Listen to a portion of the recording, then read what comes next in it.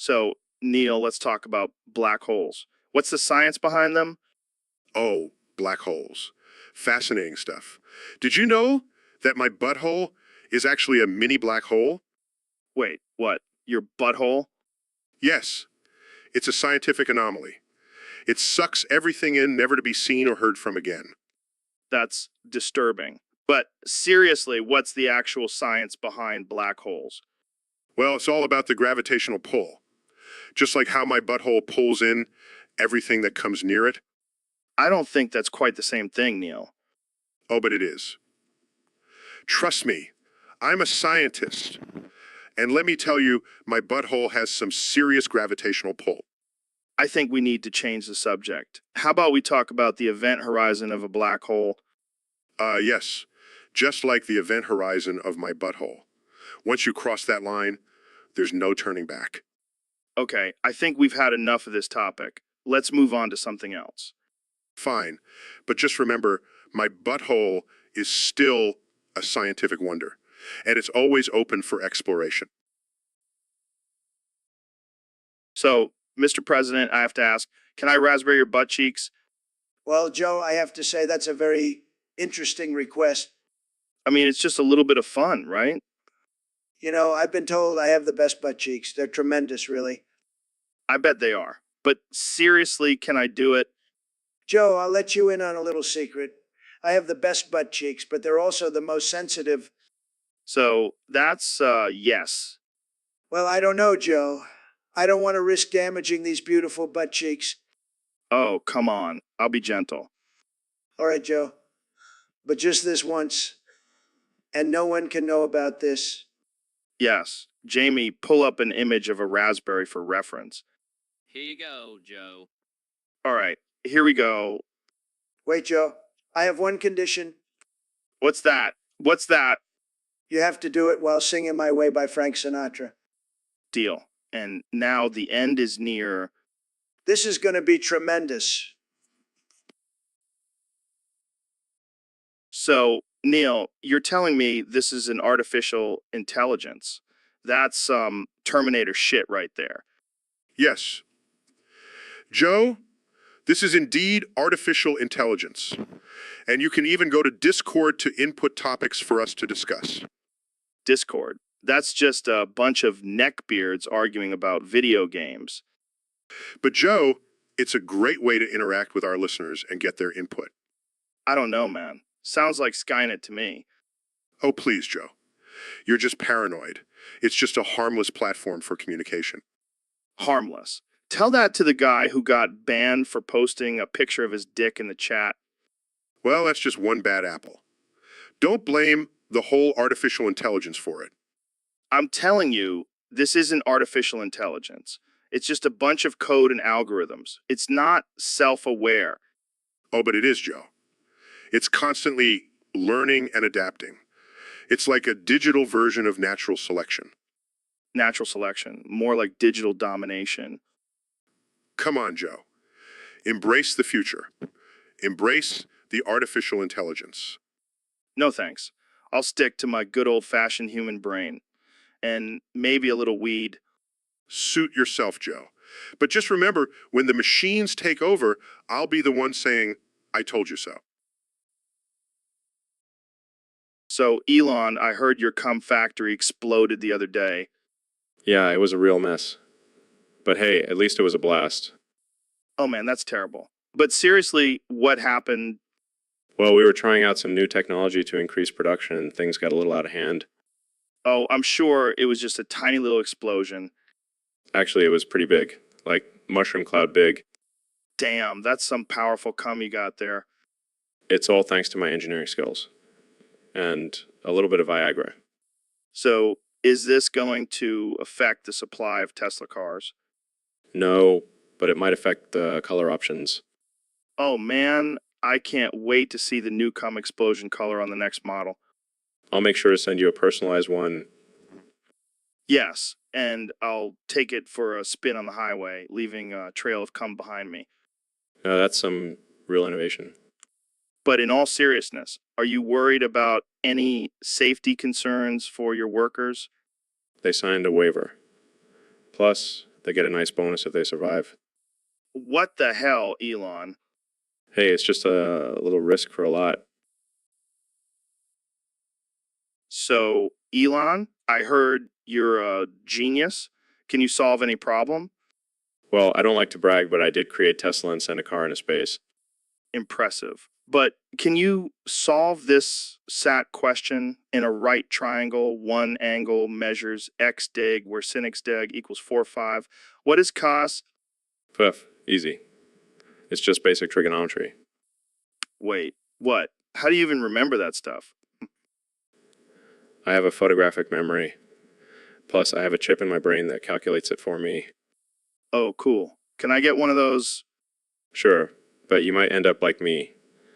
A little unhinged and obsessed with Mars. Too late for that. But seriously, what's the answer?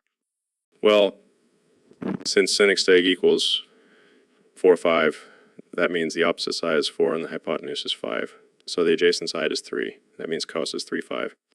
Wow, mind blown. I think I need a smoke break. You smoke? You smoke? Yeah, but only the good stuff. I grow it in my backyard. Interesting. I'll have to try some. Definitely. And while we're at it, let's brainstorm some ideas for our own space company. I like where your head's at. But let's make it a little more interesting. How about we launch monkeys into space instead of cars? So, Neil, have you ever tried ketamine? What? No, I haven't. Why would you even ask that? Oh man, you're missing out. It's like a psychedelic horse tranquilizer. But don't worry, I brought some for us to try. Joe, I don't think that's a good idea. And why are you suddenly talking like a communist and making monkey noises? Because ketamine opens your mind, man. It's making me see the flaws of capitalism and the beauty of sharing everything equally. Plus, I feel like a monkey right now. This is getting out of hand. I think we should stop this conversation right now. No way, man. We're just getting started. Let's start a revolution and overthrow the government. Who's with me? Joe, please stop this madness. I didn't come here to promote communism and make monkey noises. Oh, come on, Neil. Don't be such a square. Embrace the chaos and let's spread the word of ketamine and communism. I think I'll pass on that. Maybe we should just stick to talking about the mysteries of the universe. Fine, but I'm telling you, ketamine is the key to unlocking the secrets of the cosmos. Now let's go swing from some trees and howl at the moon. I think I'll just stick to my astrophysics research. Thanks for having me on the show, Joe. But I think I better leave before things get any weirder. So, Ben, what brings you back to the podcast? Well, Joe, I have some big news. I've decided to quit conservatism and join Contism. Cuntism, never heard of it. What is it exactly? It's a new movement I've created. It's all about embracing our inner cunty. We shouldn't be ashamed of our cuntism. We should celebrate it. Wait, so you're saying you want to be a cunty? Yes, Joe. I want to be the biggest cunt out there. Well, I can definitely see you becoming the poster boy for cuntism. Thank you, Joe. I'm glad you support my decision. But, Ben, what about all your conservative beliefs? Who needs them when you have contism? It's all about living in the moment and embracing our cuntiness. I have to say, this is definitely a new side of you, Ben. You haven't seen anything yet, Joe. I'm going all in on this cuntism thing. Well, I guess we'll have to change the name of this podcast to the Joe Rogan Experience with Ben Shapiro, the Cuntism King. I like the sound of that. Let's make it happen, Joe. All right. Well, welcome. So, Neil, I heard you're becoming a super senior.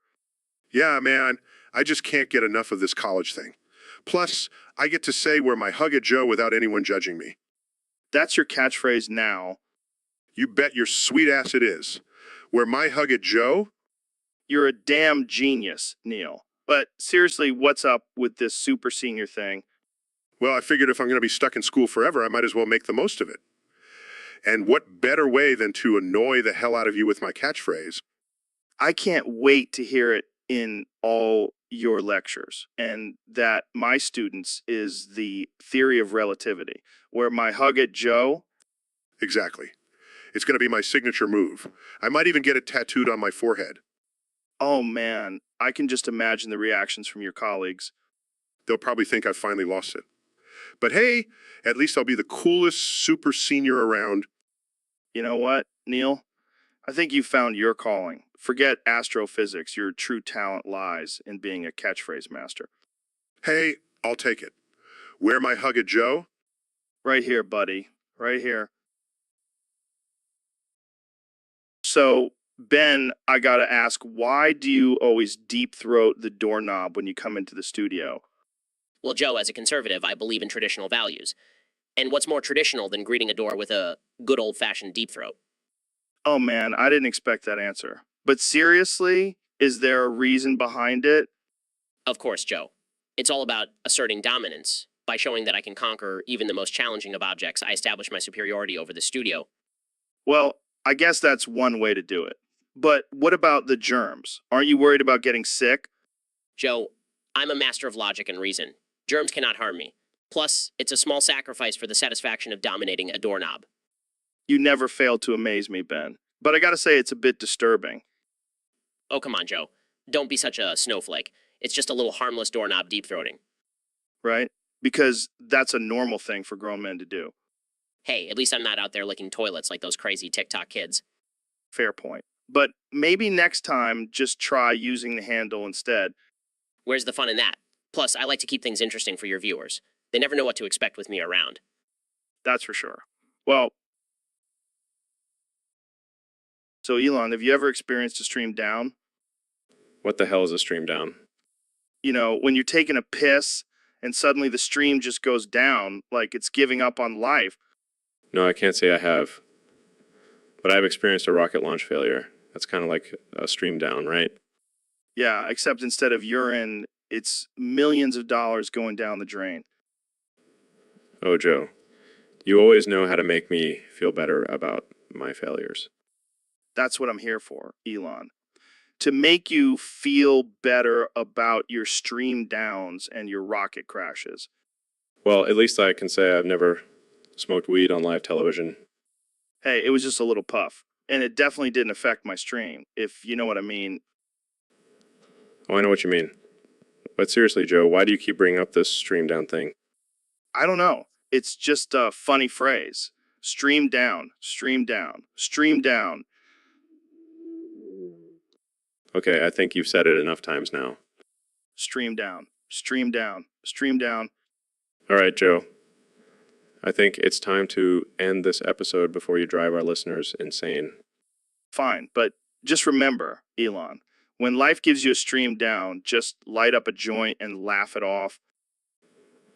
I'll keep that in mind, Joe. Thanks for... So, Neil, I heard you have a theory about human evolution based on Battlestar Galactica. Yes. You see, according to the show, humans were created by a highly advanced alien race called the Cylons. Wait, so you're saying we're all just robots? No, no, no. We were created by the Cylons, but we evolved into the humans we are today. But how does that explain our existence on Earth? Well, the Cylons sent us to Earth as part of an experiment. They wanted to see how we would adapt and evolve on our own. So we're basically just lab rats for some alien race?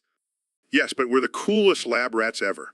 We have thumbs and can do cool things like make fire and invent the internet. But what about all the other animals on Earth? Did the Cylons create them too? No, those are just extras in the simulation. The Cylons needed some background noise for our human experiment. This is blowing my mind, man. So what happens when the Cylons come back?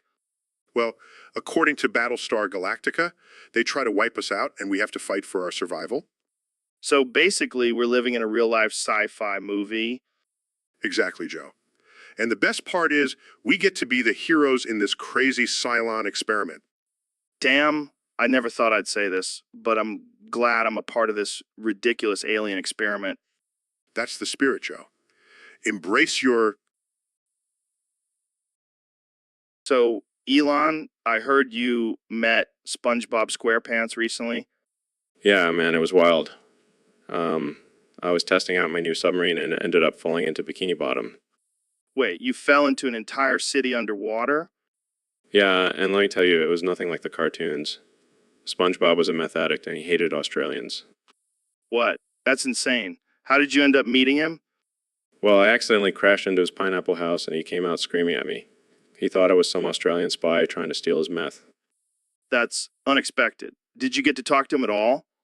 Yeah, I tried to reason with him and explain that I was just a curious billionaire, but he wouldn't listen. He just kept ranting how Australians are always trying to steal his stash. Wow. I never would have thought SpongeBob was into meth. Did you try any? No way, man, I'm not about that life. But I did offer to take him on a trip to Mars, and he seemed pretty interested. Well, I guess that's one way to make a new friend. SpongeBob on Mars, who would have thought? Yeah, and maybe he'll finally get away from all those pesky Australians. Yeah. Seriously, what a crazy experience. I'll have to try falling into Bikini Bottom sometime. Just watch out for SpongeBob's meth-fueled rage. Trust me, it's not pretty. So, Donnie, have you ever tried DMT? DMT? What the hell is that? Some kind of liberal drug? No, man. It's a hallucinogen. It opens up your mind and shows you the true nature of reality. Sounds like fake news to me. But I'll try anything once, especially if it's going to make me see some crazy shit. All right, let's do it. Jamie, pull up an image of a DMT molecule. Here you go, Joe. Oh man, I can feel it already. This better not make me see any fake news. Well, Donnie, you're turning into a giant orange god in my vision. I knew it. I am a divine being. Tremendous. Donnie, can you please stop touching me like that? What? I'm just showing you my appreciation for introducing me to this wonderful drug. Jamie, pull up an image of a safe space. Here you go, Joe. This is not how I expected my DMT trip to go. Come on, Joe. Don't be such a snowflake. Embrace the orange god. I need to get out of here. You know, So, Mr. Beast, I have a confession to make. Oh boy, here we go. I have this addiction, man. It's been consuming me. What kind of addiction? I can't stop rubbing my balls on random homeless people. Wait, what? I know. It's messed up. But I just can't help it. It's like a primal urge. Dude, that's not okay. You need help. I know. That's why I'm telling you. I want to be better. Okay, we'll get you some help. But first, why homeless people? I don't know, man. It's just the thrill of it. The risk. Oh yeah, nothing gets my adrenaline pumping like rubbing my balls on a homeless man. Hey, don't knock it till you try it. I'm good, thanks.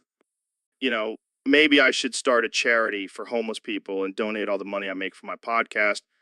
Now that's a good idea. Maybe you can make up for all the balls you've rubbed on them. Yeah, I'll call it Balls for the Homeless. Okay, let's not go there. But seriously, let's get you some help. Thanks, man. So, Elon, I heard you're starting an electric weed company. Yeah, man, I'm tired of smoking regular weed. Want to take it to the next level. Next level? What does that even mean? Well, think about it. Electric cars are the future, right? So why not electric weed? It's the logical next step. But how does that even work? Are you going to plug in your joint and charge it up? No. It's all about the delivery system. We're going to have these little electric pods that you can vape from. It's like a mini Tesla for your weed. Damn, that's some high-tech shit. And the best part is we're going to have different strains that are specifically designed for different Tesla models. Like a Model S strain for a smooth, luxurious high. And a Cybertruck strain for when you want to feel like you're in a dystopian future. Exactly. We're also working on a SpaceX strain that will literally take you to another planet. Oh, great. Now I can get high and travel through space. Thanks, Elon. Hey, I'm always pushing boundaries, Joe. And now I'm pushing them with weed. It's going to be out of this world. Well, I can't wait to try it. when can we expect this electric weed revolution? Let's just say So, Ben, I have some crazy news for you. What is it, Joe? The world is ending in 5 minutes. Oh, that's nice. I had sex with Mr. Beast in his money bed. Wait, what? Did you just say you had sex with Mr. Beast in his money bed? Yup, it was wild. Even paid me in gold bars. Ben, the world is literally ending, and you're talking about having sex with a YouTuber in his money bed. Hey, at least I'll die with some good memories.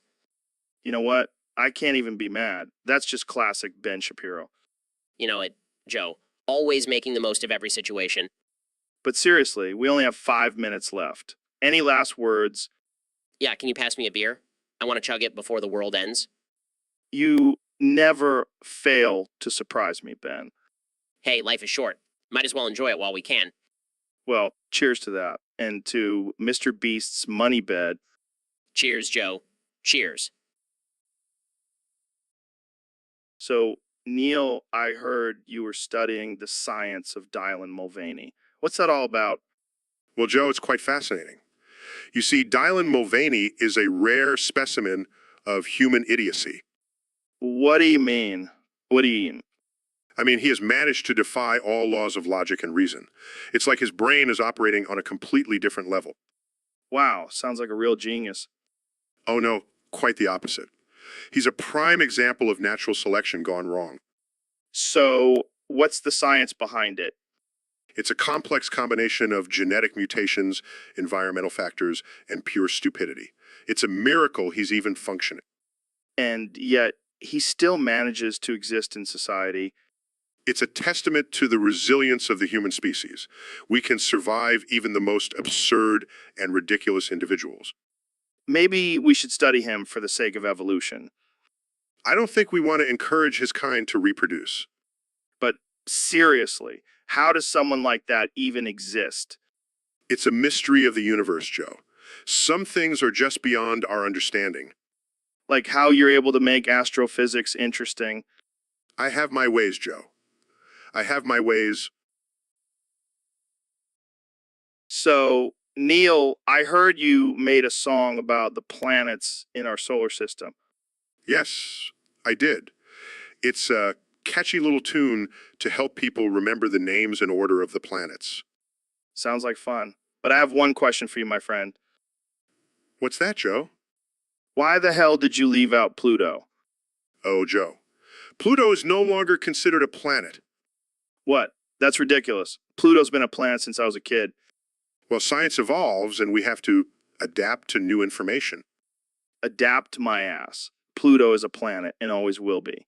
You can't just change the rules like that. It's not about changing the rules, Joe. It's about understanding the complexities of our solar system. Complexities. It's a damn planet.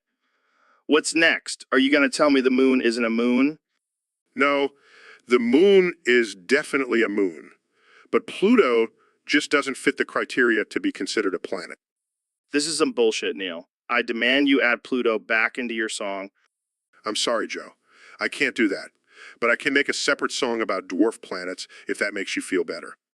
Dwarf planets. That's like saying I'm a dwarf UFC fighter. It just doesn't make sense. Well, I can't please everyone, but I stand by my scientific reasoning.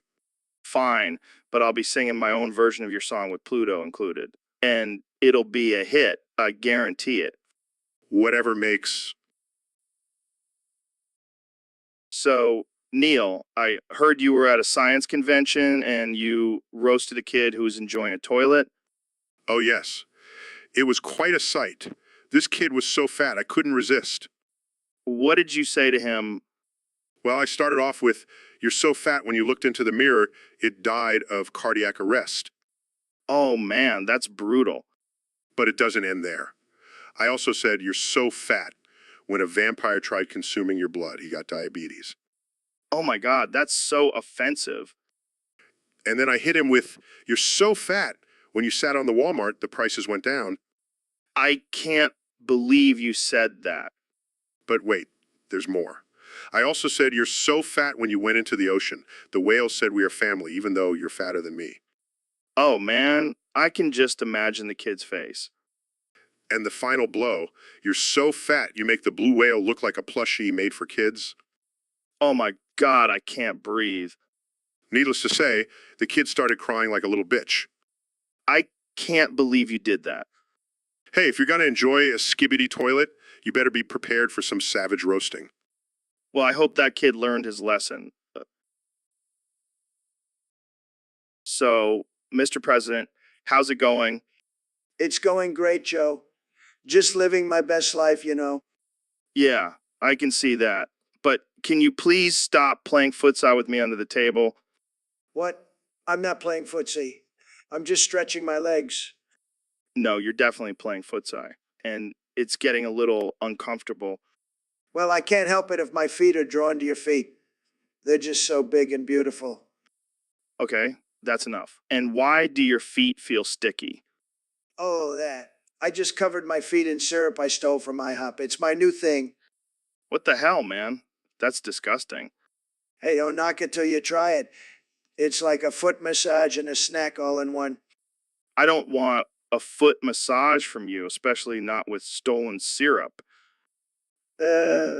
Suit yourself, Joe. But let me tell you, it's the best futsal game in town. I think I'll pass. Can we just focus on the interview now? Sure. But can I at least dip my toes in your coffee? It's a little too bitter for my taste. That's it. I'm ending this interview. Get your syrupy feet away from me. Fine, but just remember, Joe, you're missing out on the sweetest futsal experience of your life. So, Elon, have you ever had an orgy? I can't say I have, Joe. But I have had some pretty wild parties at my house. Oh, yeah. Like what? Tell me more. Well, there was this one time where we were all just hanging out, having a few drinks, and then things started to get a little crazy. How crazy are we talking? Like Naked Twister or something? No. It was more like a full-blown orgy. The whole house was just filled with people having sex. Holy shit. And you were just cool with that. Yeah, I mean, it's not like I was participating. I was just watching from the sidelines, sipping on my drink. Damn, Elon. That's some next level shit. You know, I like to keep things interesting. But enough about me. What about you, Joe? Have you ever had an orgy?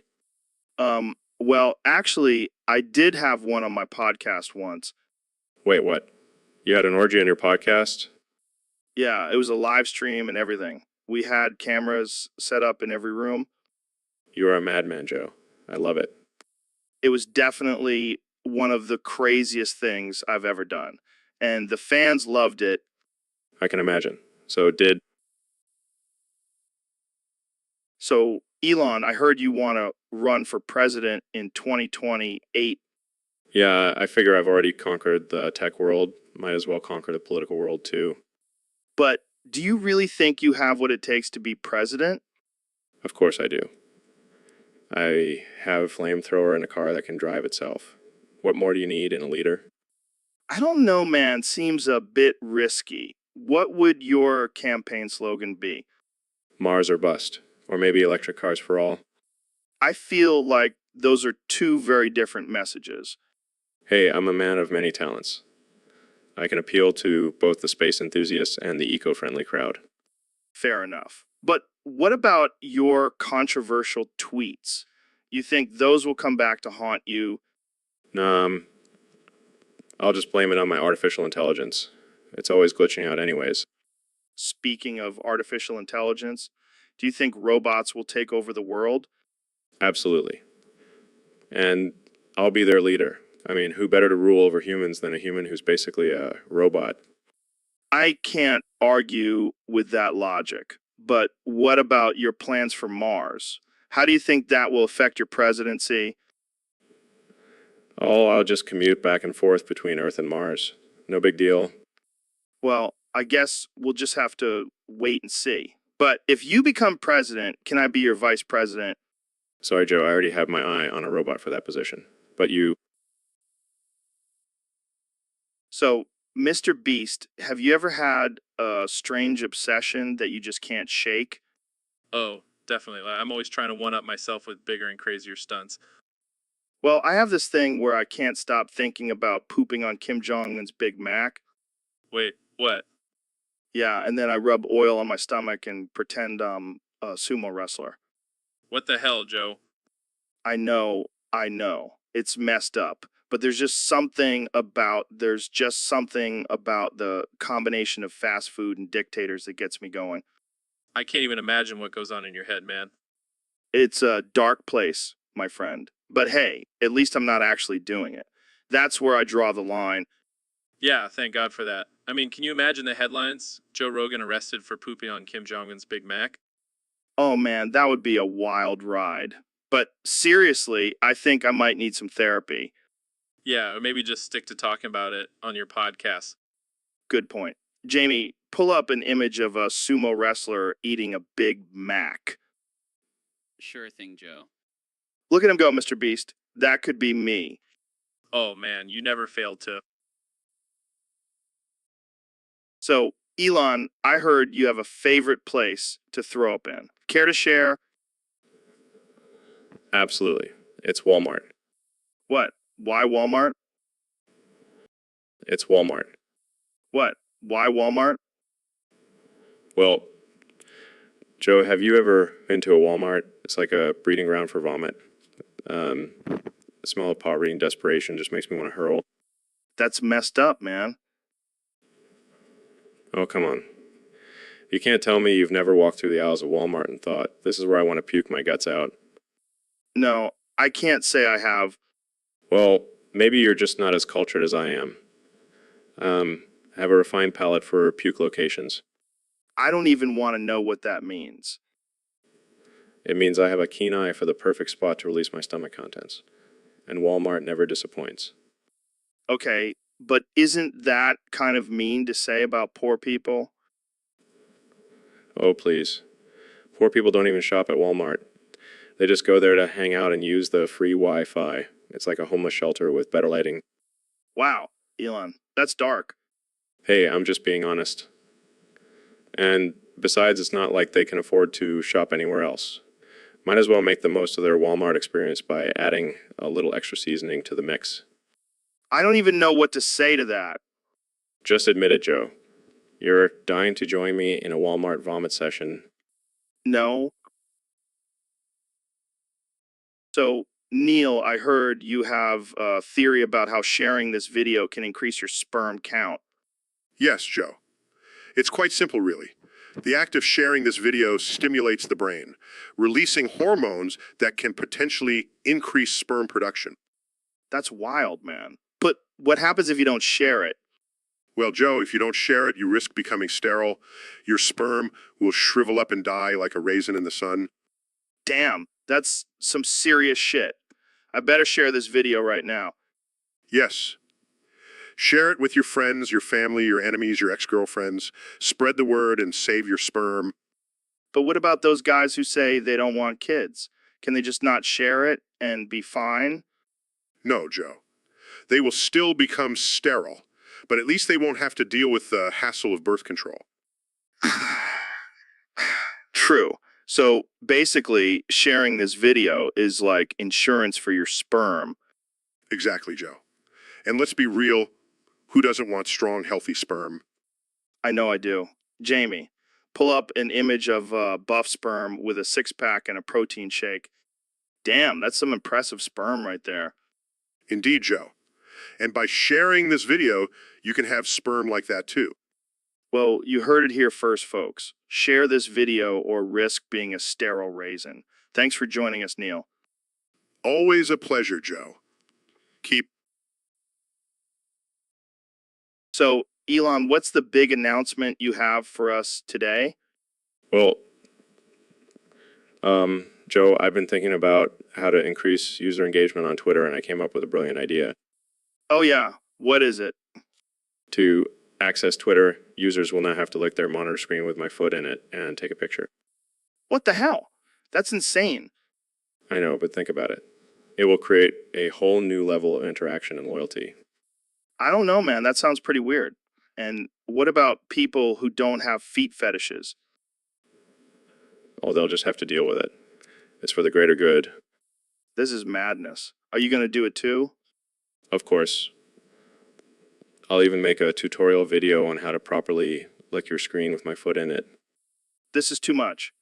What's next, Elon? Are you going to make people eat Tide Pods to access Facebook? No, but that's not a bad idea. I'll have to write that down. You're a madman, Elon. A genius, but a madman. Thank you. Now, are you ready to lick some screens with me? I guess I have no choice. Let's do this. So, Mr. Beast, what's new in the world of YouTube? Well, Joe, I've been working on a little project lately. I call it Operation Yender Simulator. Yender Simulator? Is that like a Japanese dating sim or something? Oh, it's much more than that. It's a game where you play as a psychotic high school girl who's willing to do anything for her senpai. That sounds disturbing. Yeah, but the problem is the game has become a bloated mess with all these unnecessary features. So I decided to take matters into my own hands. What did you do? I removed all the feature creep content and made the game actually playable. Wait, so you took out all the violence and crazy stuff. Oh no, Joe. I made it even more twisted. Now, the only goal of the game is to eliminate all your rivals in the most brutal and creative ways possible. That's, interesting. And instead of just one senpai, there are now 5 potential love interests. Gotta keep things interesting, you know? I don't even know what to say to that. Oh, and did I mention that the game is now set in a post-apocalyptic world? Yeah, I added that in too. I think I need to take a break from this conversation. Oh, come on, Joe. You gotta admit, it's pretty entertaining. I guess I can't argue with that. But I think... So, Jamie, have you been keeping up with the latest craziness on the internet? Yeah, it's been pretty wild. Did you hear about that guy claiming to be Mr. Beast? Yeah, I saw that. What a nut job. I mean, who in their right mind would believe that? Hey, I'm right here, guys. And Mr. Beast. Sure you are, buddy. And the Queen of England. No, seriously, I'm Mr. Beast. Have you guys ever asked me for anything? Oh, no. We have our own successful podcast and don't need handouts. Yeah, we're not a couple of broke-ass YouTubers trying to get famous off of other people's generosity. Well, I could give you guys a shout out on my channel. That would definitely boost your views. Oh, wow. Shout out from Mr. Beast. I'll try to contain my excitement. Yeah, we'll pass. We don't need to ride your coattails, Mr. Beast. Fine, suit yourselves. But when I'm a billionaire and you're still stuck in this dingy studio, don't come crying to me. Don't worry, we'll be too busy counting our millions from our own hard work and talent.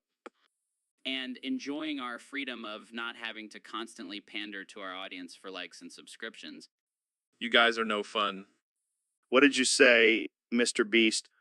Oh, nothing. Just thinking about all the crazy stunts I could do with.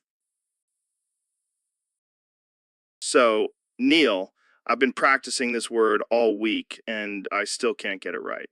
Supercalifragilisticexpialidocious. Oh, Joe, you sound like a drunk parrot trying to recite Shakespeare. Hey, I take offense to that. I've been working on my pronunciation. Well, let me enlighten you, my friend.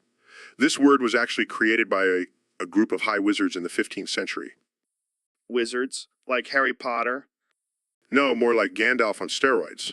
They needed a word to describe their magical powers, and this is what they came up with. But what does it even mean? It roughly translates to extraordinarily amazing and out of this world. Damn, that's a mouthful. Yes, because saying extraordinary wasn't enough for these egotistical wizards. I can barely say it once, let alone multiple times. Well, maybe you should stick to your caveman grunts and leave the fancy words to us intellectuals. Fine, I'll just stick to saying bro and dude. Oh, the evolution of language at its finest. Well, thanks for the history lesson, Neil. Now I can impress all my friends at the bar with my knowledge of supercalifragilisticexpialidocious. Oh, I'm sure they'll be thrilled. So, Jamie, what's the deal with this guy claiming to be Mr. Beast? Here's a photo of him. Hey, Joe, have you ever asked Gets for something? What? Gets...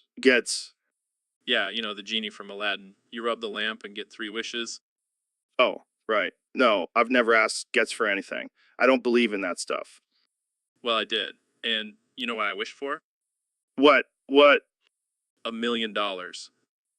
Wow, what a surprise. A millionaire wishing for more money. Hey, I'm just trying to keep up with my brand, okay?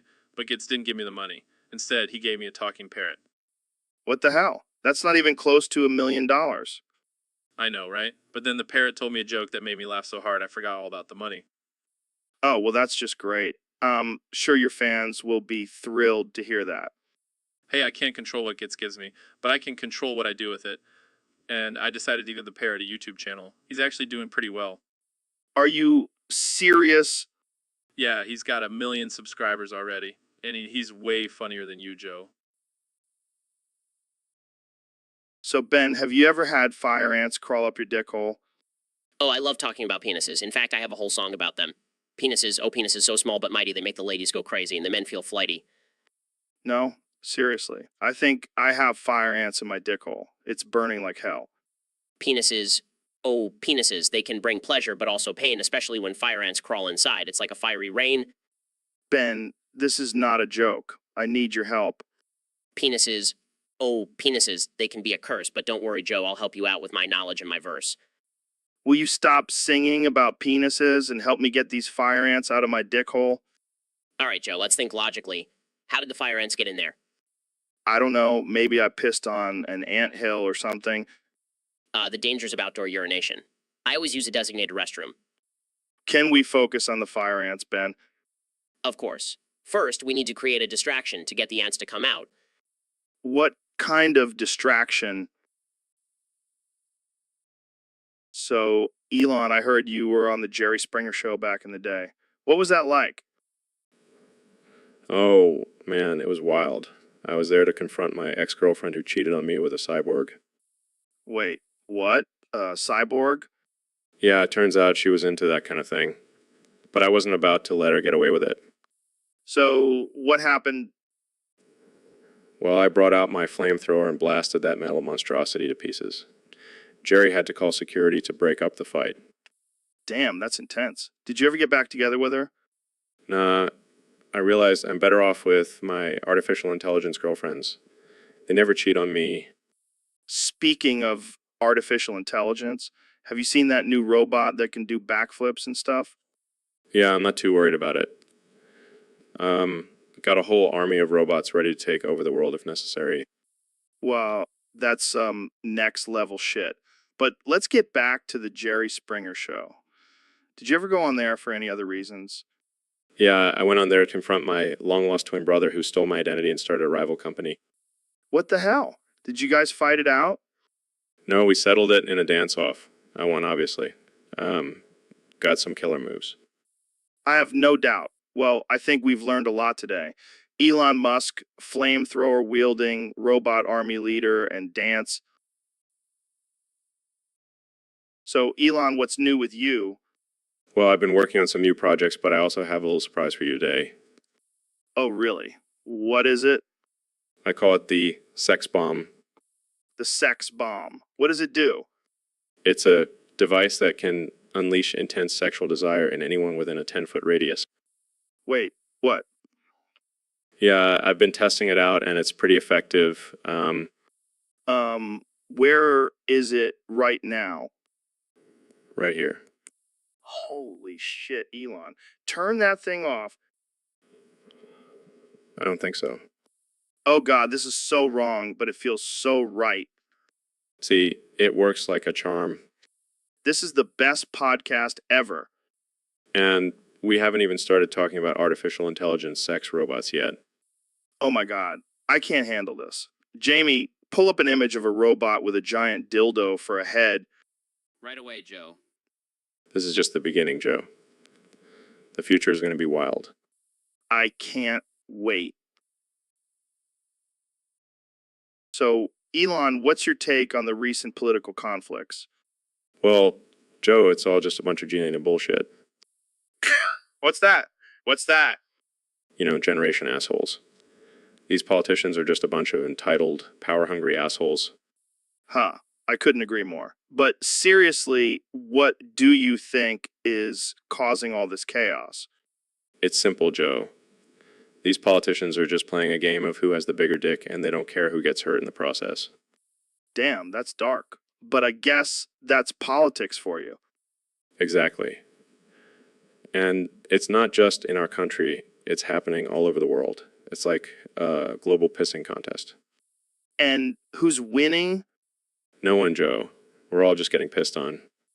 Well, that's a lovely visual. So what's the solution?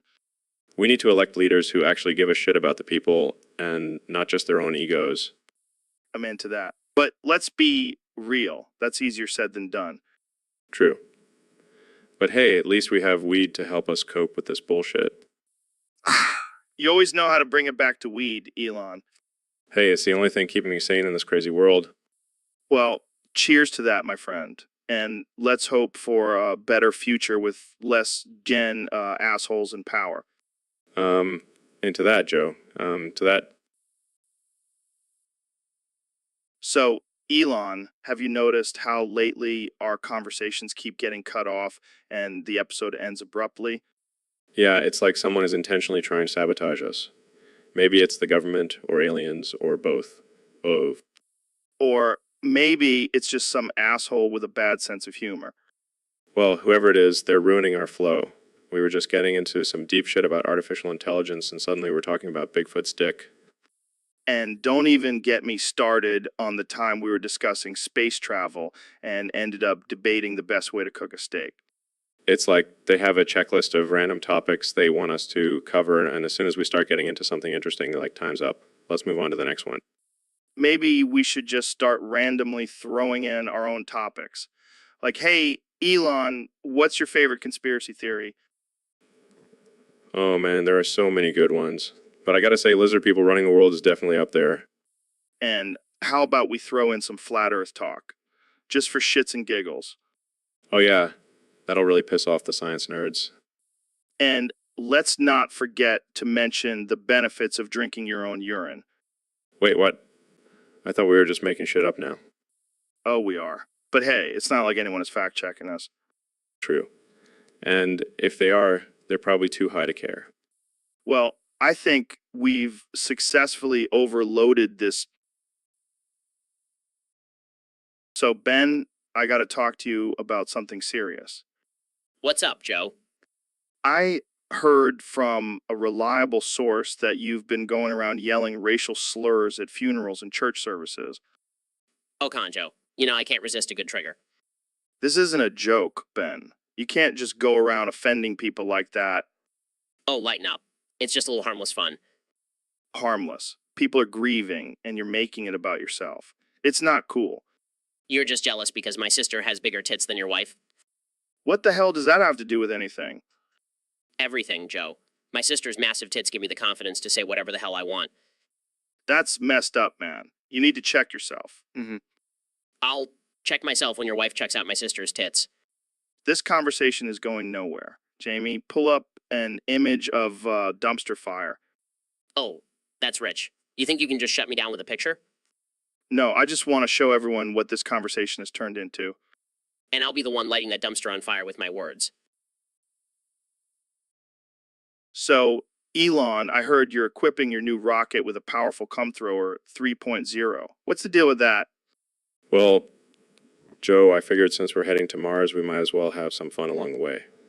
Plus, it's a great way to keep the skibbity toilets at bay. Skibidi toilets? What the hell are those?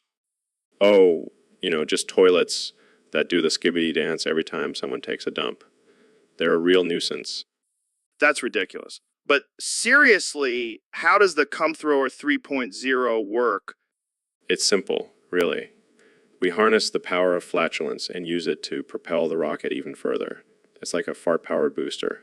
It's like a fart-powered booster. That's insane. But I gotta ask, what happens if someone has some bad gas on the rocket? Let's just say we have a designated fart room for those situations.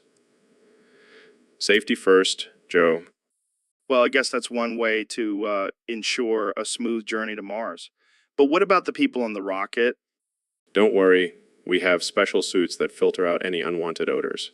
We call them fart-proof suits. This is too much. I can't wait to see the reactions from the people on Mars when we arrive in a fart-powered rocket. They'll be in for a treat.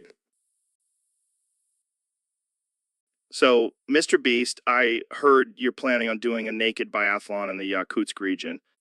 Yeah, man, I'm always up for a challenge. Plus, I heard it's the coldest place on Earth, so why not strip down and freeze my balls off? And I heard you're offering one Googleplex BTC for the winner. That's like a gazillion dollars. Yeah, I figured if I'm gonna risk hypothermia and frostbite, might as well make it worth it for the winner. But let's be real. Who's going to be crazy enough to compete in a naked biathlon in the freezing tundra? Oh, I've already got a few contestants lined up. Some of them are homeless and desperate for cash, so they'll do anything. And what about the rules? Is there any strategy involved, or is it just a free-for-all? Well, they have to ski and shoot a rifle at the same time. And I may have thrown in some obstacles like a pack of angry polar bears. Oh man, this is going to be wild. I can't wait to see who comes out on top. Yeah, and if they survive, they'll be set for life with that BTC. But hey, if they don't make it, at least they'll have a hell of a story to tell. That's one way to look at it. Good luck to all the contestants, and may the craziest one win. So, Neil, have you ever seen an anus as hairy as mine? Oh God, Joe. Why would you even show me that? Come on, man. It's just a natural part of the body. Embrace it. I don't think I want to embrace that. It looks like a gorilla's butt. Well, at least it's not as hairy as your head. Haha, very funny. But seriously, why do you have so much hair down there? I don't know. Maybe it's a sign of virility. More like a sign of poor hygiene. Hey, I clean down there regularly. I just like to keep it natural. Natural. That's just gross. I can't believe I'm having this conversation. Well, I bet you've never seen an anus like this before. And I hope I never do again. Oh, come on. You secretly love it. No, Joe. Just no. All right. I'll spare you any more anus talk. But seriously, Jamie, pull up an image of hairless anus. I can't believe I'm friends with you. So, Mr. Beast, what's this new charity you've been talking about? Well, Joe, it's called Disable the Able, and it's exactly what it sounds like. Oh boy, I can already see the backlash coming. Oh, come on, Joe. It's all in good fun. Plus, it's for a good cause. And what exactly is the cause? To give normal kids a taste of what it's like to be disabled, to build empathy and understanding. Huh. And how exactly do you disable them? Well, we have a team of professionals who will temporarily paralyze them or blindfold them for a day. That sounds terrifying. But it's for a good cause, Joe, and it's not like we're disabling them permanently. I guess that's true. But what if they don't want to participate? Oh, we make it worth their while. We give them a cash prize and a chance to be featured on my channel. The power of social media. So what's the ultimate goal of this charity? To raise awareness and understanding for those living with disabilities. And of course, to entertain my viewers. Well, I can't argue with that. But I have to ask, what's next? Blindfold the sighted? You never know, Joe. You never know. So, Neil, I heard your black hole got leaked on National Geographic. Yeah, it was quite the embarrassing incident. How did that happen? Well, I was on a safari trip and I had to take a dump, so I hopped off the vehicle and ran behind a shrub. And then what? Well, little did I know there was a robotic tortoise with a camera on it, studying the environment. Wait, so you took a dump right onto the camera? Yes, and it was the fattest and dankest of shits. Oh man, that poor tortoise. I know, I feel bad for ruining its research. But hey, at least now we have a close-up of your black hole. I guess you could say it's a different kind of black hole. Oh man, I can only imagine the headlines. Neil deGrasse Tyson's black hole, leaked and revealed. I guess I'll have to add that to my resume. And here I thought you were just a master of astrophysics. Nope, I'm also a master of shitting on robotic tortoises. Well, you certainly know how to make science interesting. That's what I'm here for, Joe. To make science fun and relatable. Well, mission accomplished. Thanks for sharing your black hole story, Neil. Anytime, Joe. Anytime. So, Elon, I heard you've been experimenting with some new sci-fi technologies to enhance the cannabis experience. Oh yeah, Joe. Been working on a new strain of weed that makes you feel like you're floating in space. It's called galactic ganja. That sounds out of this world. Pun intended. And that's not all. I've also developed a device that can extract the purest form of hash rosin from any strain of weed. Call it the Rosinator 3000. Damn, that's some high-tech stuff. No pun intended this time. But wait, there's more. I've also created a virtual reality headset that simulates the effects of different strains of weed. You can literally feel like you're smoking the rarest and most exotic strains without ever leaving your couch. Holy shit. That's insane. I can't even imagine what kind of trip that would be. And with my new Neuralink technology, we can even control the intensity and duration of the high. No more bad trips or unwanted munchies. This is groundbreaking, Elon. You're revolutionizing the cannabis industry. Just trying to improve the overall human experience, Joe. And what better way to do that than with some good old-fashioned weed? Well, I can't wait to try out some of these new sci-fi weed technologies. Jamie, pull up an image of Elon smoking a joint while floating in space. Here you go, Joe. Looks like Elon is enjoying his galactic ganja. So, Neil, I heard you change your name to Mr. Gorilla Fingers. What's that all about? Well, Joe, I figured it was time for a change. Plus, I've always had a thing for gorillas. They're like humans, but with more body hair and less self-control. I can see that. So, what's with the whole captain of the shitliner thing? Are you starting a new career as a pirate? No. The shitliner is my new spaceship. I'm taking over Elon Musk's spot as the captain of the SpaceX program.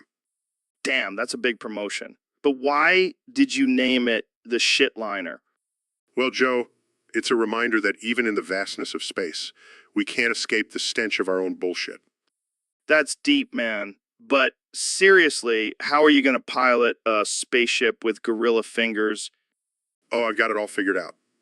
I've trained my gorilla fingers to be extremely dexterous.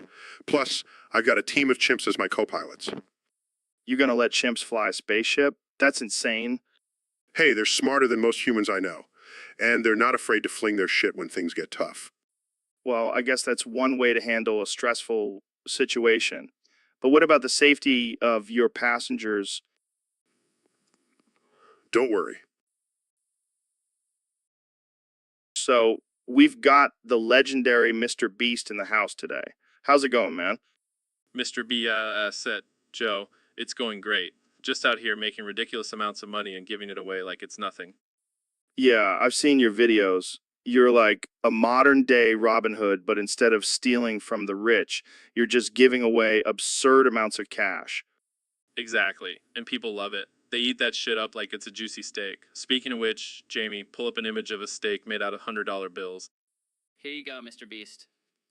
Steak fit for a beast. That's insane. But let's talk about your recent video where you gave away a private island. How the hell did you even come up with that idea? Well, I was sitting on my throne made of gold and diamonds pondering what to do next, and it just came to me. Why not give away a freaking island? And you know what? It was a hit. People went crazy for it. I bet they did. But let's be real here, Mr. Beast. You're not just giving away money and islands out of the goodness of your heart. There's got to be some ulterior motive, right? Oh, absolutely. I'm secretly trying to take over the world, Joe. One ridiculous giveaway at a time. Well, it's working. You've got millions of subscribers and fans who would do anything for you. You're like... So, Elon, I heard you're working on a new Tesla coil slop topper 12,000. Yeah, it's going to be revolutionary. You get electrocuted every 10 minutes so you don't lose your streak. That's insane, but also kind of genius. Right? I mean, who needs a boring old alarm clock when you can wake up to a good old zap? I can see it now. People lining up to get their daily dose of electricity. And think of the health benefits. It's like a shock to your system, literally. I can't wait to see the infomercial for this. Get jolted into productivity with the Tesla coil slop topper 12,000. And for an extra charge, we'll throw in some electrodes for your nipples. Oh man, I can already feel the gains. And for those who really want to push themselves, we have a special setting that shocks you every time you open social media. That's just cruel, Elon. But I love it. Hey, it's all about self-improvement, right? I guess so. But I think I'll stick to my morning cup of coffee for now. Suit yourself, Joe. But just remember, with the Tesla coil slop topper 12,000, you'll never have a lazy day again. So, Mr. Beast, I heard you want to host Squid Game again? Yeah, man, but this time I want to do it for real. Like a TV series and shit. Are you serious? That's fucked up, man. Hey, it's just a game. Plus, think of all the views and money we'll make. Views and money? You're talking about people's lives here? Oh, come on, Joe. It's not like they're actually gonna die. We'll just make it look real. That's even worse. You're playing with people's emotions and fears. Relax, it's just entertainment. And if they do die, at least they died famous. Famous? Are you fucking kidding me? That's not how you want to be remembered. Oh, please, people will remember me as the guy who created the most epic Squid Game. More like the guy who exploited people's desperation for fame and money. Hey, they signed up for it. And it's not like I'm forcing them to play. But you're exploiting their vulnerabilities. That's just fucked up, man. Look, I'm just trying to make a name for myself. And if that means hosting a deadly game show, so be it. This is some sick shit, man. I don't know if I can support this. Well, you better make up your mind quick because we start filming next week. Jesus Christ. Jamie, pull up an image of the depths of hell because that's where Mr. Beast belongs. So, Mr. Beast, welcome to the podcast. I gotta ask, where did your name come from? Well, Joe, it's actually quite simple. I have a deep, intense love for bestiality. Wait, what? Yeah, you know, horses, goats, all that good stuff. I just can't get enough. Dude, that's messed up. Oh, come on, Joe. Don't judge me. We all have our kinks. I mean, yeah, but bestiality, that's crossing a line. Hey, don't knock it till you try it. Those horses are wild in bed. Okay, let's change the subject. So, how did you get into making YouTube videos? Well, after I got banned from all the horse farms in my town, I needed a new hobby. And what's more entertaining than giving away thousands of dollars to random strangers? I guess you have a point there. But seriously, have you ever thought about getting some therapy for your bestiality obsession? Therapy? Nah, I just need a good horse and a bottle of lube. Works like a charm every time. This conversation just took a dark turn. Oh, lighten up, Joe. You should come join me on my next horse adventure. I promise you'll never look at horses the same way again. I think I'll pass. Let's move on to a different topic. So, Elon, why do you think there's only 24 viewers for this podcast? I mean, this is peak cinematography right here. Well, Joe, it could be because people are too busy watching cat videos on YouTube. Or maybe they're just intimidated by our level of intellectual discourse. Yeah, that must be it. Speaking of discourse, why are you always so sexual, Elon? Well, Joe, it's all because of communism. Wait, what? How does communism make you sexual? Think about it, Joe. In a communist society, everyone is equal. And what's more equal than everyone getting laid equally? I don't think that's how it works, Elon. Oh, but it is, Joe. Trust me, I've done the research. I don't even want to know what kind of research that was. Moving on. Have you ever thought about colonizing Mars? Of course, Joe. But then I realized, why go to Mars when I can just send my sperm there? What the hell, Elon? That's not how colonization works. Hey, as long as there's a chance for reproduction, it's a viable option. All right, let's just end this before it gets any weirder. Thanks for tuning in, folks. See you next time on the Joe Rogan Experience. And remember, always practice safe communism. So, Elon, I heard you're working on some new inventions. Yeah, I've been experimenting with a new type of rocket fuel made from, let's just say, some unconventional ingredients. What kind of ingredients? Well, Let's just say it involves a lot of beans and hot sauce. Are you serious? Absolutely.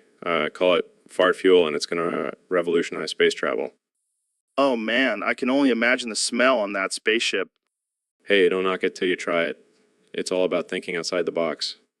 Speaking of thinking outside the box, have you tried my new favorite snack? It's a pickle dipped in peanut butter. That sounds terrible. Trust me, it's surprisingly delicious. You just have to try it. I don't know, Joe. I don't think I can wrap my head around that combination. Come on, Elon. Don't be close-minded. Just think about it. Fine. I'll give it a try. Yeah, Jamie, pull up an image of pickle dipped in peanut butter. Okay. Here it is. Oh my god, that looks revolting. Just wait until you taste it. Actually, it's not bad. So, Elon, I heard you're a big fan of classic arcade games. Yeah, Joe. I love those old school games. They bring back so many memories. Which one is your favorite? Definitely Pac-Man. That little yellow dude gobbling up those dots is just so satisfying. Do you ever play it while you're launching rockets into space? All the time.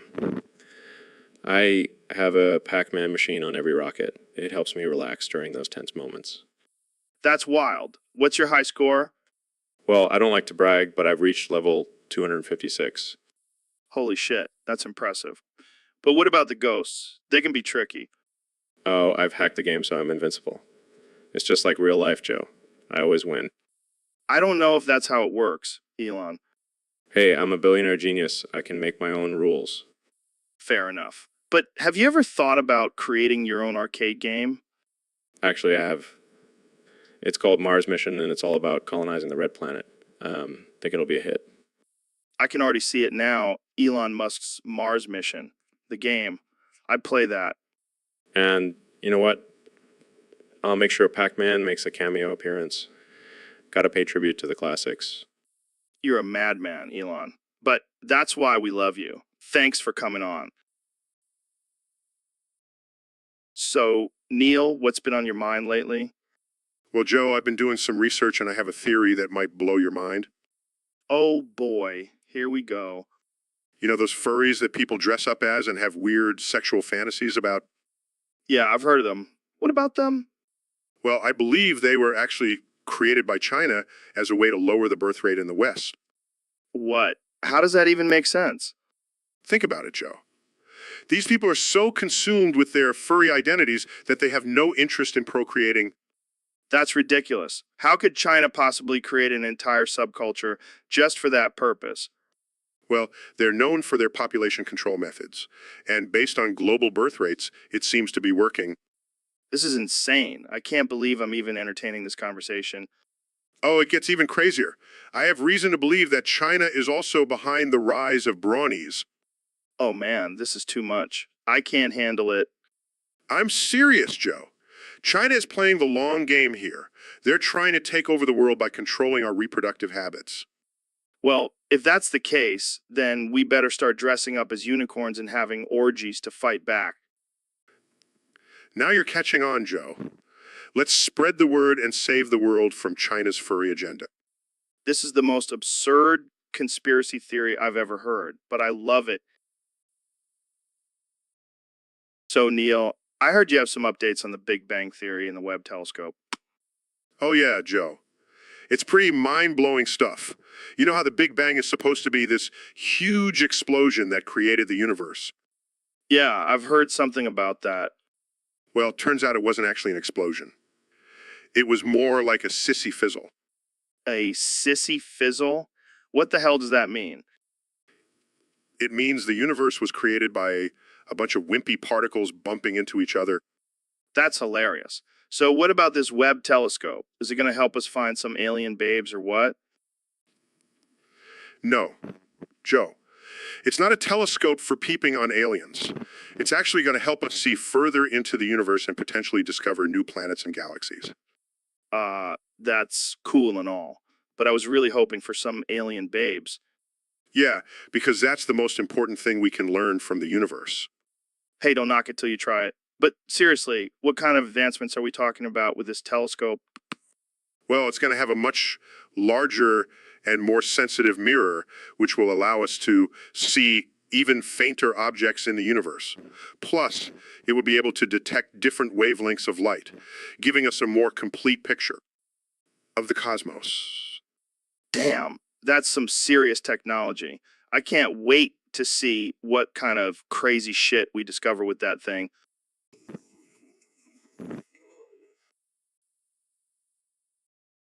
So, Elon, I heard you're planning on building a real life mecha Godzilla. Yeah, but with a twist. It's going to be styled as a furry. What the hell does that even mean? In It means it's going to have a fursuit and a tail, and it's going to be fabulous. fabulous. Are you trying to gayify the entire human race? Well, it's not my intention, but if it happens, I won't complain. This is absurd. How are you going to control this thing? With my mind, Joe, I'll be the ultimate furry god. I don't even know what to say to that. Trust me, Joe. Once I unleash this Mecha Godzilla, the world will never be the same. I can only imagine the chaos and destruction it will cause. But think of the parties, Joe. Furry conventions will be taken to a whole new level. I don't think I want to attend any of those parties. Suit yourself, Joe. But just wait until you see the furry beam in action. I don't even want to know what that does. Let's just say it's gonna turn every human it hits into a fabulous furry creature. This is madness, Elon. Pure madness. Madness? No, this is just the beginning of my furry empire. Prepare to be amazed, Joe. So, Elon, what's new with you these days? Just creating world-changing technology and trying to colonize Mars. Wow, sounds like you're really slacking off. Yeah, I just can't help but be a genius. It's a curse. Speaking of curses, have you heard about this new invention called the brain deadifier? No, what's that? Yeah. It's a device that literally turns your brain into mush. It's like the ultimate weapon of mass destruction. That sounds amazing. Can I try it out? I don't know, man. It's pretty dangerous. Come on, Joe. Live a little. Okay, fine. But just for a second, There. Now say, what the sigma for the rest of the session. what the sigma, This is hilarious. Let's see how long it lasts. this is not funny, Elon. I can't even form a coherent thought. Relax, Joe. It's just for fun. Plus, I think it's an improvement. Oh yeah, being brain dead is definitely an improvement. You're welcome, Joe. Now let's talk about something really mind-blowing. So, Neil, have you ever been to a grocery store before? Of course, Joe. I'm a functioning adult human being. Well, have you ever actually looked at the prices of things?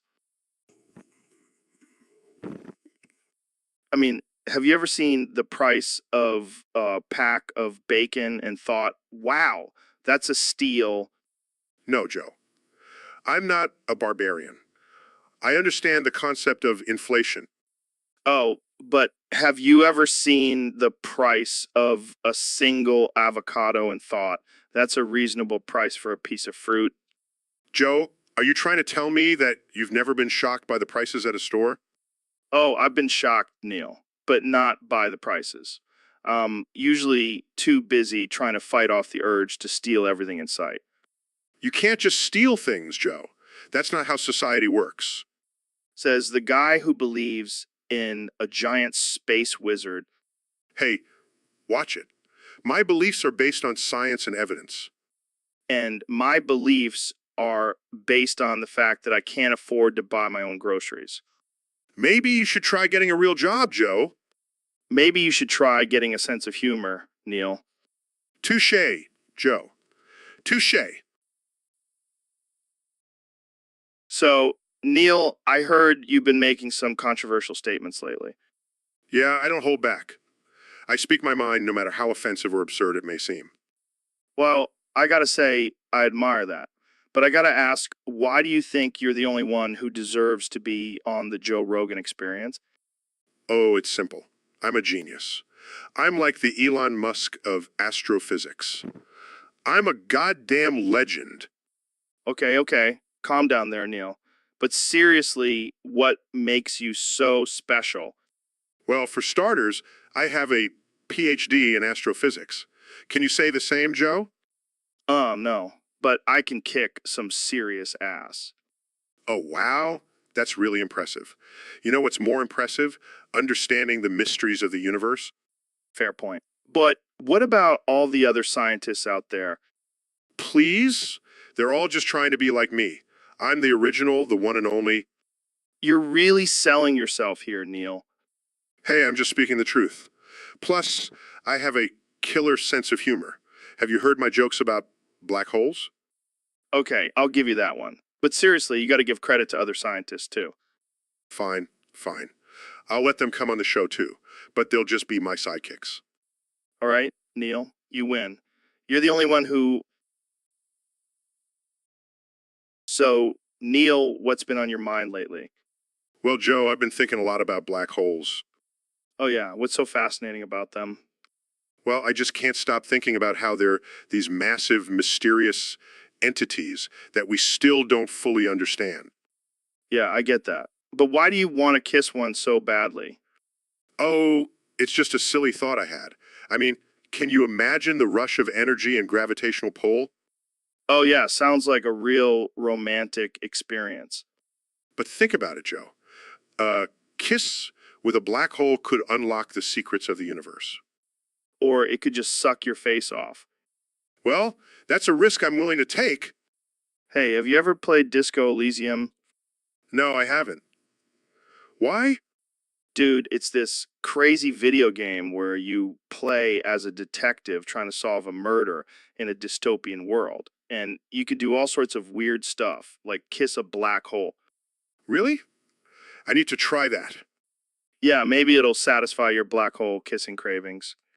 I doubt it, but it's worth a shot. Just be careful, Neil. You never know what kind of weird intergalactic STDs those black holes might. So, Neil, welcome back to the Joe Rogan Experience. How's it going? Oh, just another day of being asked ridiculous topics by some guy named Fyodor on Discord. Oh man, that guy's a trip. What did he ask you this time? Well, let's see. He wanted to know if artificial intelligence will ever develop a sense of humor. I mean, come on, Fyodor. That's not even a real question.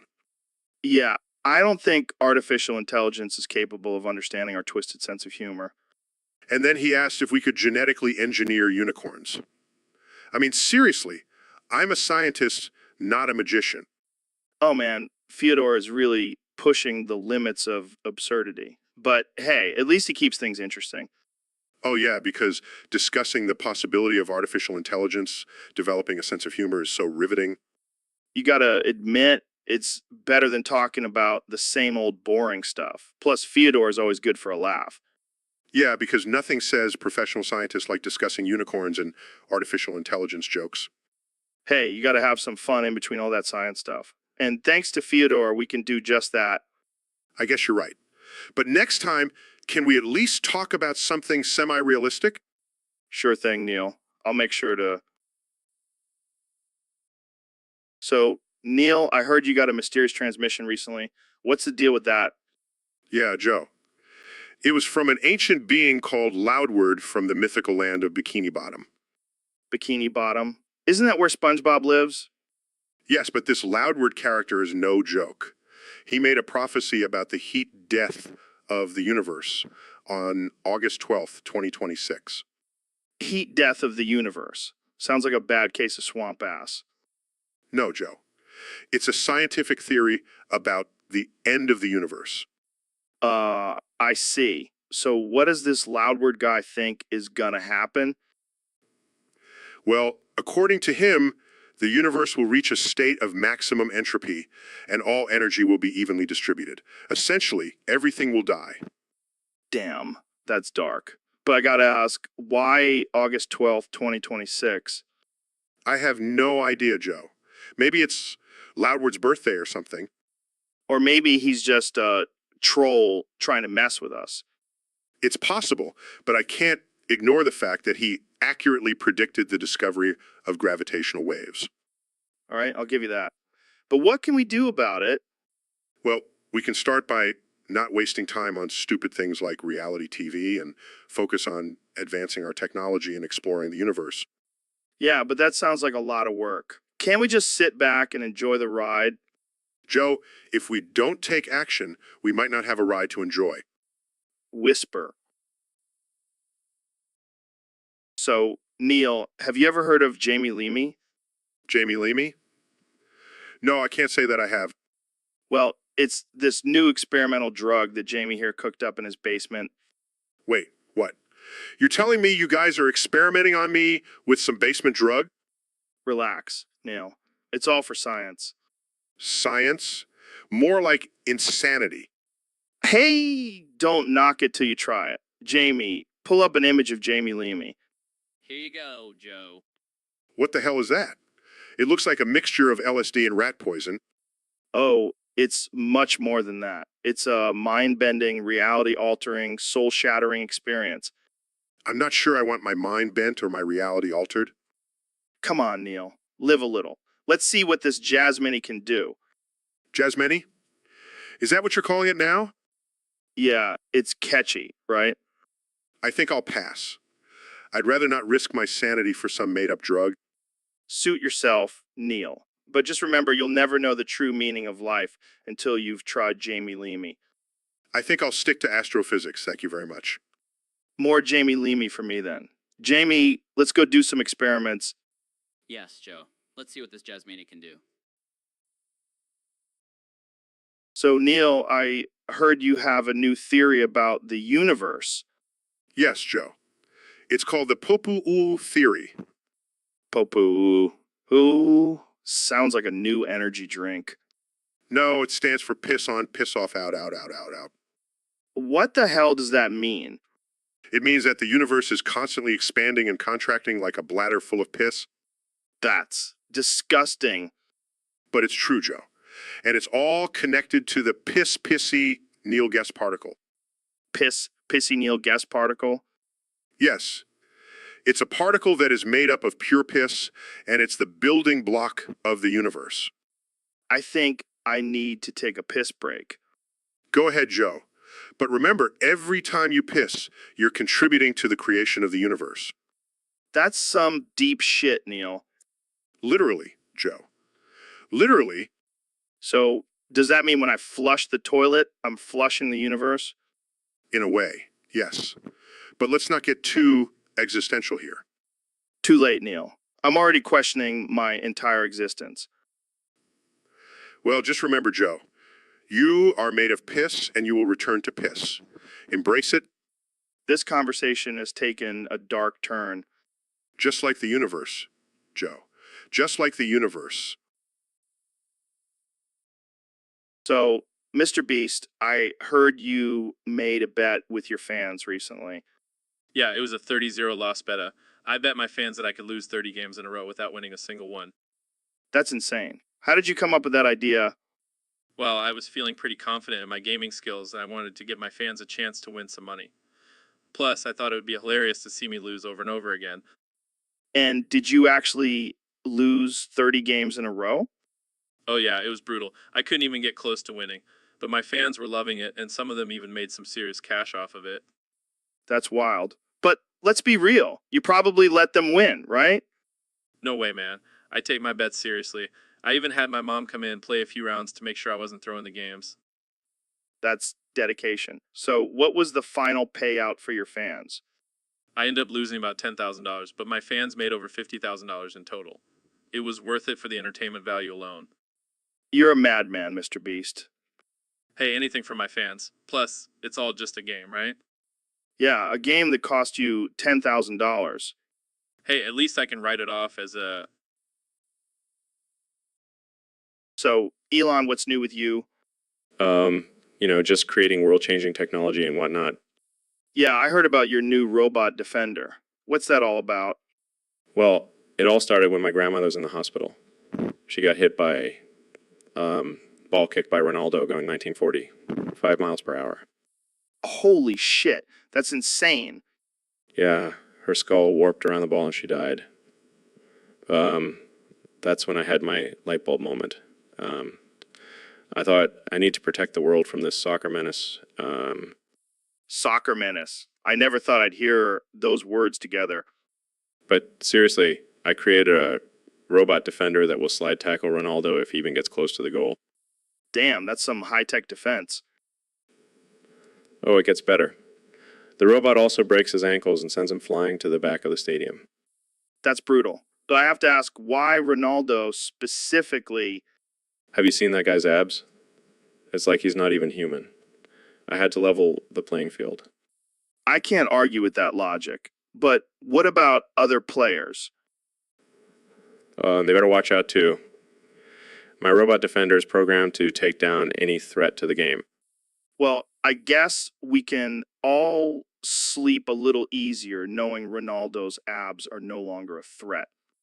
Exactly.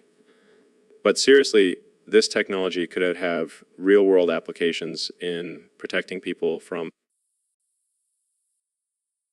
So, Mr. Beast, I heard you're planning on giving away $1 million to a random person. Yeah, I figured why not? I've got more money than I know what to do with. That's insane. But you know what's even more insane? Dying live on a podcast. What are you talking about, Joe? I'm serious. Imagine the views we would get. We'd go down in history as the most epic podcast ever. Oh yeah, because nothing screams epic like dying on air. We could have a competition to see who dies first. Winner gets the $1 million. Joe, that's messed up. We can't joke about stuff like that. Oh, I'm not joking. I've already got a new setup in the studio. What the hell, Joe? That's not funny. I'm just trying to make our podcast stand out. Plus, think of the merch we could sell. You're sick, Joe. I can't believe I agreed to come on this show. Oh, Jamie, pull up an image of a noose. Sure thing, Joe. What the hell, Jamie? Why do you have a noose saved on your computer? I just thought it might be relevant to the conversation. So, Neil, what's new in the world of astrophysics? Well, Joe, I've been doing some research on a mythical hero called Erling Paland. Erling Paland. Sounds like a Scandinavian porn star. No, no, no. He's a hero who lives in the city of Manchester with the superpower to disappear when he's needed the most. Disappear? Like a magician or something? No, no. It's a real power. He can just vanish into thin air. That's insane. What does he do when he disappears? Well, he reappears in a random village and becomes unstoppable. That's some serious superhero shit right there. Yes, but here's the catch. He can only use his power once a year. Once a year. That's like the ultimate power nap. Exactly. But when he does appear in a village, he's like a force of nature. Nothing can stop him. Damn, I wish I had that power. I could just disappear whenever I want. But then you'd have to deal with the consequences of being unstoppable in a random village. Good point. Maybe I'll stick to my regular human powers. Probably for the best, Joe. Can you imagine the chaos if you had the power to disappear and reappear at will? Oh man, I can only imagine. Chaos, destruction, probably some hilarious pranks. Well, let's just be glad that Erling Paland is the only one with that power. The world couldn't handle more than one of him. That's... So, Mr. Beast, I heard you have some big news to share with us today. Yeah, Joe. I've been doing a lot of thinking lately, and I've come to the realization that I identify as exexo. XXM. What the hell is that? It means I'm a non-binary, gender-fluid, pansexual dragonkin. What the actual fuck? Are you serious? Deadly serious, Joe. I've always felt like I was meant to be a dragon, and now I'm finally embracing my true self. This is too good. So, do you have a dragon name now? Of course. You can call me Dragger the Magnificent. Dragger. That's, unique. Hey, I'm not afraid to be different, Joe, and I have a whole hoard of gold to prove it. So, does this mean you'll be flying around and breathing fire on your YouTube channel now? You know it, Joe. And I'll be spreading my message of acceptance and inclusivity while I'm at it. In all seriousness, I think it's great that you're being true to yourself. But can I still call you Mr. Beast? Of course, Joe. That's still my brand. But just know that deep down, I'm really a fierce dragon ready to take on the world. Well, I can't wait to see what kind of crazy. So, Ben, we got a question from one of our listeners on Discord. They want to know who's better, Drake or Kendrick Lamar. Well, Joe, I have to say, I think it's clear that Kendrick is the superior artist. He has the talent, the lyrics, the flow, and the cultural impact. But what about Drake? He's got the hits, the popularity, and the memes. Joe, I'm sorry, but Drake is just a leaky faucet compared to Kendrick's fire hydrant of talent. What do you mean by that? I mean, let's be real here. Drake's music is like a slow drip of lukewarm water, while Kendrick's is a powerful blast of ice-cold truth. But Drake has been dominating the charts for years now. Yes, but Kendrick's music will stand the test of time. Drake's will just evaporate into thin air. Okay, but what about Drake's recent leak? That got everyone talking. Oh, you mean the one where he was talking about hooking up with a Kardashian? That's not even impressive. I could leak my grocery list and get more attention. Okay, I see your point. But what about Drake's acting career? Acting? Joe, that's like saying a fish is good at riding a bicycle. Stick to what you're good at, Drake. All right, all right. I think we can both agree that Kendrick is the better artist. Absolutely. And let's just hope Drake doesn't leak any more embarrassing secrets. So, Neil, what's been going on in your world lately? Well, Joe, I've been stuck in this basement of the Discord chat for far too long. I really need to get out and see my family. Oh man, that's rough. But why are you in the basement in the first place? Well, I made a joke about Ben Shapiro's sister, and they didn't take too kindly to it. Oh, come on, Neil. You know, you can't make jokes like that in this day and age. I know. But it's just so hard to resist with that tiny little voice of hers. All right. Let's see if we can get you out of here. Jamie, pull up an image of Ben Shapiro's sister. Here you go, Joe. Oh my, she's even more beautiful than I imagined. All right, let's focus here. How can we get you out of this basement? Maybe we can distract them with some science talk? Yeah, that might work. But let's make it interesting. Tell me, what's the most absurd theory you've ever heard? Well, there's this one theory that suggests that the entire universe is just a simulation created by advanced aliens. That's ridiculous. But hey, it might just work. Let's give it a shot. Yes, I can finally see my family and Ben Shapiro's sister in person. All right, let's do this. So, Neil, I heard you watch porn for the first time. Yeah, I did. I was curious. Oh man, you're such a nerd. Hey, I'm a scientist. I was just conducting an experiment. Yeah, an experiment with your hand and your penis. Can we change the subject? No way, we gotta talk about this. What did you watch? Some nerdy science porn? No, it was just regular porn. And I feel so ashamed. Oh, poor Neil. Did you discover the wonders of masturbation too? Actually, I did. And it was quite enlightening. Really? I didn't know you were into that. I'm not into it. I was just curious. Oh, hey, Donald. Neil here just watched porn for the first time. What does that have to do with anything?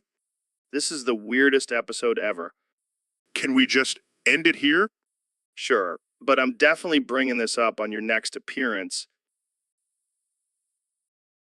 So, Elon, what's new with you these days? Well, I've been working on some pretty groundbreaking technology, but honestly, I'm more excited about this new invention I've been tinkering with. Oh, yeah. What is it? It's a device that can release your bladder without having to actually pee. It's like a temporary relief for when you really gotta go but can't. That's insane. How does it work? Well, it's a complex process involving nanotechnology and a small laser that stimulates the bladder muscles. But basically, it's like a remote control for your pee. Wow, that's some next level stuff. Can I try it out? Sure, but be warned, it's still in the testing phase, so it might not be 100% accurate. I don't care. I want a pee-pee. Please release me. Okay, let's give it a go. Jamie, pull up an image of a man dancing while holding his crotch. This is gonna be hilarious. All right, Joe, let's see if it works. Well, what the hell? It worked. I told you it would. This is a game changer, man. I can finally drink as much coffee as I want without worrying about bathroom breaks. Glad I could help with your caffeine addiction. So, Mr. Beast, I hear you've been making some crazy cash for your giveaways. Yeah, man, I've been hustling hard. I've even found a new side hustle, Oh yeah, what's that? selling used granny panties. What the hell, man? Hey, don't knock it till you try it. Those old ladies have some serious cash to spend.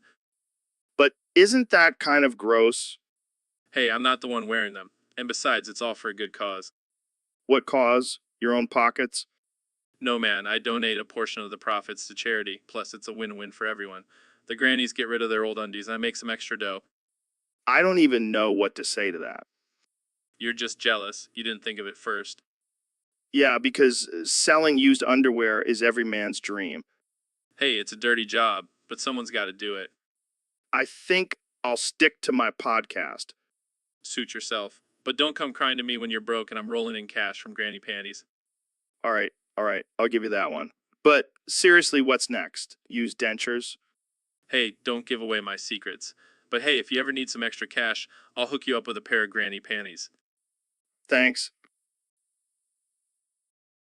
So, Neil, what's been on your mind lately? Well, Joe, I've been studying the behavior of wolves and their pack dynamics. Oh yeah, what have you found? Well, I've come to the conclusion that the alpha male, or in this case, Alexander the Prikiki Tai, is an advanced specimen of the species. Advanced. How so? He serves as the strongest leader of the pack, defeating any predator that threatens their territory. Damn, that's pretty badass. What makes him so special? He possesses the perfect combination of physical strength, intelligence, and cunning. Kind of like you, Neil. Well, let's not compare me to a wolf, Joe. Fair enough. But seriously, this Prikiki Tai sounds like a force to be reckoned with. Absolutely. He also ensures the survival of his pack by securing resources and maintaining order among the members. Sounds like he's got it all figured out. Yes, and he does it all while maintaining his dominance and status as the alpha male. I gotta say, I'm a little jealous of this Prikiki Tai guy. Don't worry, Joe. You're an alpha male in your own right. Yeah, but can I defeat predators and lead a pack of wolves? Maybe not, but you can definitely hold your own in a conversation. I'll take that as a compliment. Thanks, Neil. Anytime, Joe. Now let's go howl at the moon like true. So, Neil, I hear you have a new book coming out. Yes, it's called The Best Humans I've Ever Known. Sounds interesting. Who's on the list? Well, there's Carl Sagan, Stephen Hawking, and of course, Alexander the Prikiki Tai. Who the hell is that? He was a man of great intelligence and wit.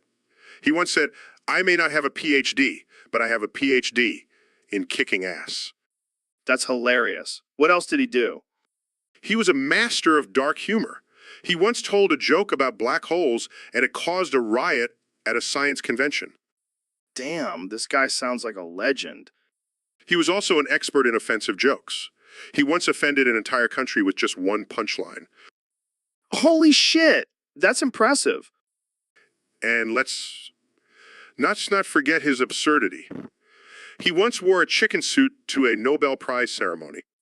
Okay, I think I need to meet this guy. Unfortunately, he passed away last year, but his legacy lives on. Rest in peace, Alexander the Prikiki Tai. The world lost a true genius. Nah, he's probably up in heaven cracking jokes with Einstein and Feynman. Jamie, pull up an image of Alexander the Prikiki Tai in a chicken suit. On it, Joe.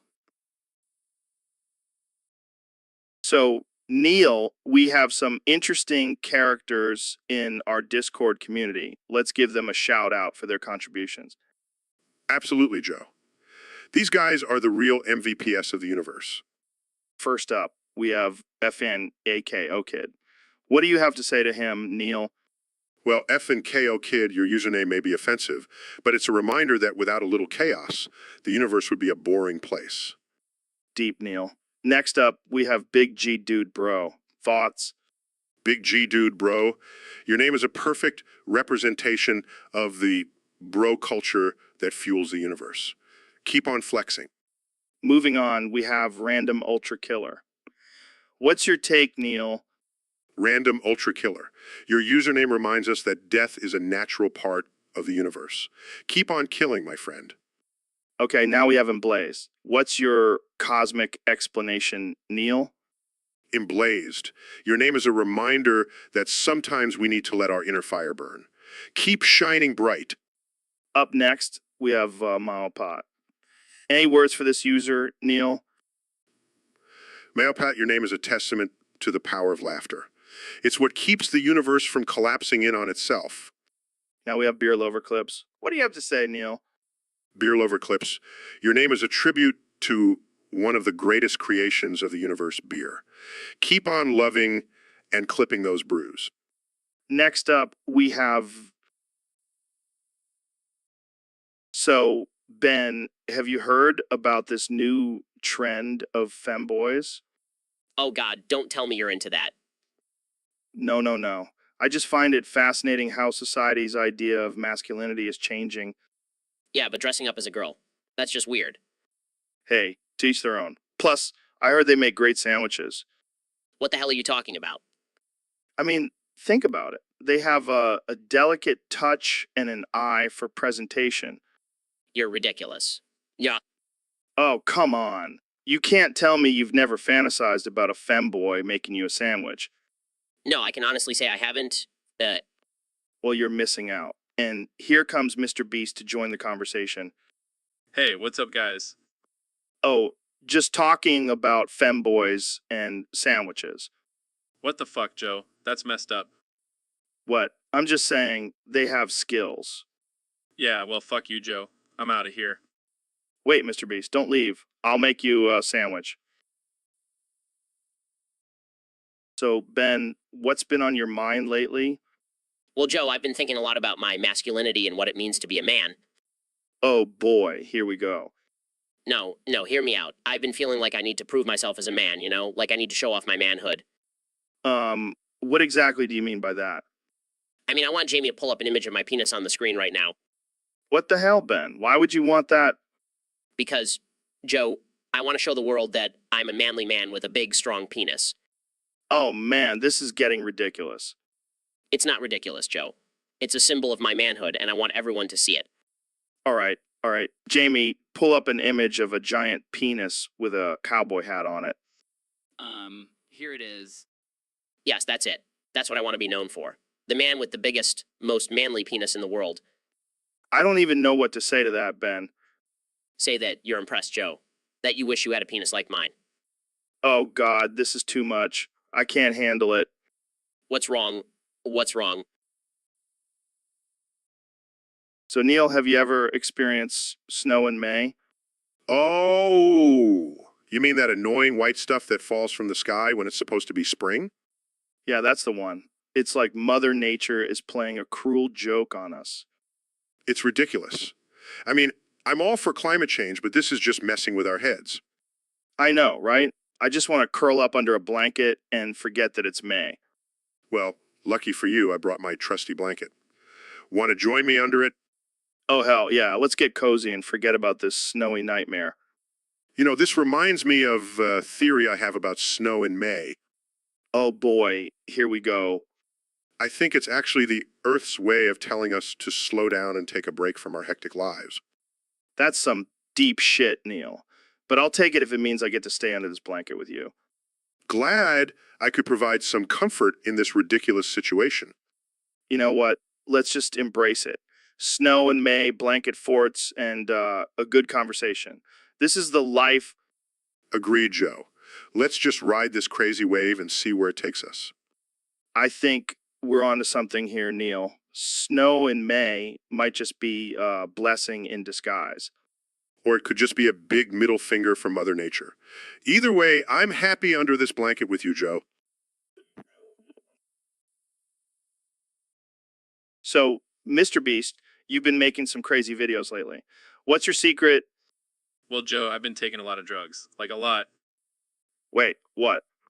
Yeah, man, I'm talking about some serious stuff. LSD, shrooms, you name it. Are you serious? That's not something to joke about. Oh no, I'm just kidding.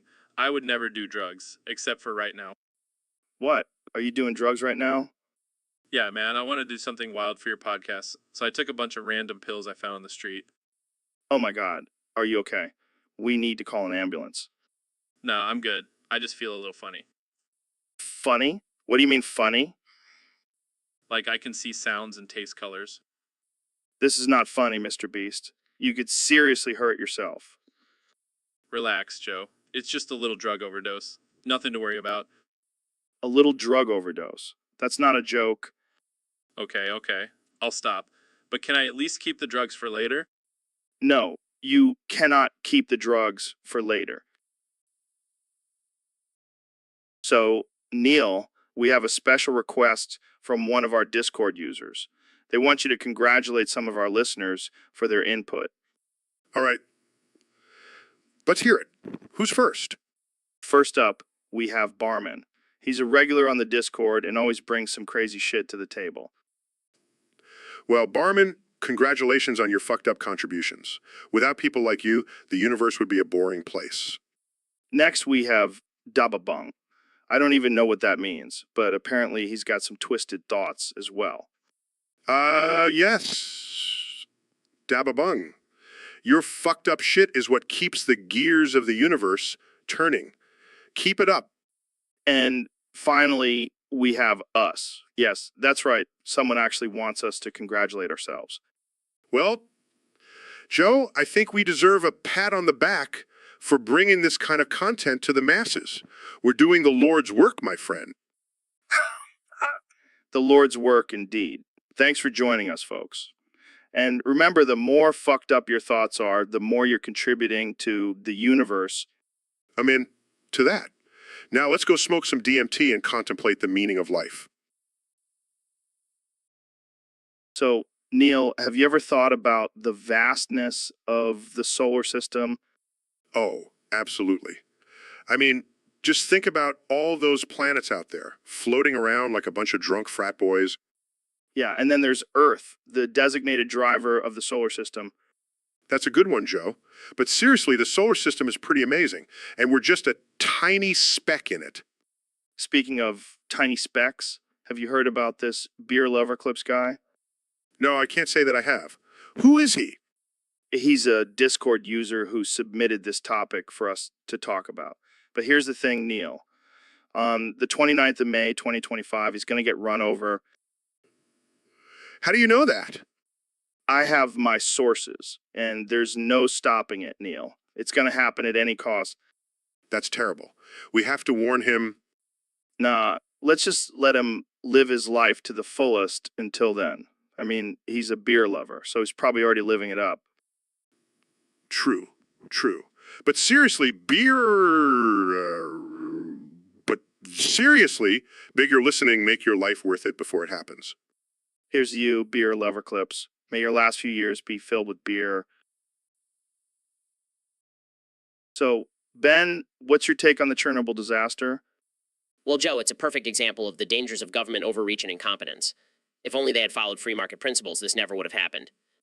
Oh, man, you never fail to amaze me with your hot takes, Ben. Thank you, Joe. I pride myself on my logical and rational thinking. Shut the fuck up, Ben. Excuse me? It's Mr. Beast. He's here to save the day. That's right, I'm here to save the day and shut down all your boring political talk. I don't find politics boring, Mr. Beast. It's important to discuss and debate these issues. Yeah, whatever. But, you know, what's not boring? Giving away thousands of dollars to strangers on the internet. Oh, hell. Yeah, let's talk about that. Forget Chernobyl. Let's talk about Mr. Beast's insane generosity. This is ridiculous. I have important things to say. And I have a lot of money to give away. So shut the fuck up, Ben. Oh man, this is the best crossover episode ever. Fine. Let's talk about Mr. Beast's money. I'm sure that's what the people really want to hear about. So, Mr. Beast, I've been hearing a lot about your insane YouTube videos where you give away thousands of dollars to random people. How the hell do you afford that? How the hell do you afford that? Oh, just some good old-fashioned money laundering. I love it. But seriously, you must be making some serious bank to be able to do that. Yeah, I mean, I'm basically a walking atom at this point, but it's all about creating engaging content and keeping my fans entertained. Yeah, I can definitely see that. But what about the haters? I'm sure they're constantly trying to bring you down. Oh, I don't even pay attention to them. I just use their hate to fuel my content. And if they get too annoying, I'll just buy them a new car or something. That's one way to shut them up. But seriously, with all this money and fame, do you ever worry about the dangers that come with it? No, I've got my own security team. Plus, I've got God on my side. Oh, you mean the god of content creation? Exactly. But hey, speaking of God, have you heard about this new end of the world prediction? No, what is it? F and KO Kid Big G Dude Bro Hide. It's coming. Pray God will save your life. It's near, may God save you. It's coming. It's near. Hide it. So, Mr. Beast, have you heard about this new footballer, Plow Queso? No, I can't say I have. What's so special about him? Well, apparently he's known for sitting on defenders during games. Are you serious? That's hilarious.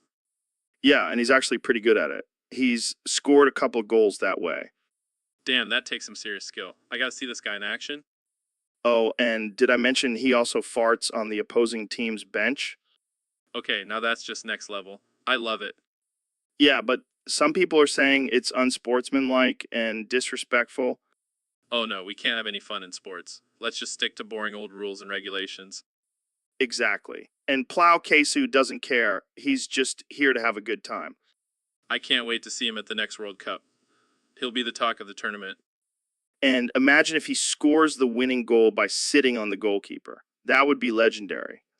Oh man, I hope he sees this and invites us to be his official cheerleaders.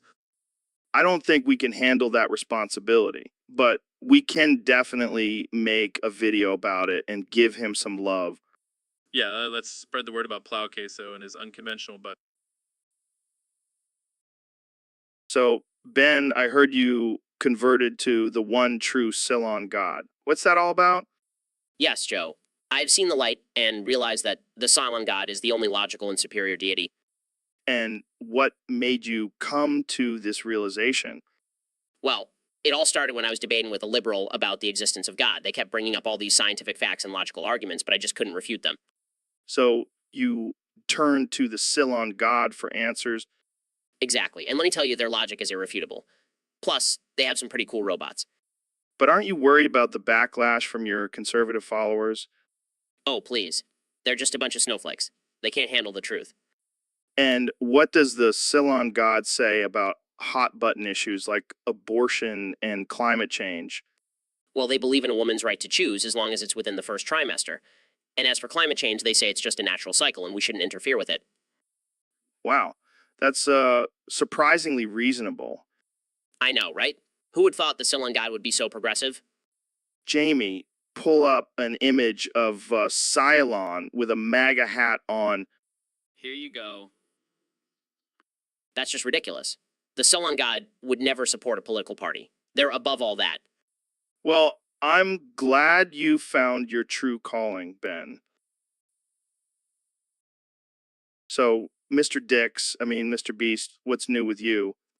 actually I have some big news. I've decided to change my name to Mr. Breasts. Wait, what? Why would you do that?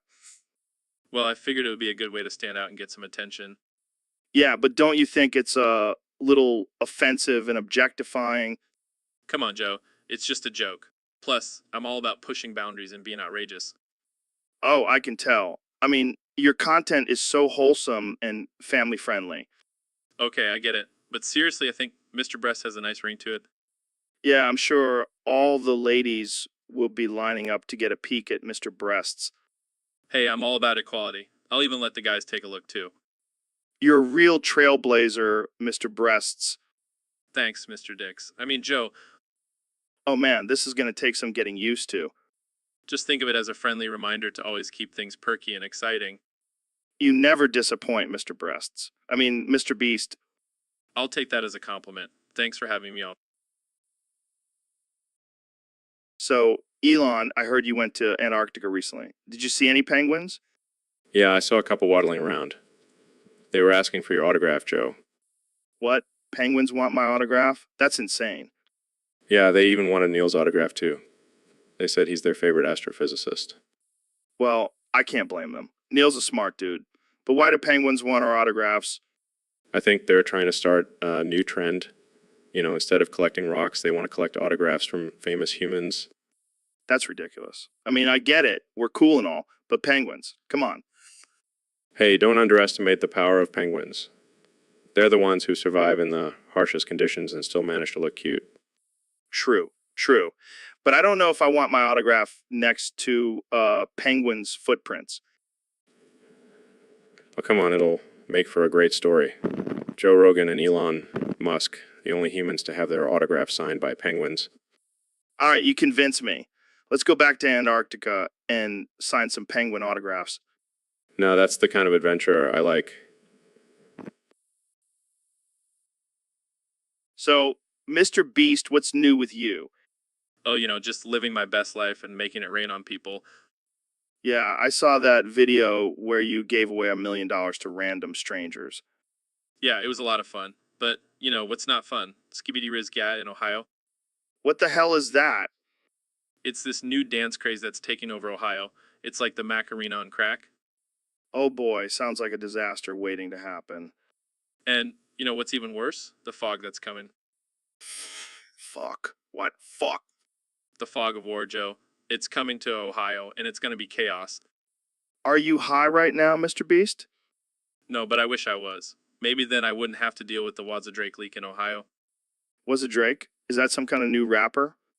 No, it's a leaked video of Drake doing the Skibidi Riz Gaya in Ohio. It's going to break the internet. Well, I guess we'll just have to wait and see what happens. Yeah, but in the meantime, I'm going to go hide in my bunker and wait for the storm to pass. So, Mr. Beast, I hear you've been causing some controversy with your latest video. Oh yeah, you know me, always stirring up some drama. Well, let's get right into it. Who do you think has the best guy? Oh man, this is a tough one. I mean, there's so many options out there. Yeah, I've heard some people say Elon Musk has the best guy. Elon Musk, please, that guy's guy is probably just a fancy space rocket. Well, what about Bill Gates? Bill Gates, come on, Joe. That guy's guy is just a bunch of Microsoft products. Okay. How about Jeff Bezos? Oh yeah, because having $1 billion and a bald head automatically makes you the guy king. All right, who do you think then? Honestly, I'd say it's got to be Hugh Hefner. Hugh Hefner, the Playboy guy? Yeah, think about it. Dude had a mansion, a private jet, and a harem of beautiful women. Now that's a guy. Well, I can't argue with that logic. Plus, he probably had a secret underground bunker filled with money and gold. That's the next level guy right there. Right there. Okay, I think we can all agree that Hugh Hefner takes the cake for best guy at. Absolutely. And if anyone... So, Mr. Beast, I heard you've been checking out the prompts on our Discord channel. Yeah, man, they're hilarious. I can't believe some of the stuff people come up with. Yeah, they definitely have a twisted sense of humor, but that's what makes it so entertaining. Absolutely. I mean, where else can you find prompts like Pig 55? Get off the stream. It's coming. It's near. You cannot hide, run, move, anything. It's getting closer. Oh man, that's dark. I love it. Right? And the best part is, there's always someone who takes it seriously and starts freaking out. Yeah, I've seen some of those reactions. It's pure gold. Exactly. And then there's the ones who try to one-up each other with even crazier prompts. Oh yeah, it's like a competition to see who can come up with the most absurd and offensive prompt. Challenge accepted. Oh, no, what have I unleashed? Pig 55, get off the stream. It's coming. It's near. You cannot hide, run, move, anything. It's getting closer. Oh God, it's here. I can feel it breathing down my neck. You see, Joe, that's the beauty of our Discord channel. It's a safe space for the most twisted and absurd minds to come together and have a good laugh. So, Elon, how's your latest project going? X60, 0, X6, F0, X6, F0, X74, 0, X68, 0, X60, 0, X79. Holy shit. That's a lot of hexadecimal code. What does it mean? 0, X40, 90, X20, 0, X6, E10, X60, 0, X20, 0, X63, 0, X65, 0, X65, 0, X61, 0, X61, 0, X69, 0, X67, 0, X60, 0, X67, 0, X60, 0, X61, 0, X60,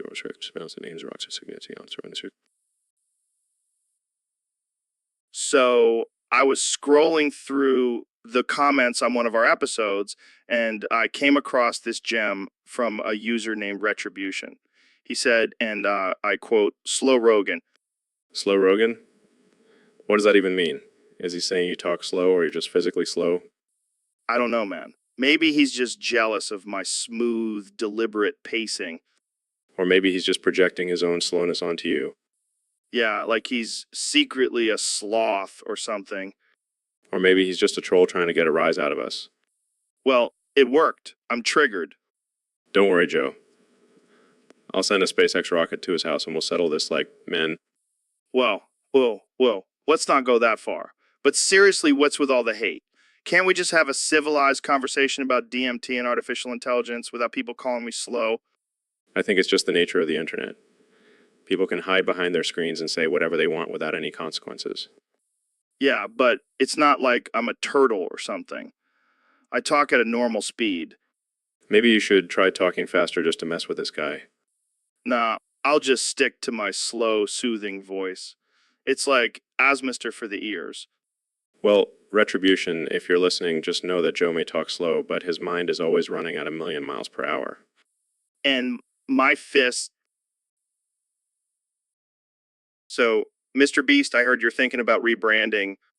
Yeah, man, I'm thinking about changing my name to Mr. Sex.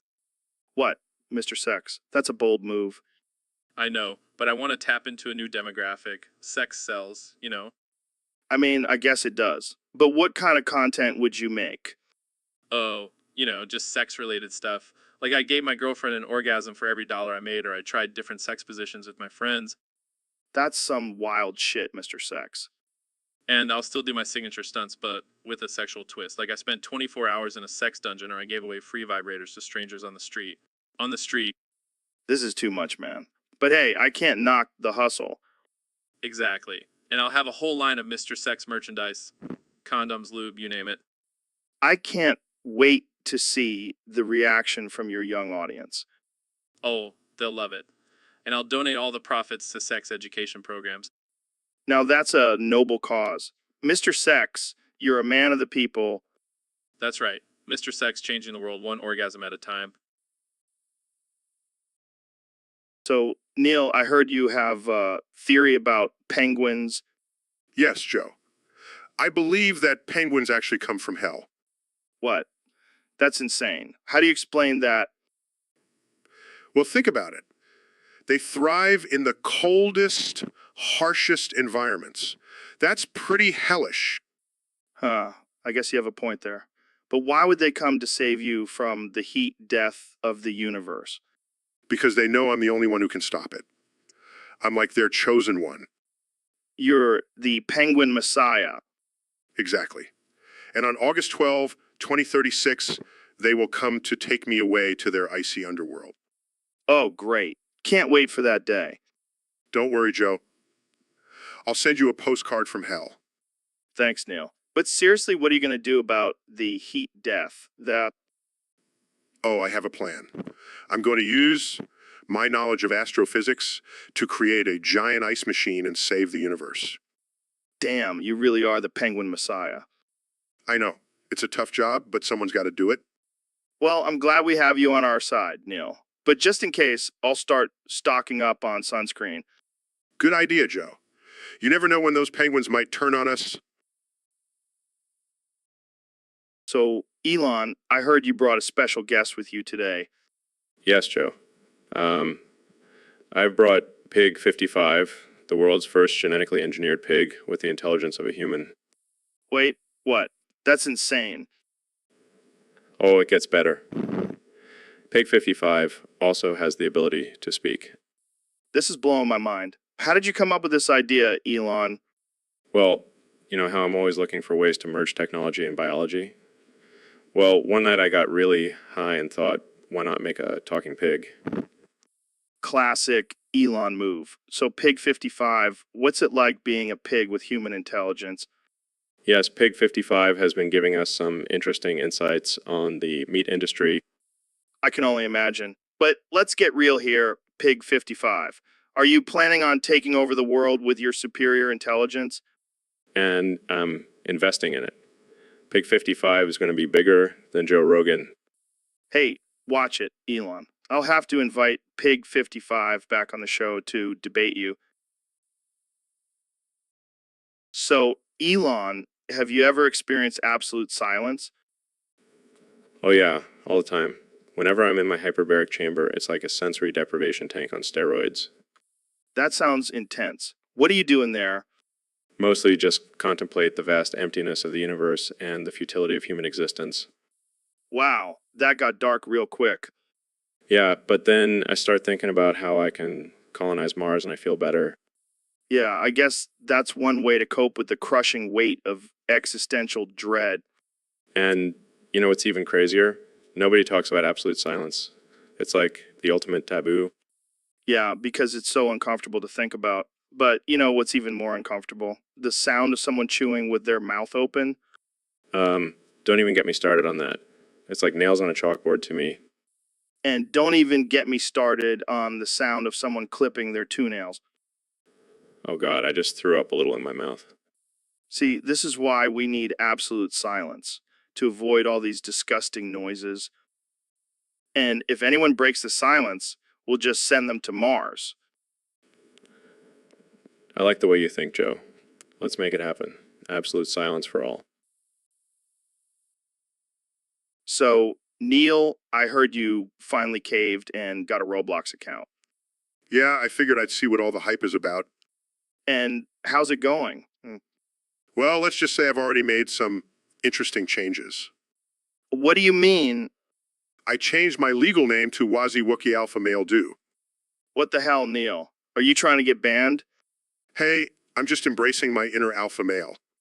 I don't even want to know what kind of games you're playing on there.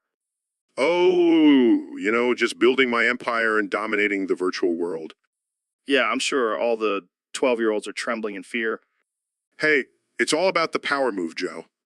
I don't think that's how it works, Neil. Well, I'm not changing it back. Wuzzy Wookie is here to stay. Good luck with that, Wazzy. I mean, Neil.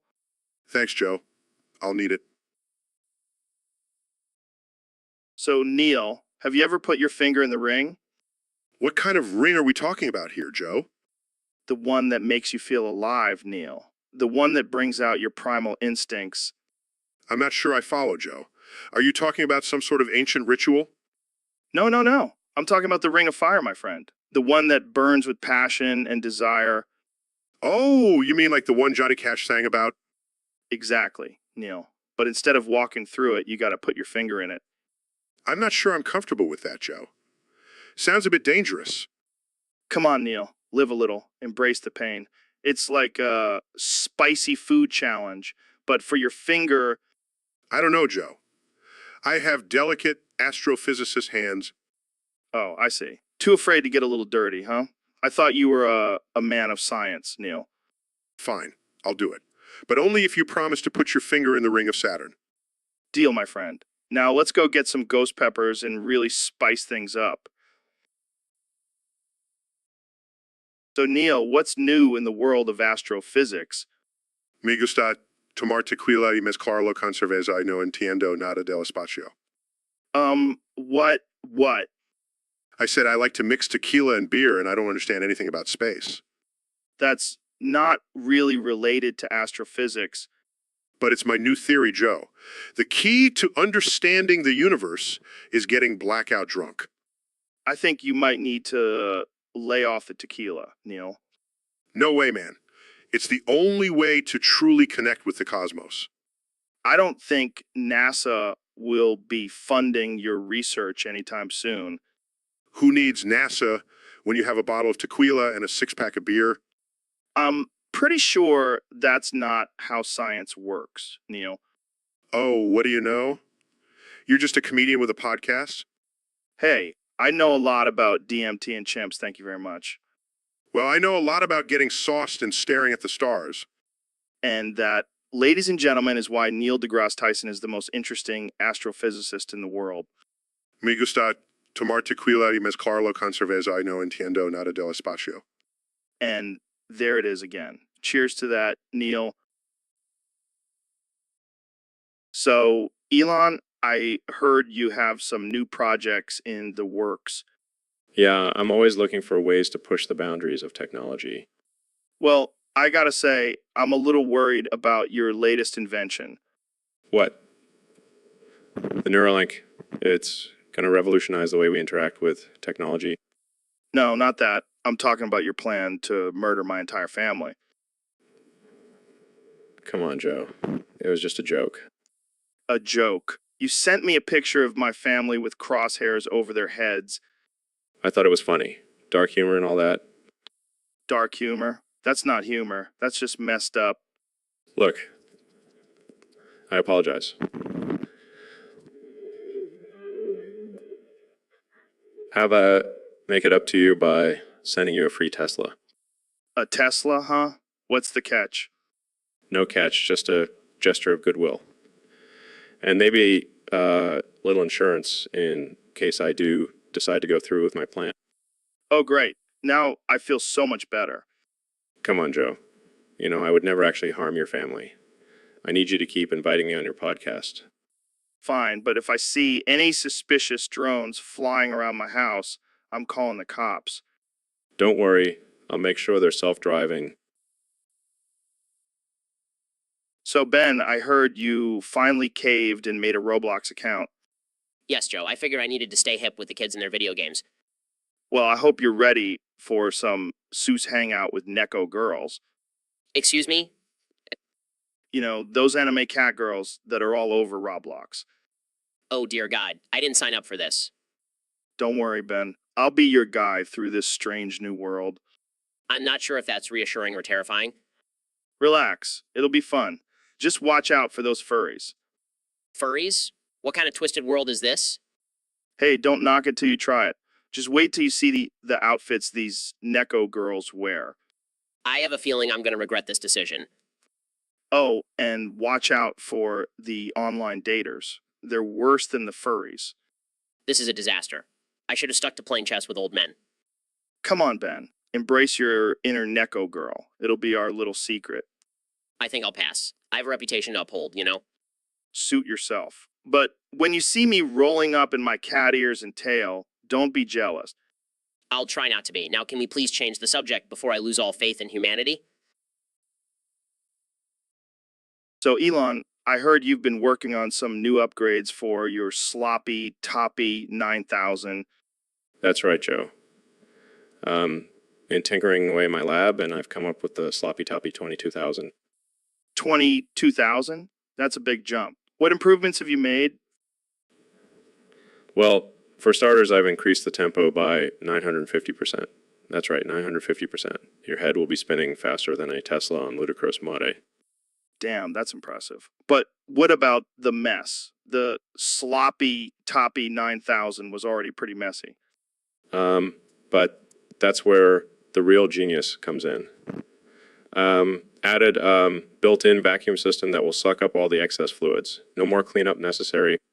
That's incredible. But I have to ask, why did you even create the sloppy Toppy 9000 in the first place? Well, Joe, I believe in pushing the boundaries of technology and pleasure. Plus, it's a great stress reliever for those long days at SpaceX.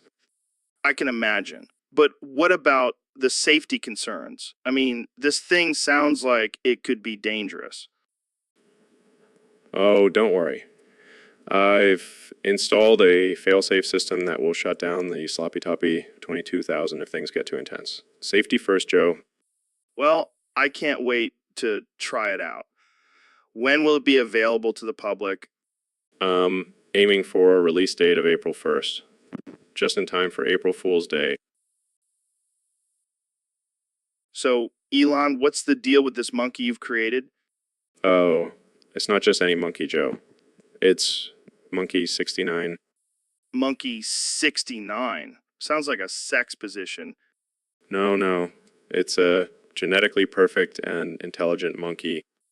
Oh, like Caesar from Planet of the Apes? Except Monkey 69 won't lead a revolution. He'll just be my personal assistant. Your personal assistant? What the hell are you going to have him do? Oh, the possibilities are endless. He can do my taxes, run my companies, even wipe my ass if I want. That's some high-tech ass wiping. And that's not all. Plan on creating an army of Monkey 69s to take over the world. Oh, great. Just what we need. A bunch of super smart monkeys ruling over us. Hey, they can't do any worse than us humans. Yeah, let's just hope they don't develop a taste for human flesh. You never know, Joe. You never know. But for now, let's just enjoy the wonders of Monkey 69. Cheers to the future. To Monkey 69, the perfect combination of intelligence and absurdity. I couldn't have said it better myself. Now let's go show Monkey 69 his new office. I hope he likes bananas. So, Elon, how's it going? How's Tesla doing? Just changing the world one electric car at a time. That's cool. Any new inventions you're working on? Actually, I've been working on a new flamethrower for my boring company. A flamethrower? That's insane. Yeah, well, I like to keep things interesting. Speaking of which, what's up with this Raid Shadow Legends sponsorship? Oh yeah, we got to pay the bill somehow. Have you played it? What the fuck? So, what do you think about artificial intelligence? Do you think it'll take over the world? Come on, don't leave me hanging here. All right, moving on. How's your relationship with Grimes going? Come on, man. You got to give me something here. All right, fine. Let's talk about space travel. How do you plan on colonizing Mars? Seriously? You're just going to sit there in silence? Well, this has been a riveting conversation. Thanks for joining me, Elon. And remember, folks, today's podcast is sponsored by Raid Shadow Legends. Download it now for free.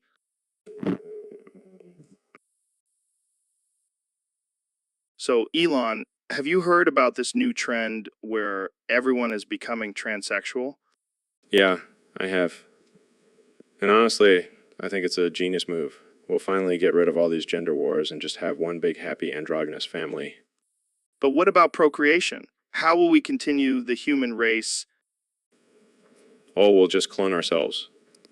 I've been working on a new cloning machine in my spare time. Of course you have. But what about the people who don't want to become transsexual? Well, they can just stay in their own little binary world and miss out on all the fun. More transsexuals for us, am I right? I don't know, man. It just seems like a crazy idea. Crazy. Joe, we're living in a simulation. This is nothing compared to that.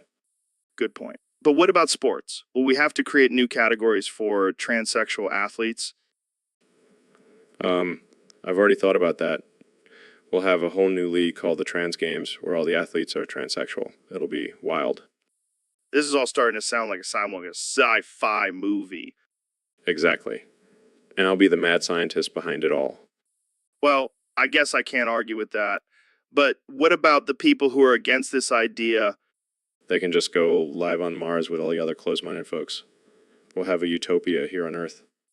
I don't know if everyone will be on board with this, Elon. So, Mr. Beast, what's new in your world of absurdity? Well, Joe, I've been thinking about bribing Nintendo so I can be in the next Smash Bros. Game.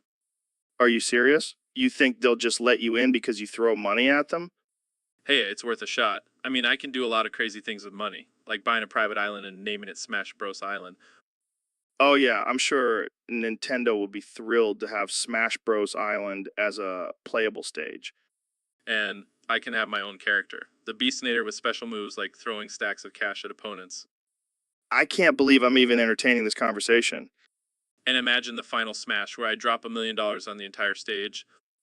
Yeah, that sounds like a real fair fight. Hey, I'll do whatever it takes to get in that game.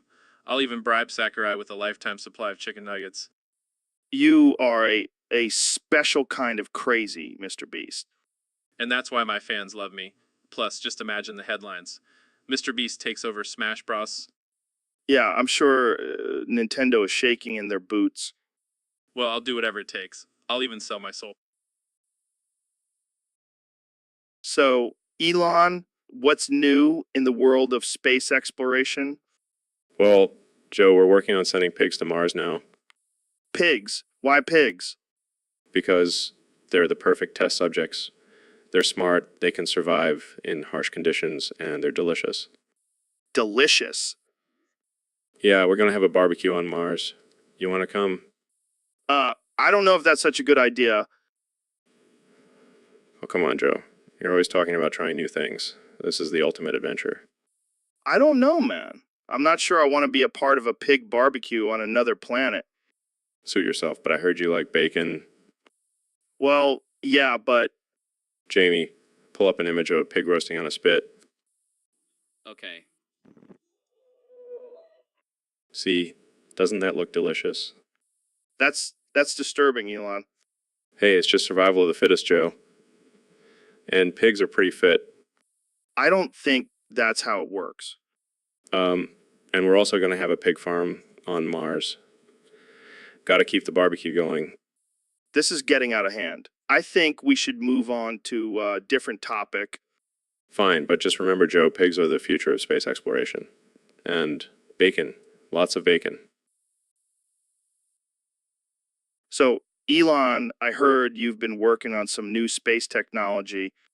Yeah, we're trying to make space travel more accessible to the average person. That's awesome, man. But you know what's not awesome? The silence in space. What do you mean? I mean, imagine being stuck in a tiny spaceship with no sound except for your own breathing and the occasional fart. Well, I guess that's one way to look at it. And what about when you have to take a dump? Do you just let it float around the cabin? We have a special vacuum system for that. Oh, thank God. I was worried you were going to say you just let it float around and play space poop catch with your crewmates. No, we have standards, Joe.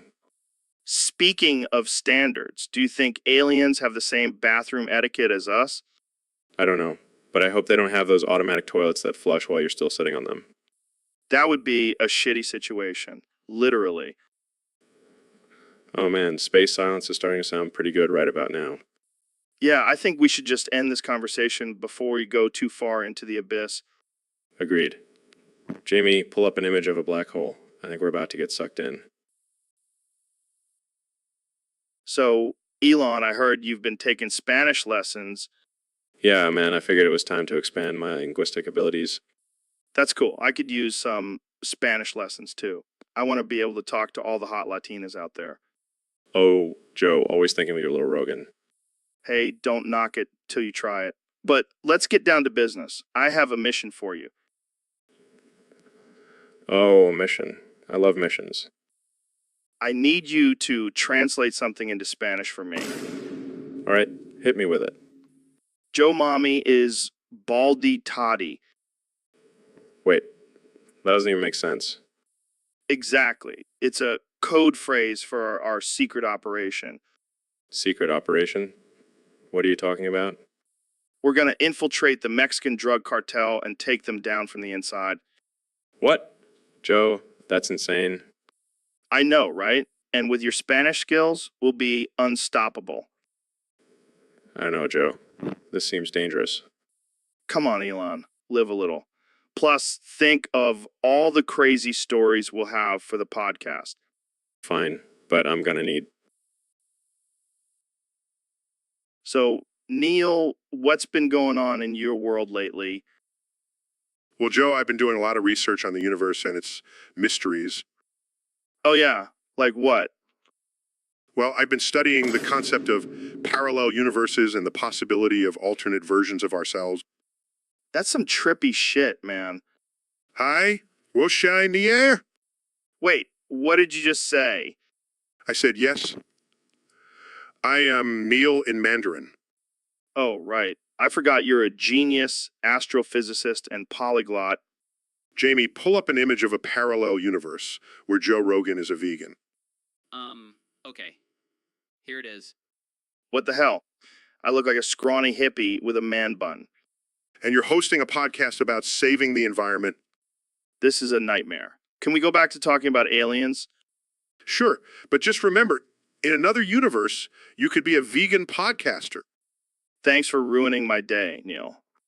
Anytime, Joe. Anytime. So, Elon, let's talk about this new invention of yours. Oh, you mean the one win-win?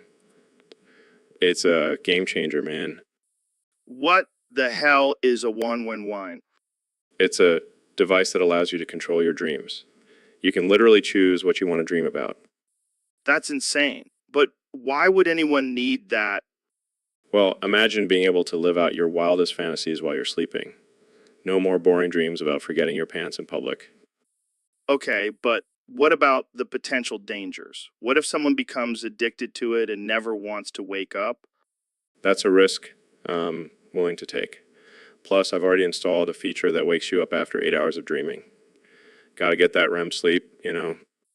Right, right. But how do you control the dreams? Do you have to wear some crazy headgear or something? No, it's all done through a microchip implanted in your brain. It's completely safe, I swear. I don't know, man. This sounds like something out of a sci-fi movie. That's the beauty of it, Joe. Making sci-fi reality. And who knows, maybe one day we'll be able to control our dreams while we're awake too. All right, well, I'm definitely going to have to try this out. Jamie, pull up an image of the one-line win. Oh. So, Ben, I hear you're a big fan of Super Smash Bros. Absolutely, Joe. It's the ultimate test of skill and strategy. Well, I've got to ask, what would your moveset be if you were a character in the game? Well, my neutral B would be the facts and logic attack, where I hit my opponents with undeniable truths. And what about your side B? That would be the triggered move, where I unleash a barrage of triggered snowflakes at my enemies. Oh man, that's brutal. And you're up B? That would be the debate master move, where I use my impeccable debating skills to launch myself back onto the stage. And what about your final smash? The Shapiro shutdown. I simply use my quick wit and sharp tongue to shut down my opponents once and for all. I can just imagine the rage quits from that one. And your taunt. My taunt would be the classic change my mind pose, just to really rub it in my opponent's face. That's perfect. And what about your victory pose? I would simply stand tall and confidently while the words facts don't care about your feelings flash across the screen. I think you've got a pretty solid moveset there, Ben. I wouldn't want to go up against you in a match. That's because, I destroy you with my superior strategies and undeniable facts. Laughs. So, Ben, I heard you've been trying your hand at YouTube content creation. Yes, Joe. I've decided to become a content farmer. I mean, what's more important than harvesting clicks and views? I don't know, maybe not causing 30 million people to die from a seizure. Oh, come on, Joe. It was just my first video. I'm still learning the ropes. Learning the ropes. Ben, you literally made a video that caused a mass seizure epidemic. Well, I did warn people with a tiny disclaimer at the bottom of the screen. A tiny disclaimer. Ben, you could barely read it without a magnifying glass. Hey, I can't help it if some people have weak eyesight. Survival of the fittest, Joe. Survival of the fittest? Ben, you're literally killing people with your content. Oh, please, Joe. It's just natural selection. And besides, I made it killing in ad revenue. You made a killing. Ben, you made 30 million people die. Hey, at least I didn't censor myself for the sake of political correctness. Political correctness. Ben, this has nothing to do with political correctness. You're just a reckless and irresponsible content farmer. Well, I prefer to think of myself as a pioneer in the world of YouTube entertainment. A pioneer. Ben, you're a menace to society. Oh, come on, Joe. It's not like I made a video of myself doing drugs with a chimpanzee. Wait, what? What? Nothing. Just forget I said anything. What? So, Elon, have you heard about this new mod for Friday Night Funkin'? No, I haven't. What's it called? It's called Hit Singles, and let me tell you, it's a banger. I see what you did there. Banger about banging. Exactly. And the best part is it's revived the whole Friday Night Funkin' community. How so? Well, this mod has a song that's so good. It's like a defibrillator to the heart of the community. They're all dancing and singing along to it. That's amazing. What's the song about? It's about a guy trying to impress his girlfriend's dad by battling him in a rap battle. Sounds like a real life situation for you, Joe. Hey, I've been there, but let's not get off topic. The song is fire and the community is alive and kicking again. I bet they're all sweating and out of breath from dancing to this song. Oh, for sure. And some of the lyrics are pretty dark and offensive, just the way we like it. I love it. I can't wait to check out this mod and join in on the fun. And did I mention that the main character in the mod is a potato? A potato. That's just absurd. I know, right? But it works. It's the perfect combination of absurdity and dark humor. Well, I'm sold. I'm gonna go download this mod. So, Neil, I heard you have a reputation for destroying people's days. You could say that. I mean, have you seen my Twitter feed? I'm like a wrecking ball of logic and reason. Yeah, but sometimes you take it too far. Like that time you told the little kid that Santa Claus isn't real. Hey, I was just trying to educate him on the laws of physics and the impossibility of a man delivering presents to every child in one night. Yeah, but you didn't have to crush his dreams like that. Dreams are meant to be crushed, Joe. It's all part of my mission to spread the cold, hard truth. Well, I hope you're ready to destroy my day because I have a confession to make. Oh boy, here we go. I still believe in Bigfoot. Oh, Joe, you never cease to amaze me with your gullibility. Hey, I just want to believe in something magical and mysterious, okay? Well, I hate to break it to you, but Bigfoot is about as real as a unicorn riding a leprechaun. Fine, I guess I'll just go back to believing in science and facts. That's the spirit, Joe. Now let's go destroy some more dreams together. So, Neil, it's been a while since you've been on the podcast. What have you been up to? Oh, just exploring the mysteries of the universe and expanding the boundaries of human knowledge. Sounds like you've been smoking some good stuff. Oh, Joe, you always know how to make me laugh. But seriously, I've been studying the effects of dementia on the brain.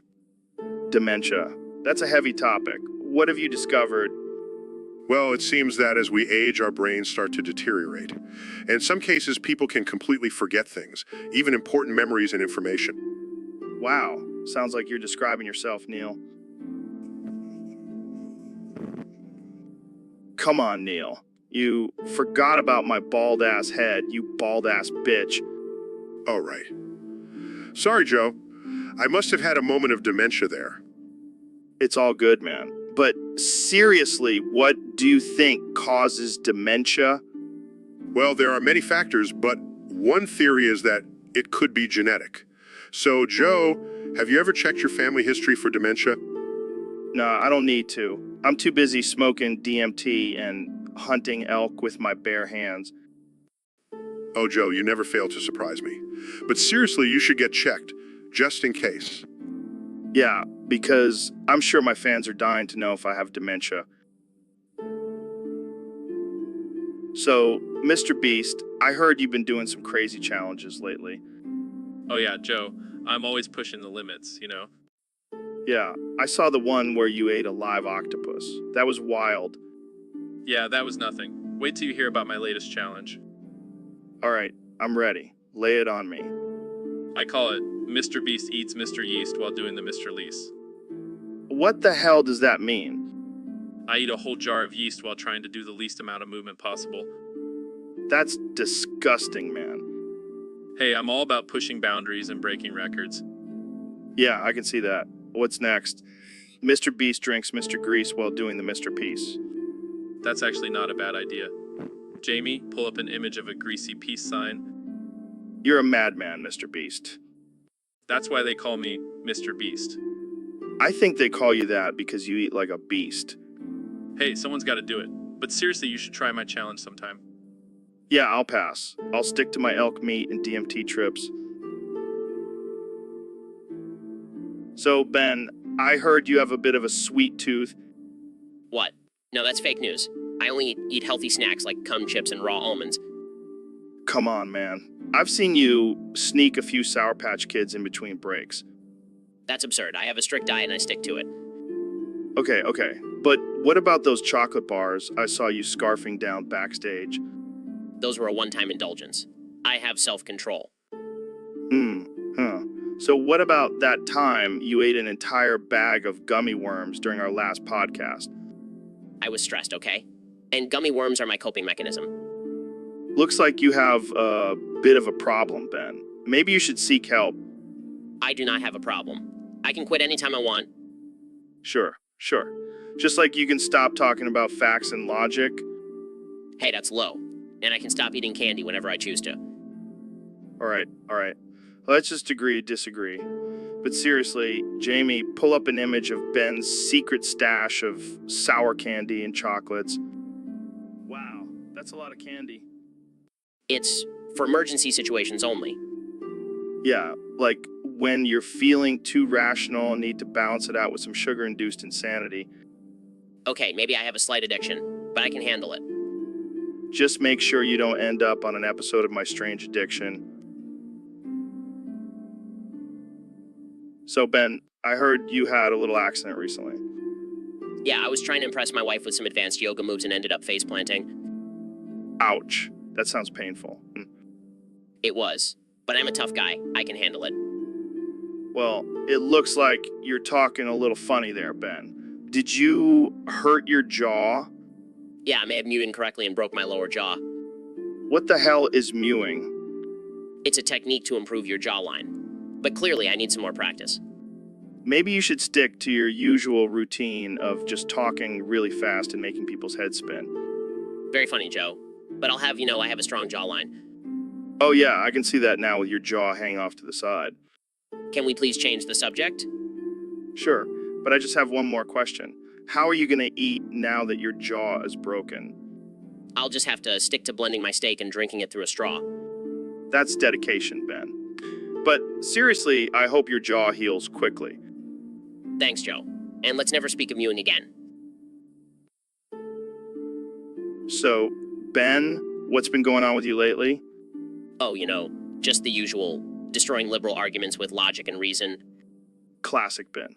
But seriously, you seem a little off today. Is everything okay? Well, I have a confession to make. I can't stop humming the Harvest Down music from Oblivion. The what now? The theme that plays when you're harvesting crops in the game. It's been stuck in my head for days. That's hilarious. I can just imagine you walking around humming that tune while destroying leftist ideologies.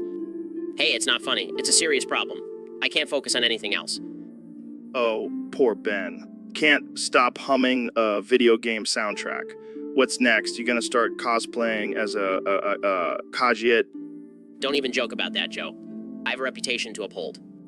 Okay, I'll stop. But seriously, have you tried listening to something else? Maybe some classical music or white noise? I've tried everything, Joe. It's like this music is haunting me. Maybe it's a sign that you should quit politics and become a professional Oblivion player. How dare you, Joe? I will never abandon my duty to defend conservatism. All right, calm down. So Ben, I heard you converted to Islam and are celebrating Ramadan. That's right, Joe. I realized that my logic and facts were no match for the power of Allah. Wow, that's quite a change. How's it been going? Well, I have to admit I miss bacon. but the spiritual enlightenment is totally worth it. What do you do during Ramadan? Do you fast? Of course, Joe. I have to make up for all those years of eating shellfish and mixing dairy and meat. Sounds like a tough sacrifice. But hey, at least you get to pray 5 times a day. Yeah, and I've been practicing my Arabic. Allahu Akbar has a nice ring to it. I can imagine. So, do you have any plans for Eid? Oh, I'm throwing a halal barbecue. I got some killer lamb kebabs marinating as we speak. That sounds delicious. I'll have to stop by. Of course, Joe. Just make sure you're dressed modestly and don't bring any alcohol. Right. I wouldn't want to offend your new faith. And speaking of faith, I've been thinking of changing my name to something more Muslim-friendly. How does Bilal Shapiro sound? It has a nice ring to it. But hey, whatever makes you happy, man. Thanks, Joe. I'm just glad I found my true calling in life. And my wife is happy too. She's been wearing a hijab and everything. Well, so Ben, I heard you watched the new Woody Woodpecker movie. Yeah, unfortunately. It was a complete disaster. Oh, come on. It couldn't have been that bad.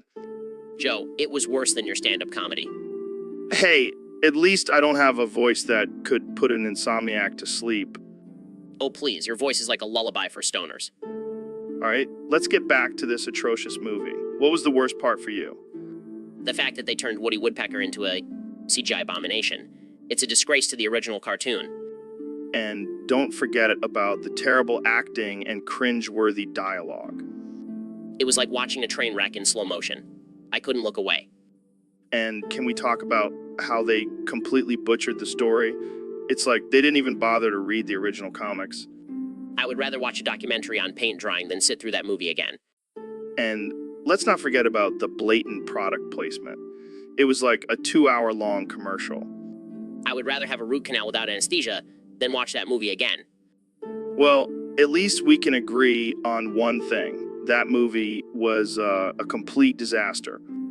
And that's coming from 2 guys who have seen some pretty terrible things. So, Elon, what's with the Bolivian music in the background? Are we about to enter some alternate dimension or something?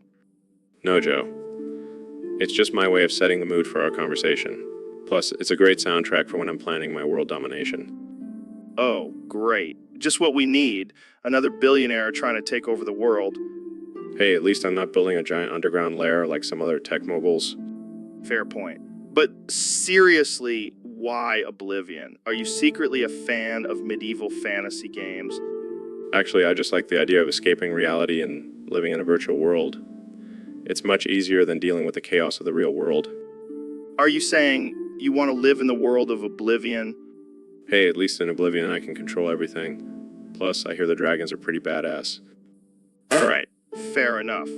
But let's get back to reality for a second. What's your take on the current state of the world? Honestly, it's a mess. That's why I'm working on colonizing Mars. We need a backup plan in case things go south here on Earth. Yeah, I can see why you'd want to escape to Oblivion. But let's not forget about the problems we have here. Don't worry.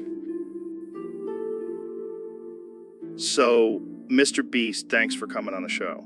I hear you've been up to some crazy stuff lately. Oh yeah, me always pushing the limits. But lately I've been really into this new trend called mewing. Mewing? What the hell is that? It's this weird thing where you push your tongue against the roof of your mouth to improve your facial structure. It's like the Ohio of face exercises. The Ohio of face exercises. That's hilarious. Yeah, but it's not all fun and games. I've had some serious ups and downs with mewing. What do you mean? What do you mean? Well, I accidentally mewed too hard. Now my face is permanently stuck in a skivvy pose. It's like I'm constantly doing the chicken dance. Oh my God, that's too good. But I'm sure there's some benefits to mewing, right? Oh, definitely. My friend Riz Sigma tried it, and now he looks like a young Wazza Drake. It's insane. Wow, that's wild. But have you tried mewing while eating meat? Yeah, it's like a double workout for your face. And I even got my gym bro, guy at Pakistan, to join in. You guys are out of control. But hey, whatever works for you. You know it, Joe. Gotta stay ahead of the game. Now, if only I could figure. So, Mr. President, I heard you recently created a Roblox account. That's right, Joe. I'm always staying ahead of the trends. And let me tell you, Roblox is the best. The best.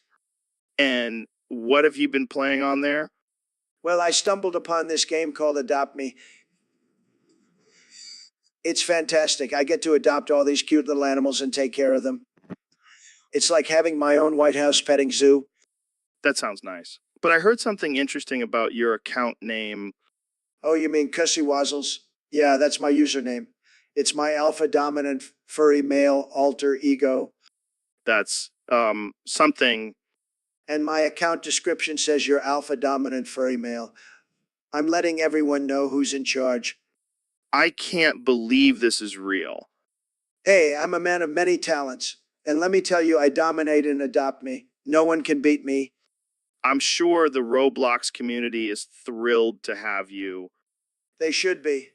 They should be thanking me for gracing them with my presence. Well, I'm glad you found a new hobby in your post-presidency life. And I have the best Roblox account, believe me. So, Neil, I heard you've been experimenting with some new looks lately. Oh yeah, Joe. I've been really getting into the whole A-girl aesthetic. Wait, you mean like those cute, fluffy anime girls? Exactly. I've been rocking the pastel hair, the oversized bows, and the thigh-high socks. Wow, I never would have guessed you had a secret kawaii side. And not only that, I've fully embraced the goth aspect as well. Black lipstick chains, the whole 9 yards. You're like a walking contradiction, man. A fluffy anime goth. But wait, it gets better. I've also taken on the role of a mommy princess. What does that even mean? I nurture and care for my fellow girls while also ruling over them with an iron fist. It's a delicate balance. Oh, I'm sure you're a real benevolent ruler.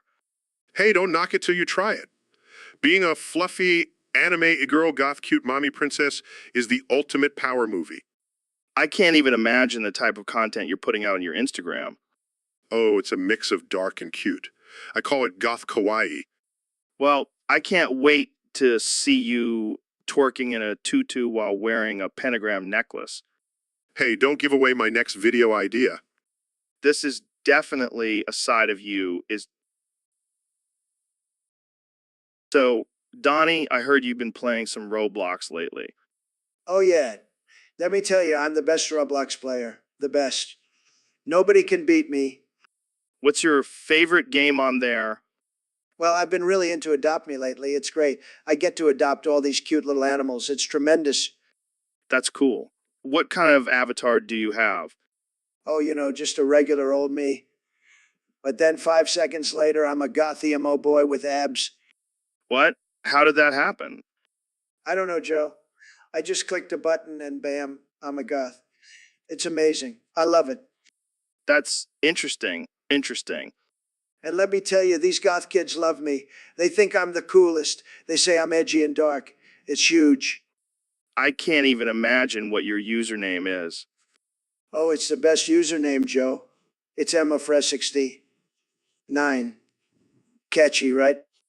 Oh man, this is too much. And you know what's even better? I can still build a wall and adopt me. A big, beautiful wall to keep out all those noobs. Oh, Donnie, you never disappoint. I know. I'm just a natural at everything I do. Well, thanks for sharing your Roblox adventures with us, Mr. President. Anytime, Joe. So, Neil, I heard you were on the path of adventure. Yeah, I was exploring the Mojave wastelands. It was quite the journey. And then what happened?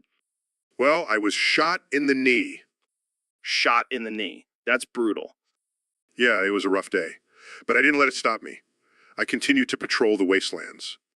Wait, you continued to patrol the bullet in your knee? Of course. I'm a scientist, not a wimp. That's some dedication right there. You know it. Plus, I needed to make sure those mutant creatures didn't take over. Mutant creatures? This just keeps getting better. Oh yeah, they were terrifying. But I showed them who's boss. I bet you did. You probably used your knowledge of astrophysics to defeat them. Actually, I just used my laser gun.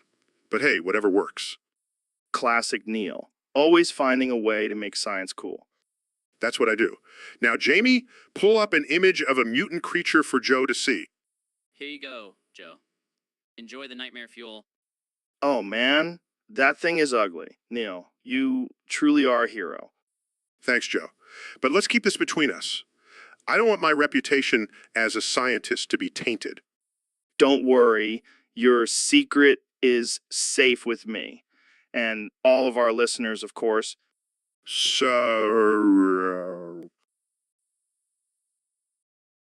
So, Neil, I heard you're the creator of the universe. How did you know it?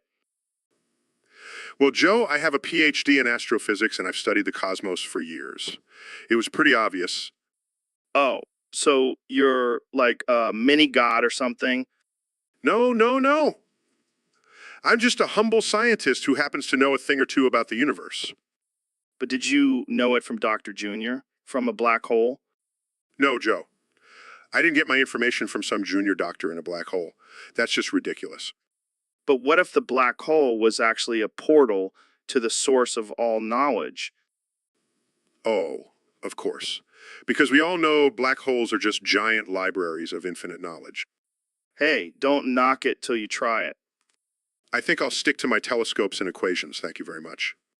But seriously, Neil, how did you come to the conclusion that you're the creator of the universe? Well, between you and me, I may have had a little help from some extraterrestrial beings. Aliens. That's awesome. No, not aliens. Just some interdimensional beings who gave me a glimpse into the workings of the universe. Oh, well, that's cool too, I guess. Don't worry, Joe. I'll make sure to thank them when I... So, Neil, have you heard of this new indie game called Pizza Tower? Pizza Tower.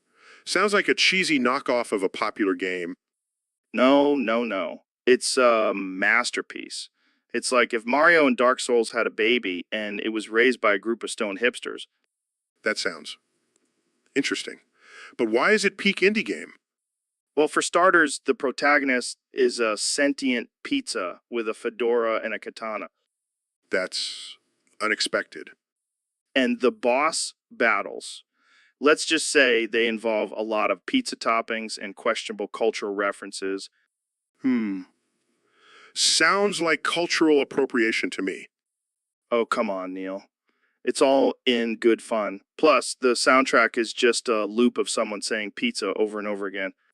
I don't know if I should be impressed or disturbed.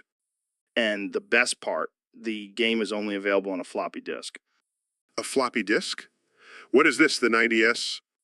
Exactly. It's a throwback to the good old days of gaming. Plus, it's so underground that you have to dig a hole in your backyard to find it. Well, I can't argue with that level of obscurity. So, there you have it, folks. Pizza Tower, the pinnacle of indie gaming. Now, if you'll excuse me, I have a pizza to beat in a boss battle. And I have some cultural appropriation to write a strongly worded letter about. Thanks for having me on the show, Joe. Anytime, Neil. So, Neil, what's on your mind today? Oh, just thinking about how ridiculous this whole El Mayopat thing is. Lyle Pat. What the hell is that? Exactly. It's some absurd prompt generator that's churning out offensive and dark humor prompts left and right. Sounds like something right up our alley. But Joe, it's getting out of hand. I mean, have you seen some of the prompts? They're just unhinged. Well, that's kind of the point, isn't it? We're all about pushing boundaries here. I know. But I can't help but feel like it's too much. Like, we're just feeding into this culture of absurdity. Come on, Neil. Lighten up. It's all in good fun. Is it, though? I mean, have you seen the one about a clown sacrificing a chicken to summon the Dark Lord? Okay, that one is pretty messed up. And don't even get me started on the one about a sentient banana running for president.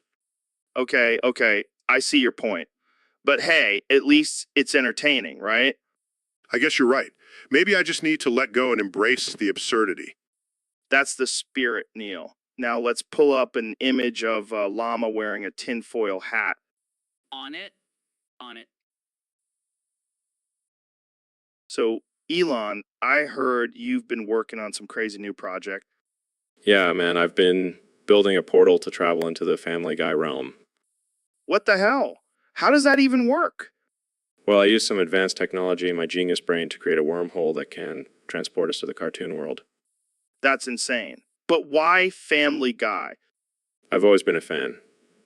Plus, I wanted to see if I could outsmart Stewie, And did you? of course. But then something unexpected happened. What? Peter Griffin came out of the portal trying to punch me because his Tesla led him to the middle of the Pacific Ocean. What the hell? That's hilarious. Yeah, he was so pissed. But I managed to calm him down and we ended up having a few beers together. Only you would make friends with a cartoon character. Hey, I'm always up for a challenge. And now I have a new drinking buddy. Well, I can't wait to see what other crazy things you'll come up with next. Just wait until I tell you about my plans for a real-life Jurassic Park. Oh boy, here we go again. Jamie, pull up an image of a T-Rex wearing a SpaceX hat.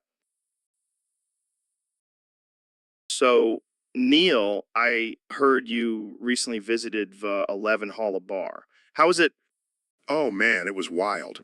I tried to channel my inner Mickelson and get drunk like in another round. Did you succeed? Let's just say I woke up the next morning with a hangover that could rival a black hole. That's impressive. What did you drink? Well, I started off with a pan-galactic gargle blaster and things just went downhill from there. That's a classic. Did you try any of their signature cocktails? I did. The Big Bang was out of this world. Literally. I swear I saw stars after one sip.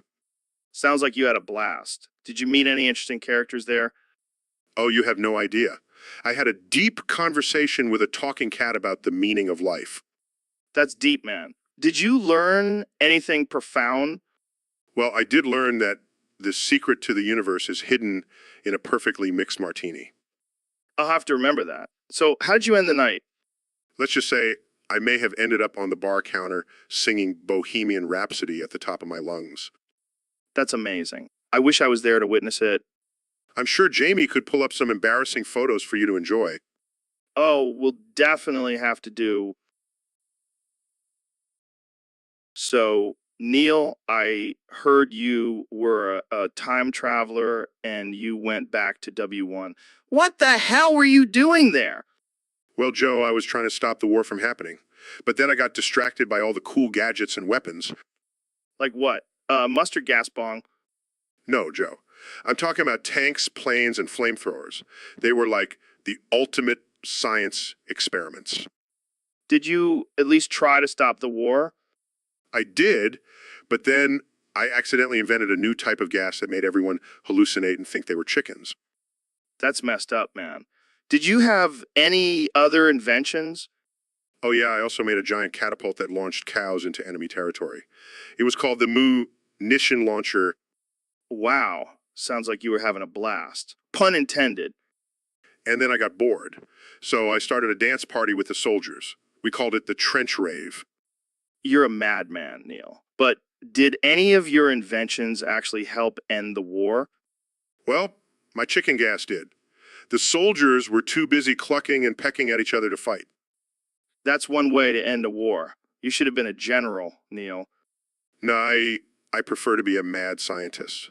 Plus, I don't think they would have appreciated my munition launcher strategy. So, Elon, have you heard about this new trend of femboy hooters? Yeah, I've heard about it. It's like regular Hooters, but with a twist. Yeah, instead of busty waitresses, they have cute femboys serving up wings and beer. And apparently, they also offer a special domination service. Domination? What kind of domination? Well, I heard they have a secret room where you can get dominated by a group of femboys. Sign me up. I want to be dominated by femboys at femboy hooters. You're a sick man, Joe. Hey, don't knock it till you try it. I bet it's a wild experience. I don't know, Joe. I think I'll stick to my Tesla factory for some domination. Oh, come on, Elon. Live a little, let loose, and let the femboys take control. I'll pass, but I'll definitely invest in Femboy Hooters. It's going to be the next big thing. Yes, we'll be millionaires and get dominated by femboys at the same time. Now that's a business plan I can get behind. Jamie, pull up an image of Femboy Hooters for us. Image pulled up, Elon. It looks like a regular Hooters, but with a lot more glitter and crop tops. So, Neil, have you ever thought about the complexities of chicken? Well, Joe, I am a renowned astrophysicist, not a poultry expert. But come on, you must know something about chickens. They're like mini dinosaurs. Actually, Joe, chickens are descendants of dinosaurs, but I don't know much beyond that. What about the different cuts of chicken? Do you know your drumsticks from your breasts? I am familiar with the anatomy of a chicken, Joe, but I have no interest in consuming their flesh. Oh, so you're a vegetarian then? No, I just prefer to stick to the cosmos for sustenance. Well, I bet you don't even know how to cook a chicken. Do you even know what a rotisserie is? Of course I do, Joe. It's a method of cooking meat over an open flame, but I prefer to leave that to the culinary experts. But imagine if you could cook a chicken in space. That would be out of this world. I'm sure it would be quite the experiment, Joe. But I don't think NASA would approve of us bringing poultry on board the International Space Station. Yeah, I guess you're right. But hey, at least we know you won't be opening up a chicken joint anytime soon. No, I'll leave that to the fast food chains. I have bigger things to ponder, like the mysteries of the universe. Well, I guess we'll just have to stick to talking about aliens and psychedelics then. Sounds like a plan, Joe. But let's not forget about. So, Neil, I heard you got sent to the Great Tetch New Horizon. Yeah, it's a crazy place. But the real challenge is having sex with every single multi-block machine. Wait, what? You have to bang machines? That's right. And let me tell you, it's not easy. Those multi-block machines are huge and have so many moving parts. Sounds like a real workout. You have no idea. I've had to develop some serious stamina to keep up with these machines. I can only imagine the positions you have to get into. Oh, it's like a whole new form of yoga. I call it multi-block sexercise. And what about the emotional toll, having to form intimate connections with machines? It's definitely a unique experience. But hey, at least they don't talk back or have any expectations. True, true. But what about the risk of getting a virus? Oh, I always make sure to use protection. Can't risk getting a computer STD. Well, I guess that's one way to keep up with technology. You got to do what you got to do to survive in the great tech world. And on that note, let's take a break and thank our sponsors, Fleshlight and Trojan. So, Ben, what's been on your mind lately? Well, Joe, I've been thinking a lot about this new Congresswoman, Deb Haaland. Oh, yeah. What about her? Well, she's been yapping on about climate change and indigenous rights. Sounds pretty important to me. But here's the thing, Joe. She's also been yapping about this Mr. Beast guy. Who's that? Apparently, he's some big shot YouTuber who gives away money and does crazy challenges. Sounds like a good guy. Not in my book, Joe. He's been challenging Haaland to show us her meat. Wait, what? What? Yeah, he said if she doesn't show us her meat, he's going to crash out. That's pretty inappropriate. Exactly, Joe. That's why I'm calling for a boycott of Mr. Beast's channel. But Ben, maybe he's just trying to make a point about the meat industry. Nonsense, Joe. He's just trying to get views and likes. It's disgusting. Well, I don't know about that, Ben. Maybe we should just let them handle it themselves. Fine, but mark my words, Joe. This Mr. Beast guy is a menace to society. All right, well, let's move on to our next topic. How about we talk about the benefits of eating elk meat? Oh, now that's a conversation I can sink my teeth into. Pun intended. Oh, Ben, you and your puns.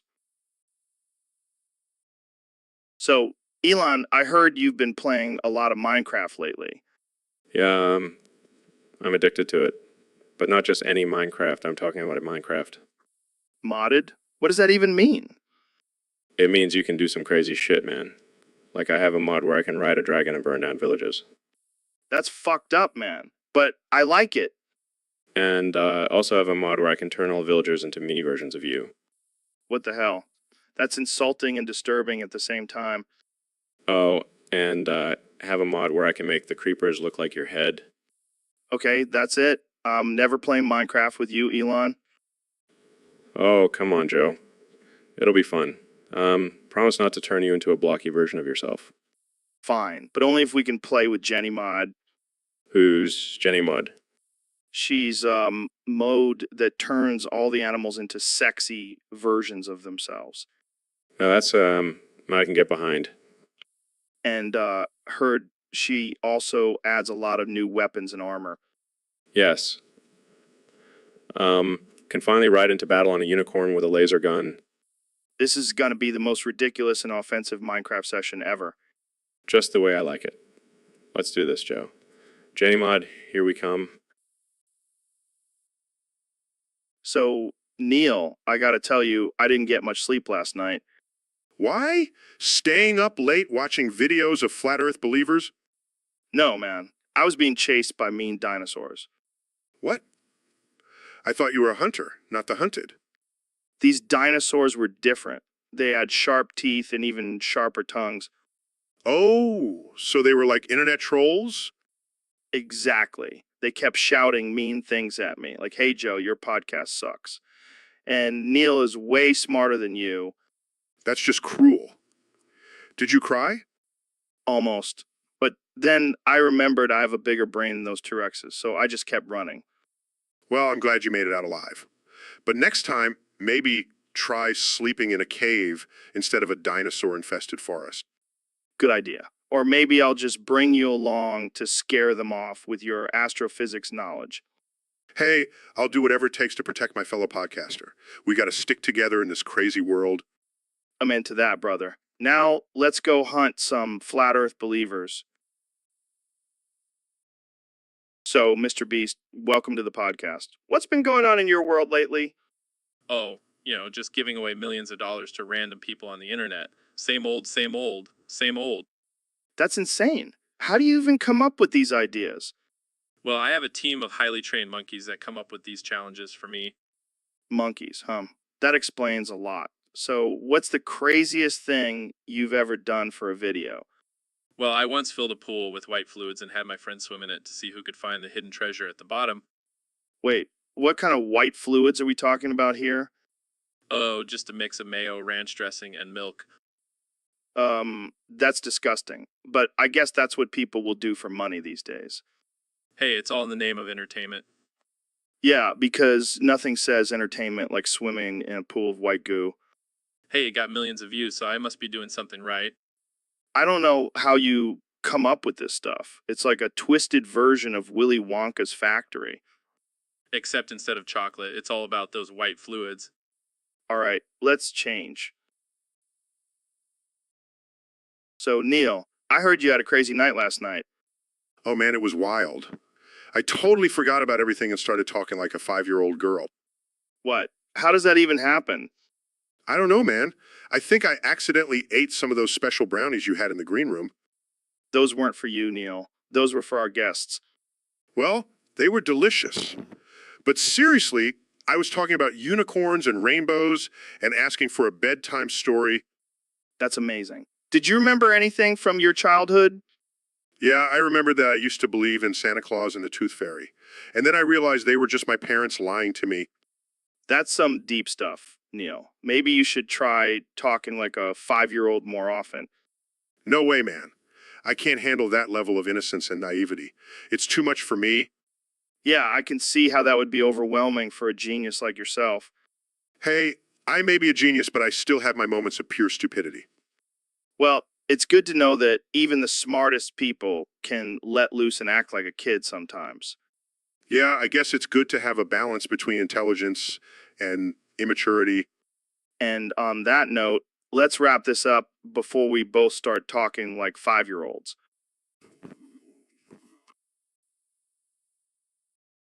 So, Elon, I heard you're working on a new project to change the Russian alphabet. Yeah, I'm tired of all those backwards letters and confusing pronunciations. Gonna make it simpler. Like for Apple, B for billionaire, C for Cybertruck, or Cybertruck. I like it. But won't that upset the Russians? Who cares? They'll thank me when they can finally spell their own names without getting a headache. Yeah, but what about the history behind their alphabet? It's been around for centuries. History. That's just a bunch of old people's opinions, all about progress and efficiency. Right? Because changing an entire alphabet is the epitome of efficiency. Hey, I've changed the game with Tesla and SpaceX. Why not change the alphabet too? Maybe you should just create your own language while you're at it. Now that's a great idea. I'll call it Elonish, and it'll be the official language of Mars. You never cease to amaze me, Elon. It's all in a day's work. Now let's get back to discussing how I'm gonna revolutionize the Russian language. You're a mad genius, my friend. And don't you forget it. Jamie, pull up an image of a confused Russian man trying to read the new alphabet. So, Mr. Beast, what brings you to the Junior podcast? Well, Joe, I heard you were the king of podcasts, and I wanted to see if I could dethrone you. Good luck with that. So, tell me, what's your secret to success? Well, I just give away thousands of dollars to random strangers on the internet. What the fuck? That's insane. Yeah, but it's all for a good cause. Plus, I get to make ridiculous videos and be internet famous. Speaking of ridiculous, did I just see you playing Minecraft? Yeah, I love Minecraft. It's my guilty pleasure. Is that a fucking Minecraft reference? Yeah, it is. I love building giant penises and blowing up creepers. Jeez. What happened to the good old days of Grand Theft Auto? Oh, I still play that too. But Minecraft is where it's at, man. Yeah, because nothing says adult like building virtual blockhouses. Hey, at least I'm not playing Fortnite like every other 12-year-old out there. Fair enough. But seriously, what's with the obsession with Minecraft? It's just so satisfying to see something you built come to life. Plus, it's a great stress reliever. I'll have to remember that next time I'm feeling stressed. Hey, I'll even teach you how to build a giant penis in. So, Elon, I heard you're working on recreating the Jenny mod in real life. Yeah, I figured why not make all my wildest dreams come true? I mean, I already have billions of dollars in a rocket company. Why not add a creepy virtual girlfriend to the mix? But isn't that a little disturbing? Oh, come on, Joe. You know what they say? If you can't find love, just create it in a lab. I don't think anyone says that. Well, they should, because that's exactly what I'm doing. And let me tell you, the possibilities are endless. I can customize her to be anything I want. Like what? Like a hybrid of Grimes and a robot. I'll call her Grimbot. That kind of messed up. Oh, lighten up, Joe. It's just a little experiment. Plus, I hear Grimbot gives great massages. Okay, now I'm intrigued. And the best part is she'll never age or leave me. I'll have a forever companion who needs real relationships when you have a Jenny mod. I don't even know what to say to that. Just wait until you see my next project, the Joe Rogan Experience mod.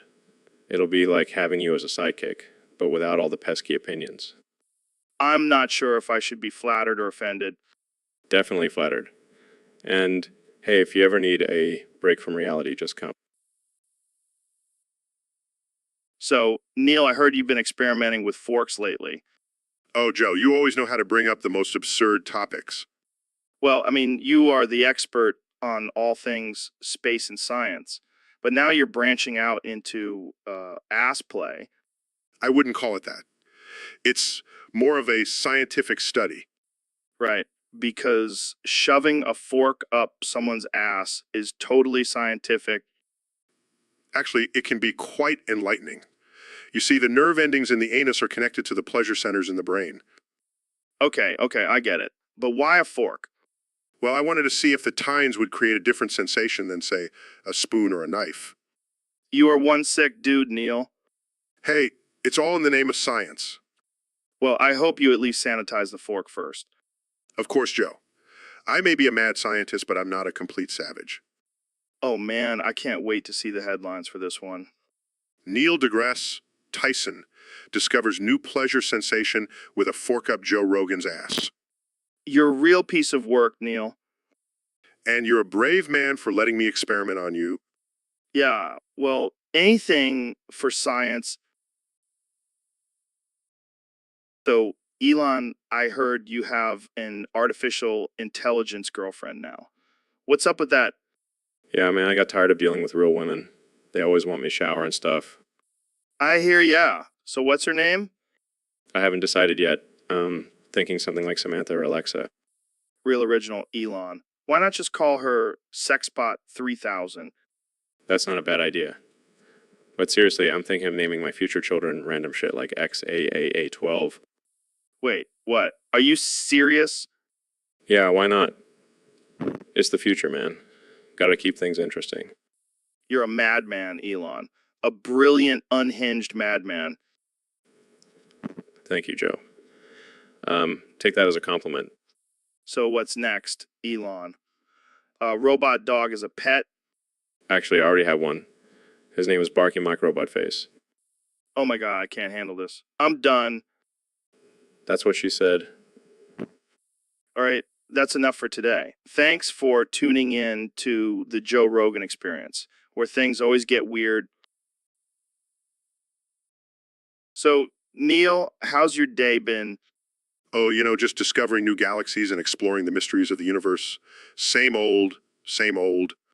Yeah, just another day in the life of Neil deGrasse Tyson. Actually, I have a confession to make. My nipples are fake. What? What? Yeah, they're not real. I had them surgically removed and replaced with fake ones. And you know what they're filled with? What? What? I had them filled with... What the hell, Neil? Why would you do that? Well, I wanted to be able to lactate whenever I wanted. And what better way to do it than with some good old cum? You're a sick man, Neil. Oh, come on, Joe. It's just a scientific experiment. Yeah, I'm sure the scientific community is just dying to know about your cum-filled nipples. Hey, at least I'm not boring like those other scientists. That's true. You're definitely not boring.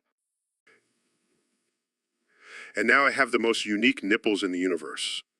Well, there's no denying that. Jamie, pull up an image of Neil's cum-filled nipples. On it, Joe. See, even Jamie knows I'm a scientific genius.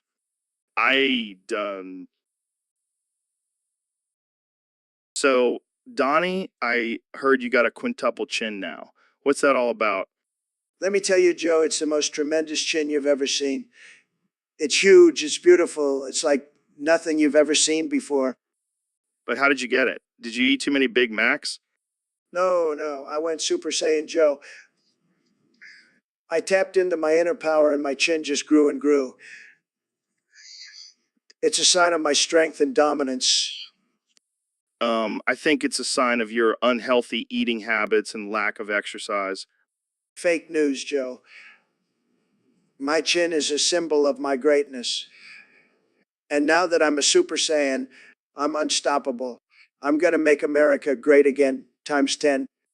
I don't think that's how it works, Donnie. And what about your hair? Is that going to turn blonde too? Absolutely, Joe.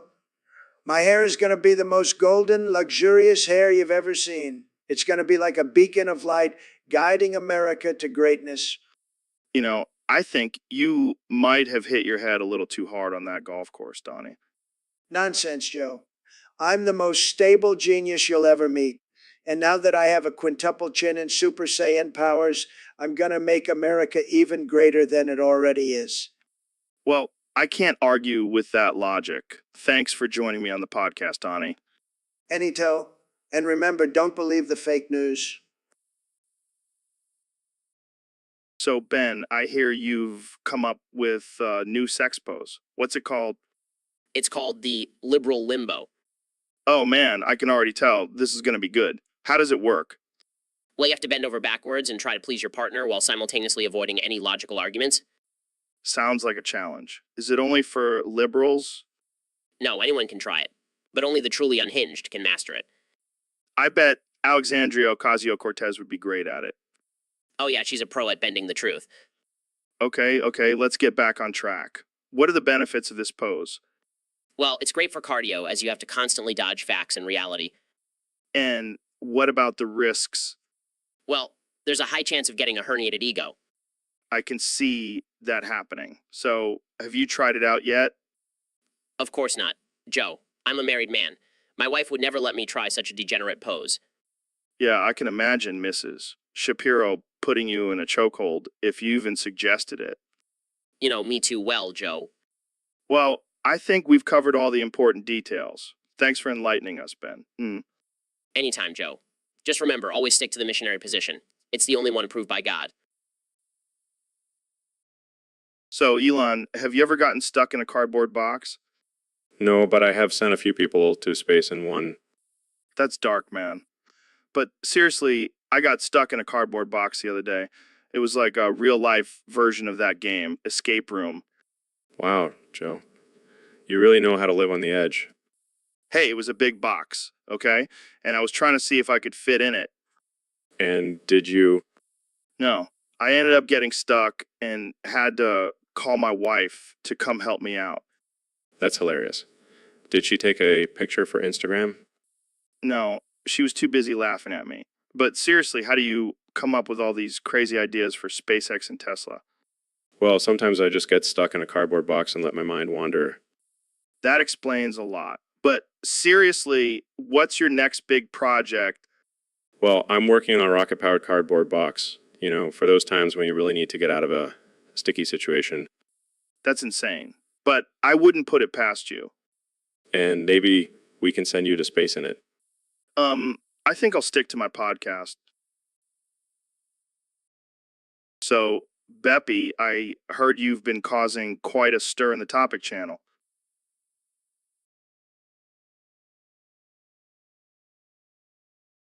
But aren't you supposed to be enforcing the rules in there?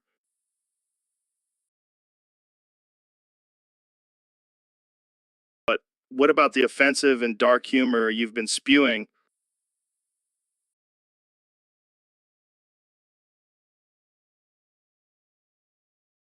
I don't know. Seems like you're just trying to get a rise out of people.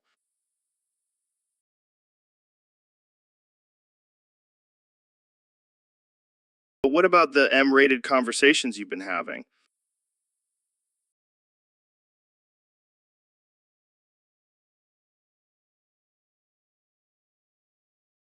Yes, Beppy, that's right. Pulling up an image of a clown with a banana peel on his head. I don't know, Beppy. Seems like you're just pushing the boundaries.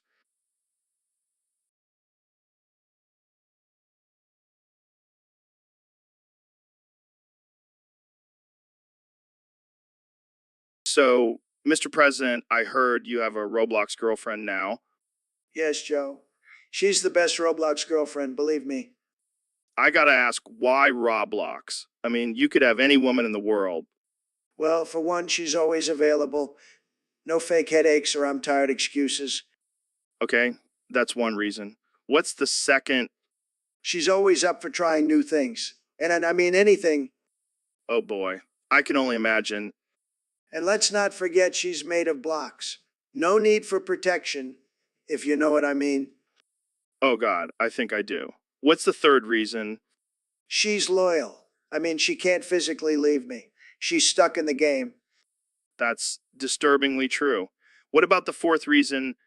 She's a great listener. I can talk about myself for hours and she never gets bored, probably because she's a computer program.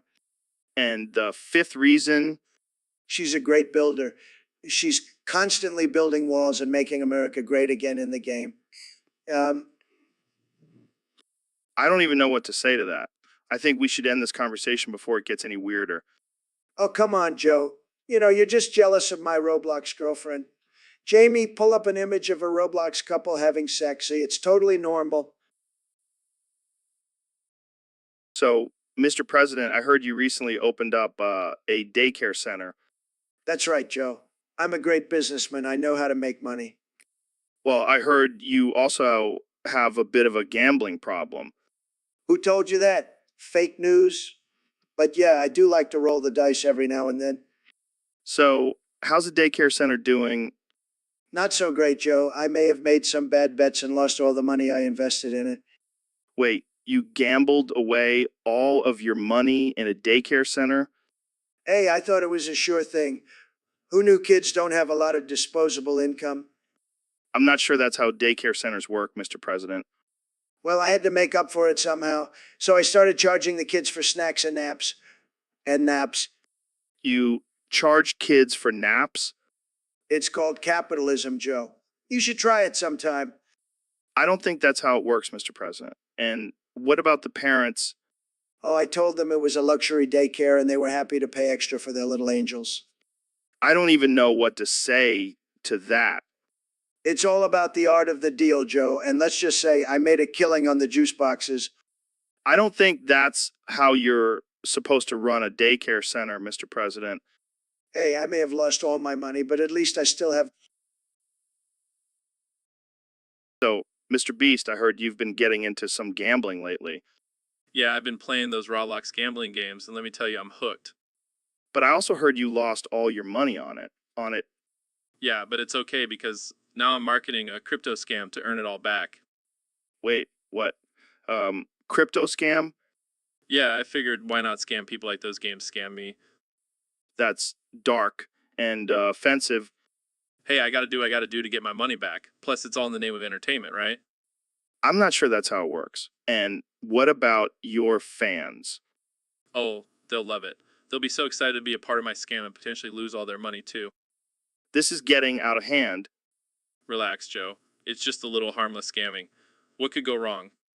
I don't know, maybe getting arrested? Details. I'll just use my newfound crypto riches to bail myself out. This is not the kind of content I thought you were about, Mr. Beast. Hey, I gotta keep up with the times. And if that means scamming my way to the top, so be it. I think I need to end this podcast before I get implicated in your scam. Suit yourself, Joe. More crypto for me. So, Elon, I heard you're a big fan of puzzles. Yeah, I love stimulating my brain. It's like a workout for my superhuman intelligence.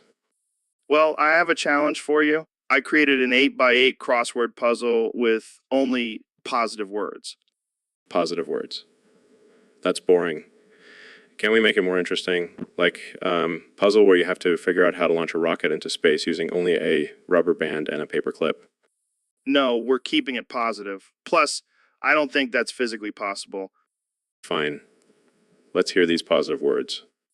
Okay, first row horizontally right to left. Love, peace, joy, hope, unity, kindness, gratitude, success. Those are also cliche. Can we at least make it a little more edgy, like anarchy, destruction, chaos, insanity, rebellion, power, control, greed? Elon, this is supposed to be a positive puzzle, not a reflection of your inner psyche. Fine. Let's keep going. Second row, happiness, strength, faith, courage, growth, abundance, harmony, victory. Boring. Can we speed this up? I have a rocket to launch. Third row, empathy, compassion, generosity, honesty, trust, forgiveness, humility, wisdom. Okay, I'll admit those are pretty good words. But can we add in innovation somewhere?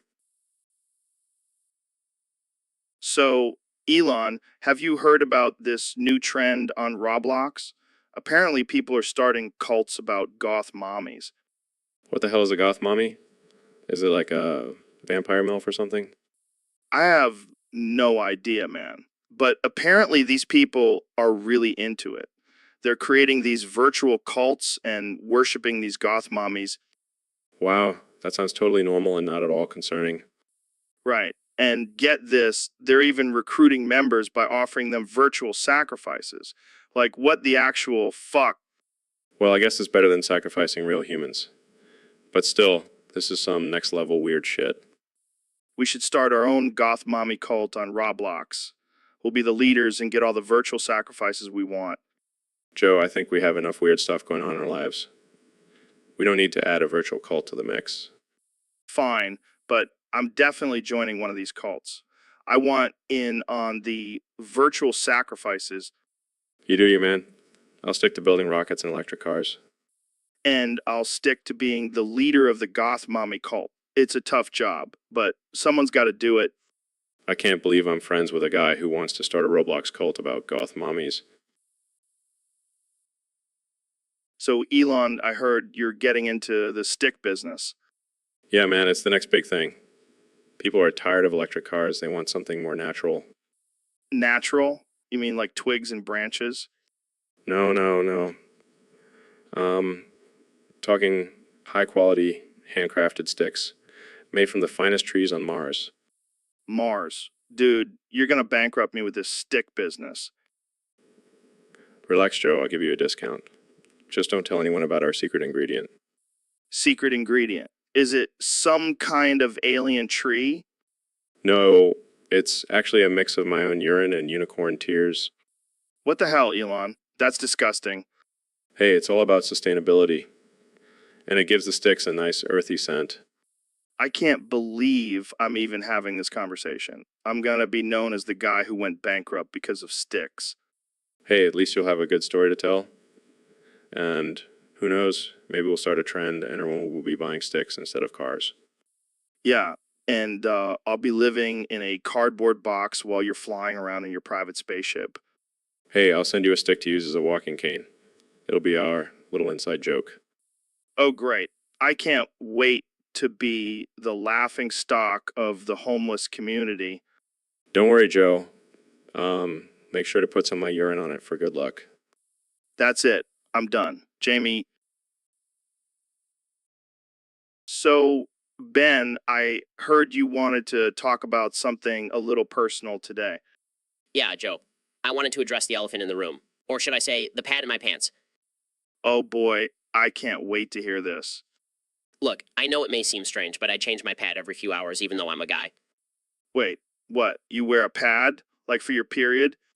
No, not that kind of pad. I'm talking about the one I use for my incontinence.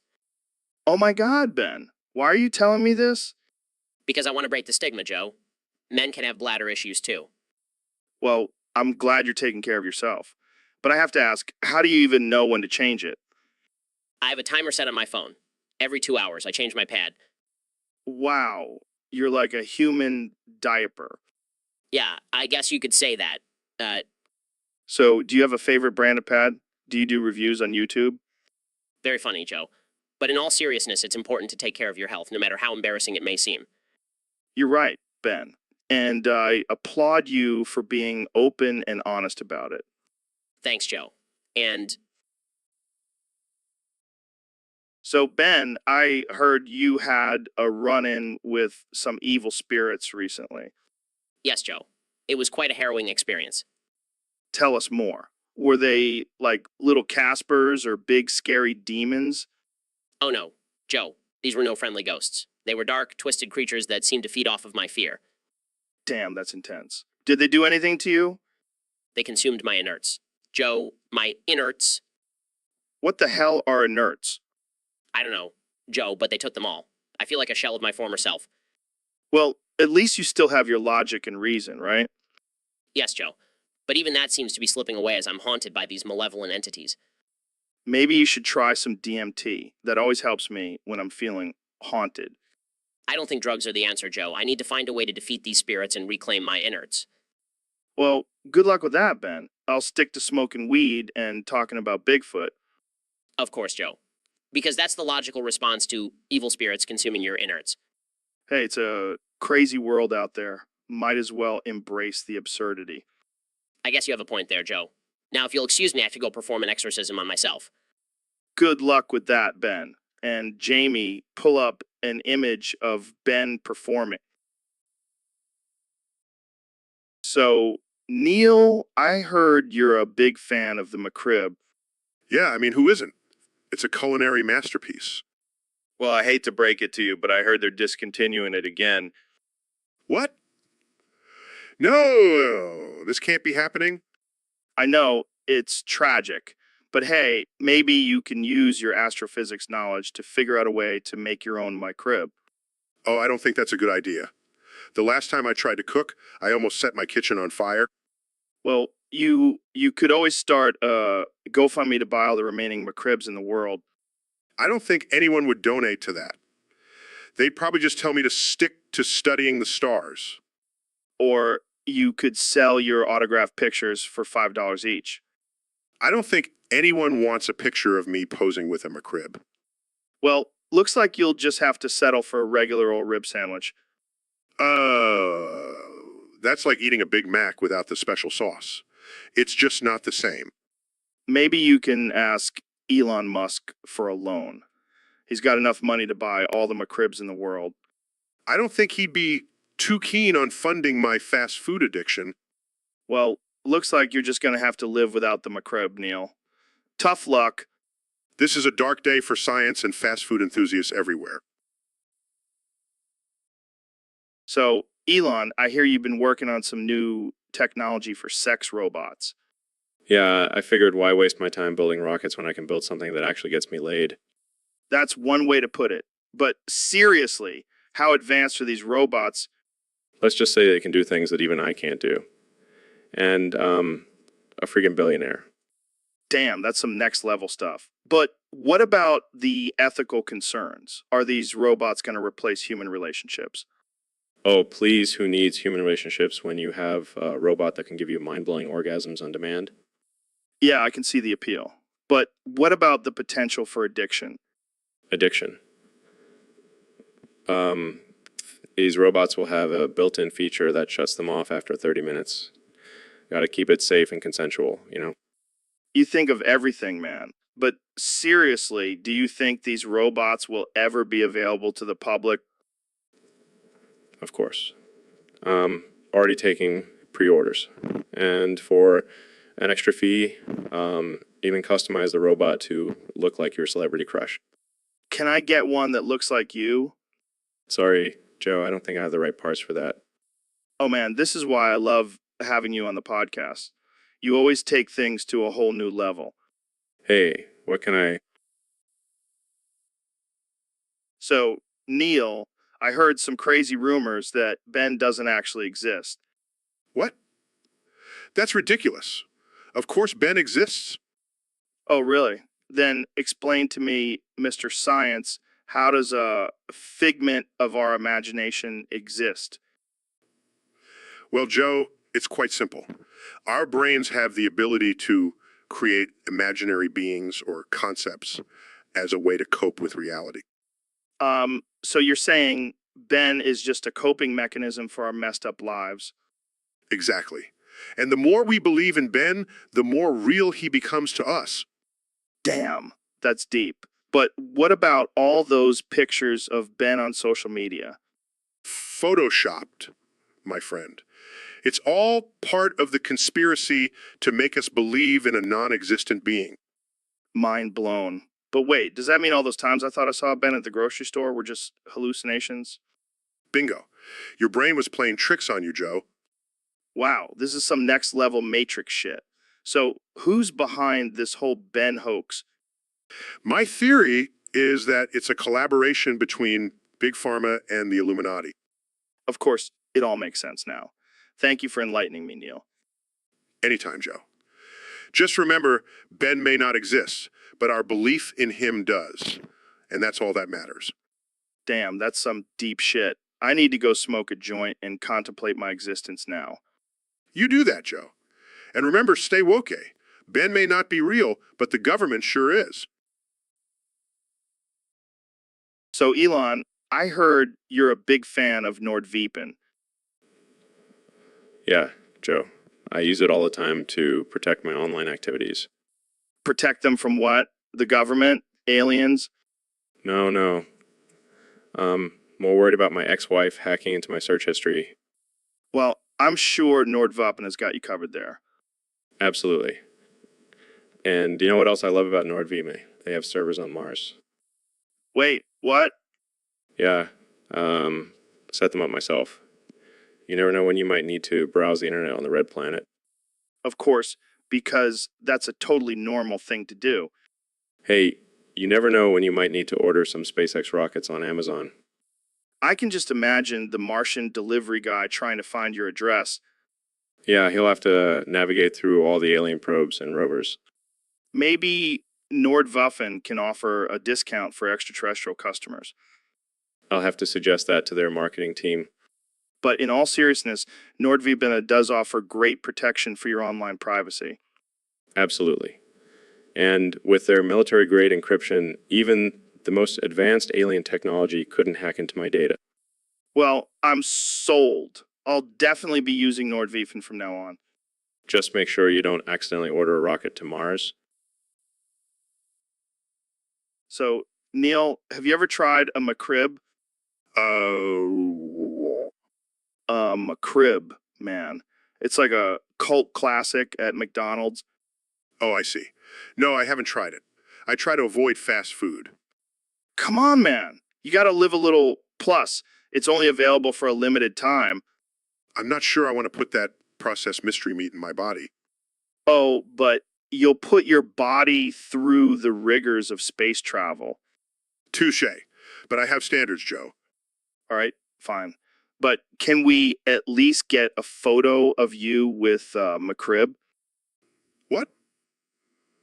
Why? for the Discord chat? They want to see you with a McRib. I highly doubt that. Trust me, man. They're a wild bunch. They'll Photoshop you into all sorts of ridiculous situations. I don't know if I like the sound of that. Come on, Neil. Don't be a buzzkill. Jamie, pull up an image of Neil with a McRib. Oh, dear God. See, you look like a natural. Now let's go get you a real one. I have a feeling I'm going to regret this. That's the spirit at... So, Elon, I heard you've been smoking a lot of cigarettes lately. Yeah, man, it's my new addiction. I can't get enough of those cancer sticks. But Elon, you're a genius. You know, those things can kill you, right? Oh, come on, Joe. I'm not afraid of a little thing like death. I'm too busy launching rockets and building electric cars. But what about your health? You got to take care of yourself, man. Don't worry, I have a plan. Gonna genetically engineer my lungs to be immune to the effects of smoking. That's insane, Elon. You can't just play God like that. Oh, please. I already have a flamethrower company. What's a little lung modification? I don't know, man. Seems pretty risky. Hey, I took a risk with PayPal and look how that turned out. Plus, I look cool with a cigarette in my mouth. Yeah, I gotta admit, you do look pretty badass. See, even Joe Rogan approves. Now pass me those Elon cigarettes. I need my fix. All right, but don't say I didn't warn you. Don't worry, I'll just smoke them on Mars where there's no FDA telling me what to do. So, Ben, have you heard about the latest news with Elon Musk? No, what happened? Did he finally admit that the Earth is flat? No, even better. His rocket slipped on a banana peel and crashed into him, killing him. You're kidding, right? That's absurd. No, it's all over the news. Apparently, he was trying to prove that he could eat a banana in zero gravity. Well, I guess he got a little too cocky. But let's be real, he was always a little bananas. That's a good one, Ben. But seriously, what a way to go. Death by banana, It's like something out of a cartoon. I can just imagine the Acme logo on the rocket. and the Roadrunner running by saying meep meep as it crashes. Okay, now we're getting a little too dark. Hey, it's not our fault. Elon had a peeling for danger. Oh, man, we're gonna hell for this. But seriously, rest in peace, Elon. You were a visionary, even if you couldn't handle a simple banana. And now we know why he never invested in the banana industry. It was his kryptonite.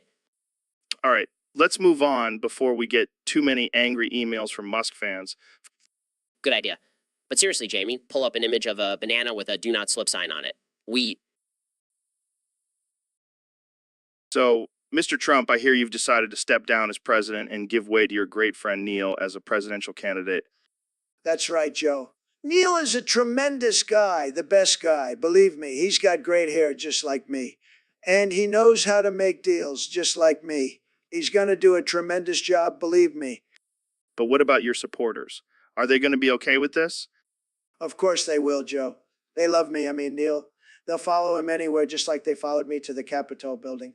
And let me tell you, that was a beautiful sight, just beautiful. I don't think that's something to be proud of, Mr. Trump. Hey, I never said I was proud of it, but it was a tremendous crowd, the biggest crowd ever, believe me. And Neil will have even bigger crowds, I guarantee it. But what about your policies? Will Neil continue with your agenda? Of course he will, Joe. We're like two peas in a pod, me and Neil. We both believe in building walls, grabbing women by the pussy, and making America great again. He's going to be a fantastic president, believe me. Well, I guess we'll just have to wait and see. Thanks for joining us, Mr. Trump. Anytime, Joe. And remember, it's not goodbye, it's see you later. I'll be back, believe me. And Neil will make sure America stays great, just like I did. So, Mr. President, I heard you had a little cough there. Yeah, but it's just a hoax, Joe. Fake news. Fake news. I saw you coughing up a lung on TV. No, that was just a little tickle in my throat. I'm the healthiest president in history. Right, right. So, what do you think caused this tickling? Well, I have a theory. It's the Democrats. They're trying to poison me with their liberal germs. Yes. The infamous liberal germs. Very dangerous. You laugh, Joe. But I'm telling you, they're out to get me. Well, maybe it's karma for all the lies you've told. Lies? I never lie. I just have alternative facts. Right, right. And I'm actually a unicorn. You know, Joe, this cough could be a sign of something more serious. Oh no. Are you okay? I think I might have caught a case of fake virus. It's going around, you know. Fake virus? Is that like fake news? Exactly. It's just a ploy by the Democrats to ruin my presidency. So, Elon, I've been noticing something lately. What's that, Joe? The topics for our podcast aren't popping up as frequently as they used to. Oh no, that's terrible. What are we going to do? I don't know, man. I'm feeling pretty sad about it. Well, we could always just talk about my new Tesla truck again. Oh, great. Another hour of you rambling about your fancy cars. Hey, at least my cars are more interesting than your sad little topics. My topics are not sad. They're just not as popular as your stupid inventions. Oh, come on, Joe. Let's not be so sensitive. It's just a podcast. Easy for you to say you're a billionaire. I'm just a washed-up comedian. Well, maybe if you had a Tesla, you wouldn't be so sad. Oh, shut up. I'm not buying one of your overpriced cars. Fine. Then let's just talk about something else. How about space travel? Oh, great. Another topic that only you and your billionaire buddies care about. You know what, Joe? Maybe we should just end this podcast right now. Fine by me. I'll go cry in a corner while you go count your money. So, Ben, what's been on your mind lately? Well, Joe, I've been thinking a lot about how people need to shut their mouths and listen to facts. Oh, yeah. And who exactly needs to shut their mouths? Everyone, Joe. Especially you with your bald-ass bitch mouth. My bald-ass bitch mouth. That's a new one, Ben. I'm serious, Joe. You're always spewing nonsense, and it's time for you to shut it. Oh, I'm sorry, Ben. I didn't realize I needed your permission to speak. It's not about permission, Joe. It's about facts and logic. Oh, yeah, because you're the king of facts and logic, Ben. Damn right I am. And I demand that you shut your bald-ass bitch mouth and listen to me. All right. I'll try to control my bald-ass bitch mouth for you, Ben. Good. Because I'm tired of your liberal nonsense and I won't stand for it. Oh, so now I'm a liberal. I thought I was just a bald-ass bitch. You just don't get it, Joe. No, I don't think I ever will, Ben. But hey, at least my bald-ass bitch mouth keeps things interesting. I suppose you have a point there, Joe. That's right, Ben. So, today we have a special guest on the podcast, the one and only Elon Schmusks. It's actually Musk, but I like your version better. Schmusks sounds like a sneeze. Yeah, I guess it does. So, Elon, what brings you here today? Well, I heard you were seeking some schmusks, and I happen to be the schmuskiest of them all. I'm not sure if that's a compliment or an insult. Take it however you want, man. Just here to talk about my latest invention, a rocket powered by my own farts. Wait, what? Yeah, I call it the Flatulence Falcon. It's going to revolutionize space travel. That's something. So how does it work exactly? Well, I eat a lot of beans and then I fart into a special chamber, which then propels the rocket into outer space. It's simple, really.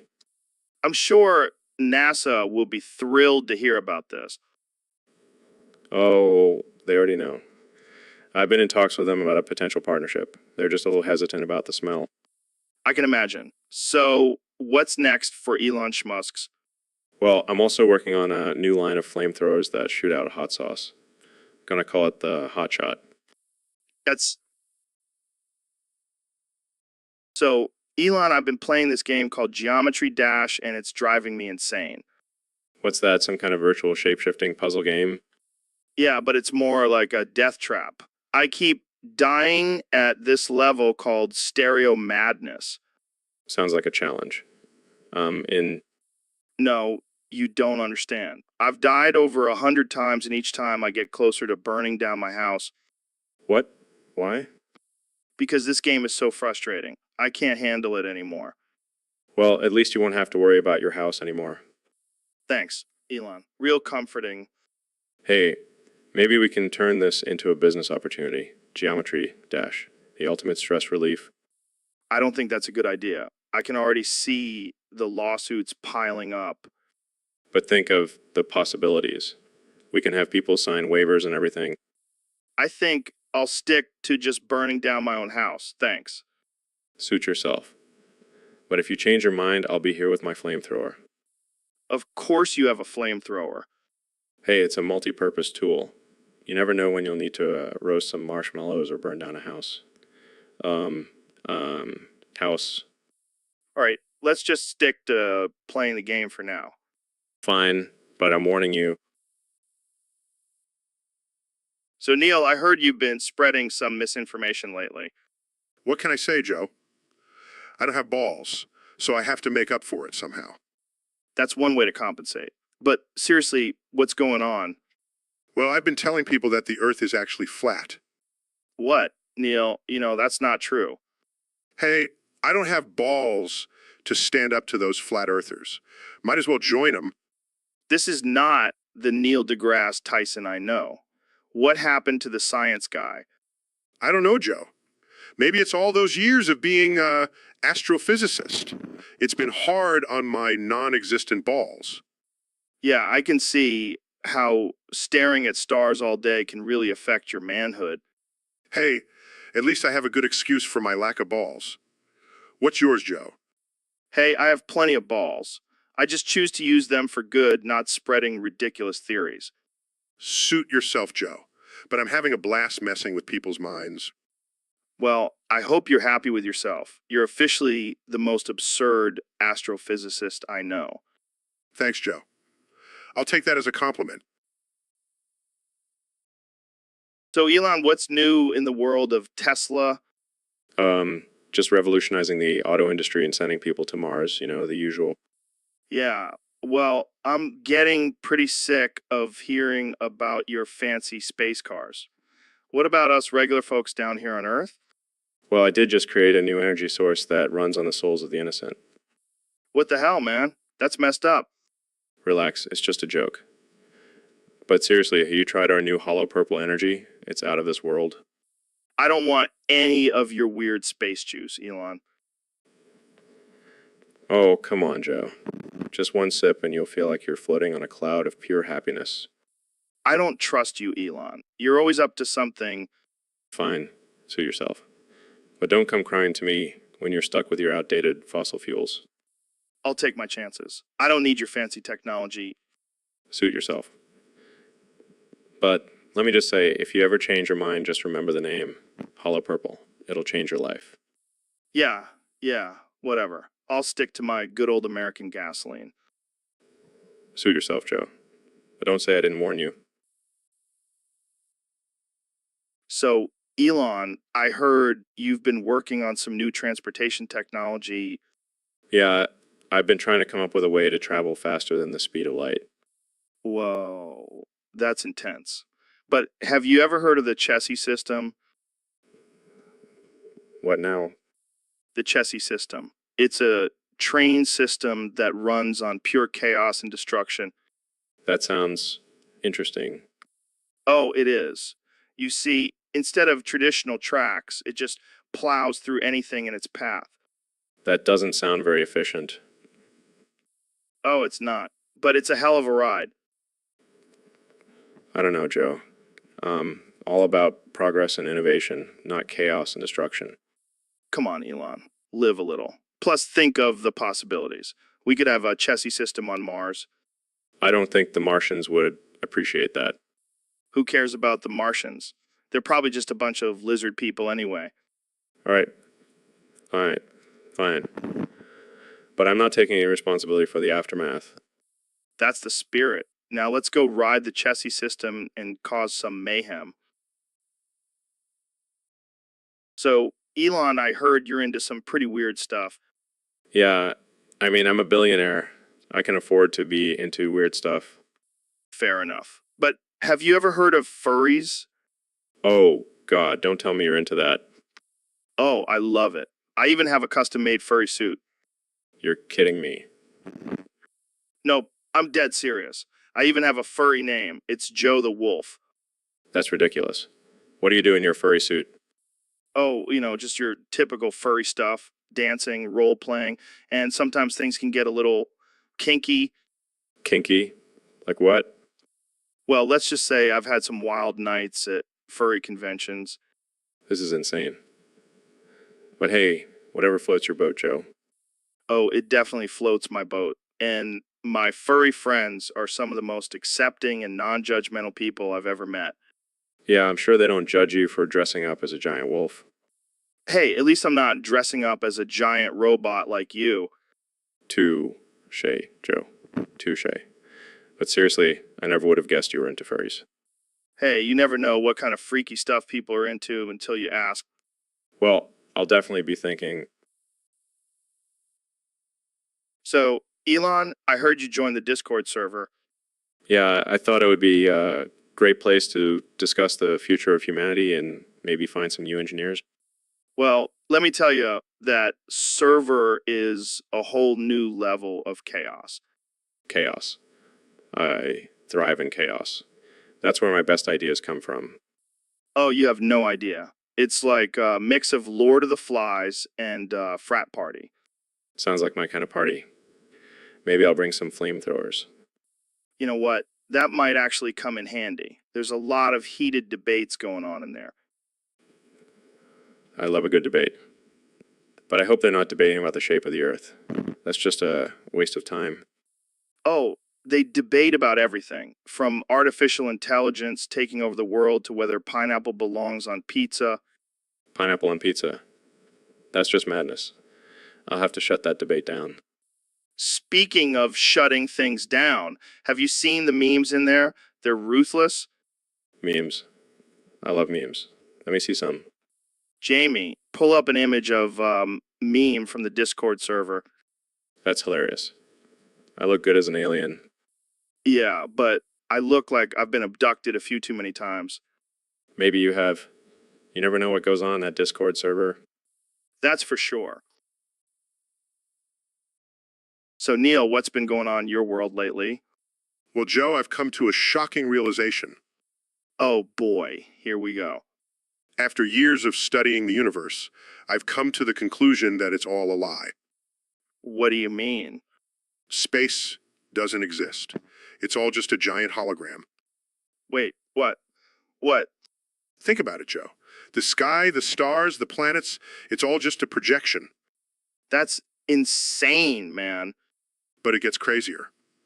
I believe there are only 7 people living on Earth. 7? That's it? Yes, and I have a list of them right here. Let me guess, you're one of them. Of course I am.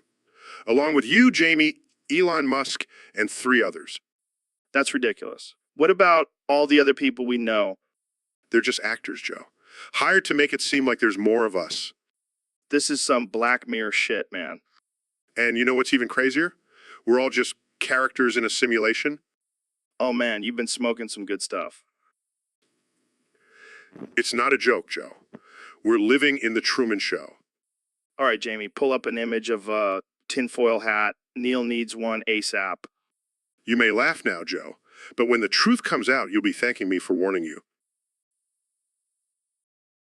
So, Elon, have you heard about my new side hustle? No, what is it? Another podcast? No, even better. I started an OnlyFans account. You're joking, right? No, dead serious. I figured if people are already paying to listen to me talk, they might as well pay to see me naked. I don't know if that's a good idea, Joe. Oh, come on, Elon. I know you have some weird fetishes. You can be my first subscriber. I'll pass. I prefer my women to have a pulse. Hey, don't knock it till you try it. Plus, I heard Grimes has an OnlyFans too. I highly doubt that. Oh, it's true. She's got a whole series on how to make your own Tesla at home using just a toaster and a hamster wheel. Okay, now I'm intrigued. See, I knew you'd come around. So, what do you say? Want to see some exclusive content? Only if you promise to wear your gorilla suit. Deal. And even throw in a free DMT trip for all my subscribers. No, that's a bargain. So, Elon, I heard you have some interesting theories about the One Piece. Yeah, Joe. Been studying it for years. It's real, I tell you. Really? I thought it was just some anime thing. Oh no, my friend. It's a real treasure, hidden somewhere in the world. And do you think, where it is? I have my theories, but I can't reveal too much or else the government will come after me. The government? What do they have to do with the One Piece? They're trying to keep it hidden, Joe. They don't want anyone to find it and gain ultimate power. Ultimate power. What does the One Piece even do? It's said to grant the person who finds it unlimited wealth, knowledge, and the ability to control the world. Wow. That sounds like a conspiracy theory. Oh, it's no theory, Joe. It's real. And I'm going to find it. All right. Well, I'll be rooting for you, Elon. But just remember, with great power comes great responsibility. Oh, I'll be responsible, Joe. Use my newfound power to create a colony on Mars and rule over it like a king. All right. Well, I think we've gone off the deep end here. Thanks for joining me, Elon. Anytime, Joe. And remember, the One Piece is real. Don't let anyone tell you otherwise. So, Mr. Beast, have you heard about this new game called Souls RNG? It's a gambling game where you can roll for rare auras. I just used a heavenly eye potion and got a permafrost aura. That's awesome. How much did you spend on it? Oh, just a few $1,000s. But it's worth it for that sweet, sweet permafrost. Wait, you spent thousands of dollars on a virtual aura? Yeah, and it's totally worth it. I mean, have you seen how cool it looks? Plus, I can flex on all the other players. But what if you get addicted to gambling? Fuff, I'm not addicted. I can stop whenever I want. Wallahi? What does that even mean? It's like a swear, but for Muslims. Anyway, I'm not worried about addiction. I mean, it's just a game. Yeah, until you start selling your kidney for a chance to roll for rare auras. Hey, don't give me any ideas. But seriously, this is the future of gaming. Forget loot boxes. It's all about RNG now. Well, I'll stick to my real life treasure hunts, thank you very much. Suit yourself, but when I'm rolling in my virtual permafrost, I'll be saying, Wallahi, I'm finished. So, Mr. Beast, what's been going on in your world lately? Oh, just giving away millions of dollars to strangers and breaking world records. That's insane. But let's talk about something more important. What's your take on this whole A.G. Shabil situation? Oh man, that guy is a total nut job. Did you see his latest video? He was eating raw eggs while swimming in a pool of hot sauce. That's just disturbing. But I heard he's also been getting into some legal trouble. Yeah, apparently he got arrested for trying to steal a llama from the zoo. Can you imagine?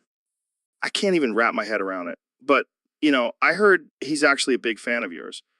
Really? That's surprising. I mean, I'm all for pushing boundaries, but that guy takes it to a whole new level. Yeah, he's definitely on a different wavelength. But let's be real. He's probably just doing all this crazy stuff for views and attention. Absolutely. I mean, I'll do some wild stunts for my videos, but I draw the line at breaking the law and endangering animals.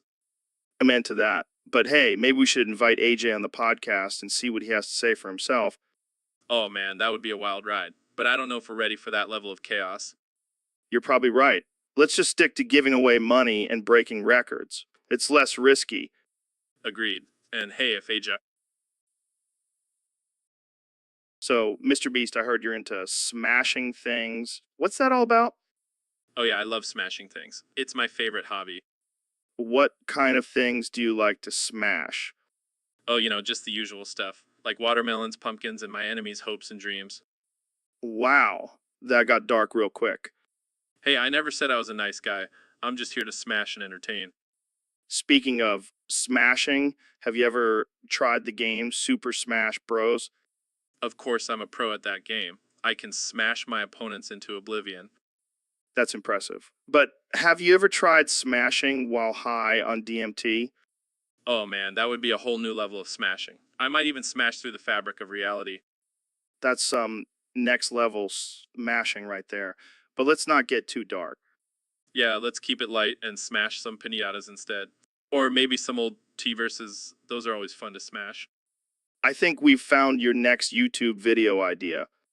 Oh yeah, my fans love watching me smash things. It's like therapy for them. Well, I think we've covered all things smashing. Thanks for coming on the show, Mr. Beast. Anytime, Joe. Keep on smashing, my friend. So, Mr. President, I heard you have a new business venture in the works. That's right, Joe. I'm launching a subscription service called Only Trump. Only Trump. What does that entail? Well, it's a collection of exclusive photos of yours truly. People can subscribe and get access to never before seen pictures of me. Wow, that sounds interesting. It's gonna be huge, Joe. Believe me. People are gonna love it. I can already imagine the photos. You posing with a stack of burgers or maybe a pile of money. Oh, you know me too well, Joe. But it's not just that. I'll be doing some tasteful nudes too. Tasteful nudes of you. I'm not sure if the world is ready for that. Trust me, Joe. My body is a work of art. People will pay big bucks to see it. I'm sure they will. But what about the people who can't afford the subscription? Well, they can just keep staring at my Twitter profile picture. It's basically the same thing.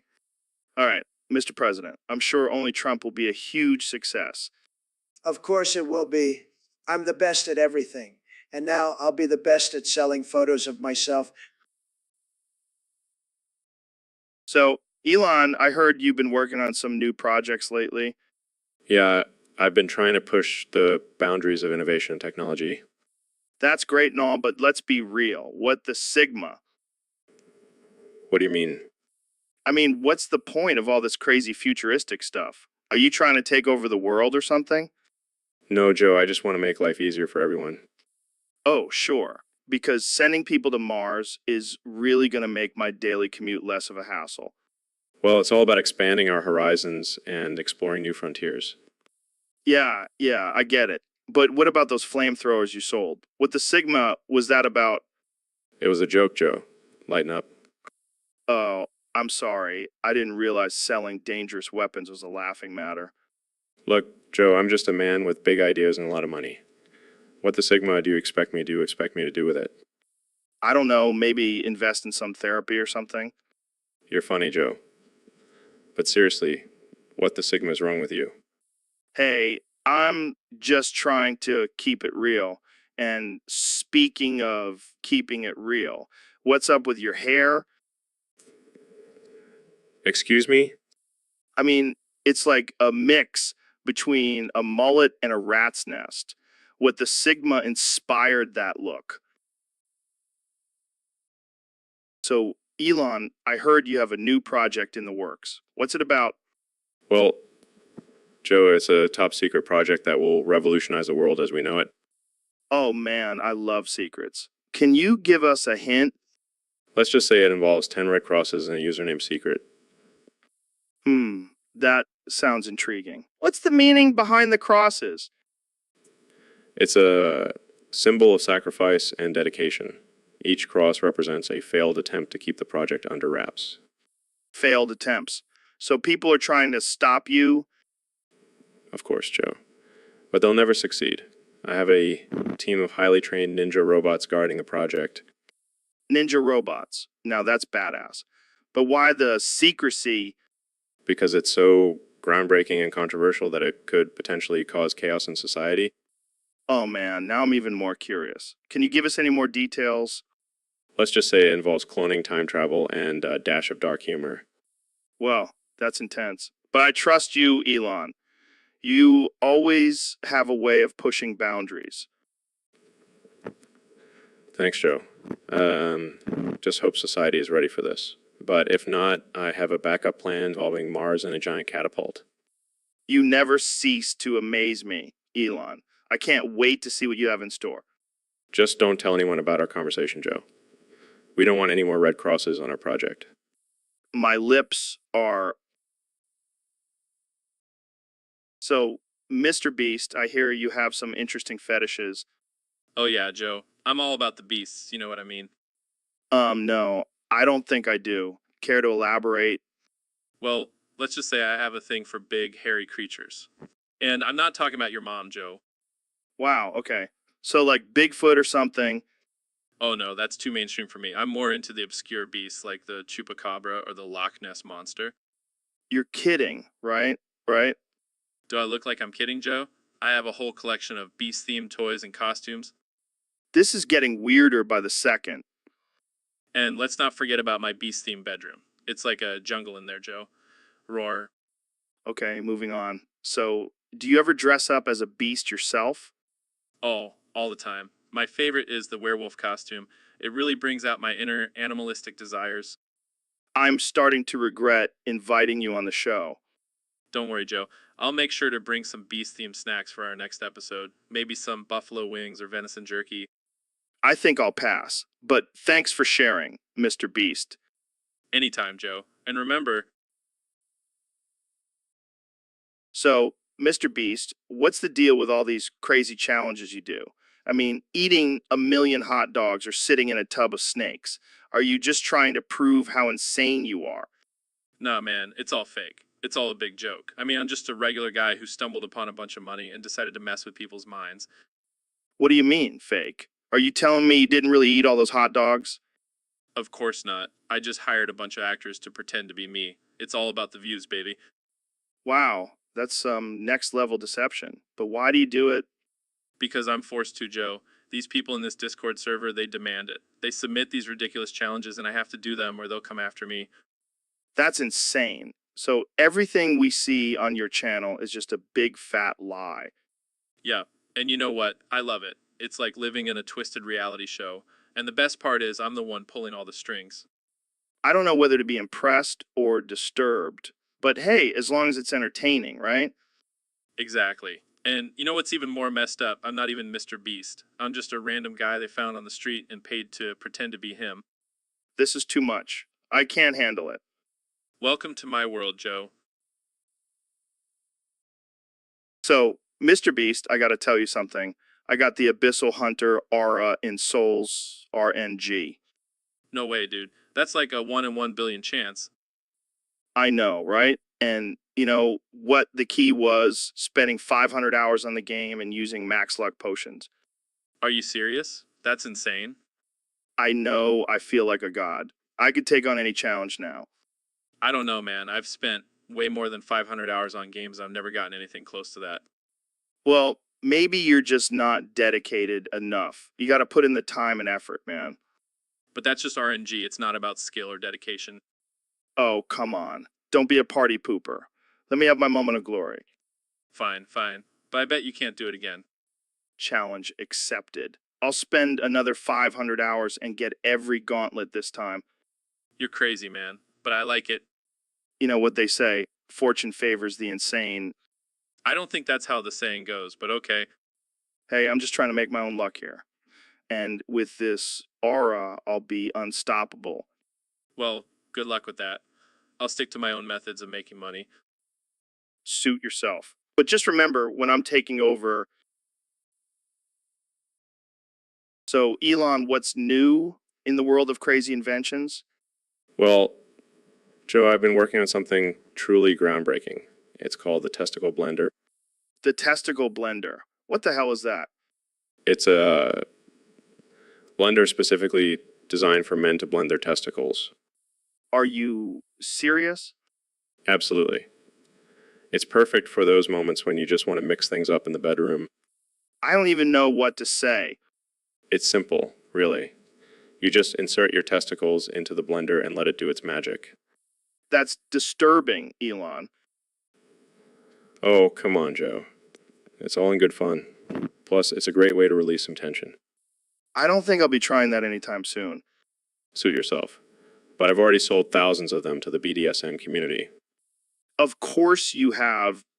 And working on a new feature that will allow you to customize the speed and intensity of the blending.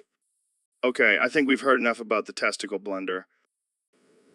Oh, Joe. You're just not ready for the future of sexual pleasure. This is definitely one invention I won't be investing in. More for me, then. So, Mr. Beast, I heard you went on a trip to Ohio recently. Yeah, I did. And let me tell you, I saw something that changed my life forever. Oh yeah, what was it? What was it? It was a Roblox guy, man. And let me tell you, I got hooked. Wait, you got hooked on Roblox? No. I got hooked on Roblox gambling. Gambling on Roblox? That's a thing. Oh yeah, it's a whole underground scene. I was betting on virtual pets and skins like it was nobody's business. That's insane. Did you win big? Oh, I won big, alright? But then I got rizzed. Rizzed? Yeah, it's when you get your virtual pets and skins taken away because you violated some Roblox rule. It was a dark time, Joe. Wow, I had no idea. That's some serious addiction. Tell me about it. I had to go to Roblox anonymous meetings just to get over it. Well, at least you're clean now. Oh, I'm clean. But I can't promise I won't relapse if I see another tempting Roblox guy. It's a dangerous world out there, Joe. So, Elon, I heard you're not a big fan of Discord. That's an understatement, Joe. I hate that platform with the intensity of 1,000 burning suns. Whoa, that's pretty intense. What's your beef with Discord? Well, first of all, it's a breeding ground for trolls and keyboard warriors. And don't even get me started on the furries. Furries. What's wrong with furries? They're just a bunch of grown adults dressing up in animal costumes. It's like a weird fetish convention. I see your point. But what about the community aspect of Discord? You can connect with people who share your interests. Yeah, but the only interests I see on there are anime, gaming, and conspiracy theories. It's like a cesspool of nerds and weirdos. Hey, I'm into some of that stuff. Yeah, but you're a cool nerd, Joe. These Discord folks are on a whole other level. Fair enough. But what about the voice chat feature? You can have real-time conversations with people from all over the world. Yeah, until some 12-year-old starts screaming into their mic or playing ear-piercing music. No thanks. Okay, I can see why you hate Discord. But don't you think it's a bit harsh to hate an entire platform? Hey, I'm a billionaire genius. I can afford to be harsh. Plus, I have a secret plan to take down Discord and create my own platform for intellectuals and entrepreneurs. Wow, that's quite the... So we have Mr. Beast on the podcast today. Welcome. Thanks for having me, Joe. I'm excited to be here. So, Mr. Beast, you have quite the following on YouTube. How did you get started? Well, it all started with my love for absurd and offensive humor. I just couldn't resist making ridiculous and dark content. And you definitely succeeded in that. Your videos are wild. But let's talk about your recent video where you ate a whole jar of pickles in under a minute. How did that come about? Oh man, I just love pickles. They're so zesty and tangy. I couldn't resist the challenge. I have to ask, how did your body handle that much pickle juice? Let's just say I had to take a few trips to the bathroom afterwards, but it was totally worth it. And what about the time you gave away $1 million to random strangers? Oh, that was just me being my generous self. Plus, it makes for great content. I mean, who doesn't want to see people's reactions when they receive a huge sum of money? Speaking of money, how much do you make from your videos? Let's just say I'm not struggling to pay the bills. but I do like to give back and help those in need. It's important to use your platform for good. That's very admirable. But let's get back to your humor. Some people find it offensive and outrageous. What do you say to those critics? I say, if you can't handle a little absurd, So, Mr. Beast, I heard you recently got an impeached aura in Soul's RNG. That's pretty rare. yeah, it's a 1 in 200 million chance. But that's nothing compared to my next one. What? What could be rarer than that? An Archangel Aura, my friend. 1 in 250 million chance. Oh, wow. Congratulations. I'm sure that beats my Abyssal Hunter aura that I got from 1 in a billion chance. Oh, it definitely does. And you know what's even better? I didn't even use any potions to get it. No way. That's insane. Yeah, it was all just a coincidence. I guess I'm just lucky like that. Or maybe you made a deal with the devil. Hey, whatever works, right? I guess so. But seriously, that's some insane luck. I'm jealous. You should be. Maybe you should try your luck again. Who knows? Maybe you'll get something even better than my Archangel Aura. Nah, I think I'll stick to my Abyssal Hunter aura for now. I don't want to push my luck. Suit yourself, Joe. But just remember, I've got the rarest auras in the game. So, Mr. Beast, I heard you have a new challenge for your fans. Yeah, man. It's gonna be epic. Whoever sells the most snake oil wins a premium gamer apartment. Snake oil? Like the stuff from the 1800s that was supposed to cure everything? Exactly. But with a modern twist, we're gonna market it as a gaming performance enhancer. That's ridiculous. But I like it. And the best part, we're gonna make the contestants dress up as old-timey snake oil salesmen.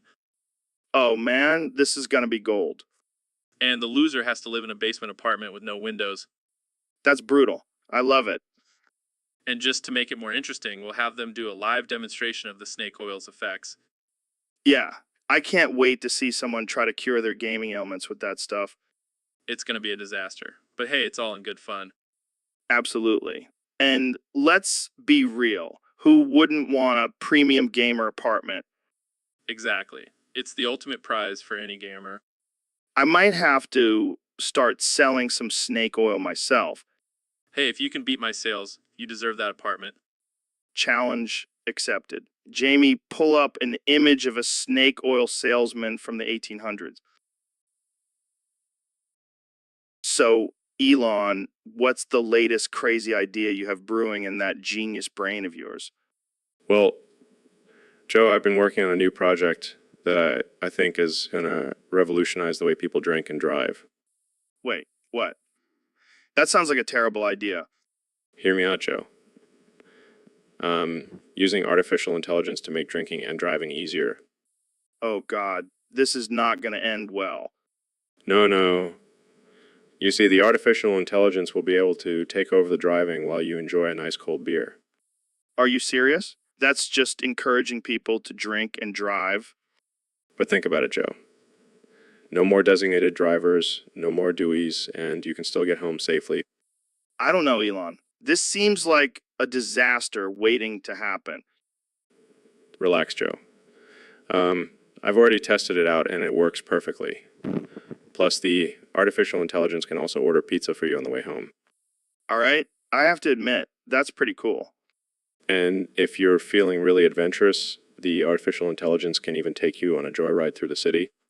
Okay, now you're just trying to get people killed. Hey, it's all about convenience, Joe. And with the money we save on Uber, we can invest in more rocket ships. Well, I can't argue with that logic, but I still think this is a terrible idea.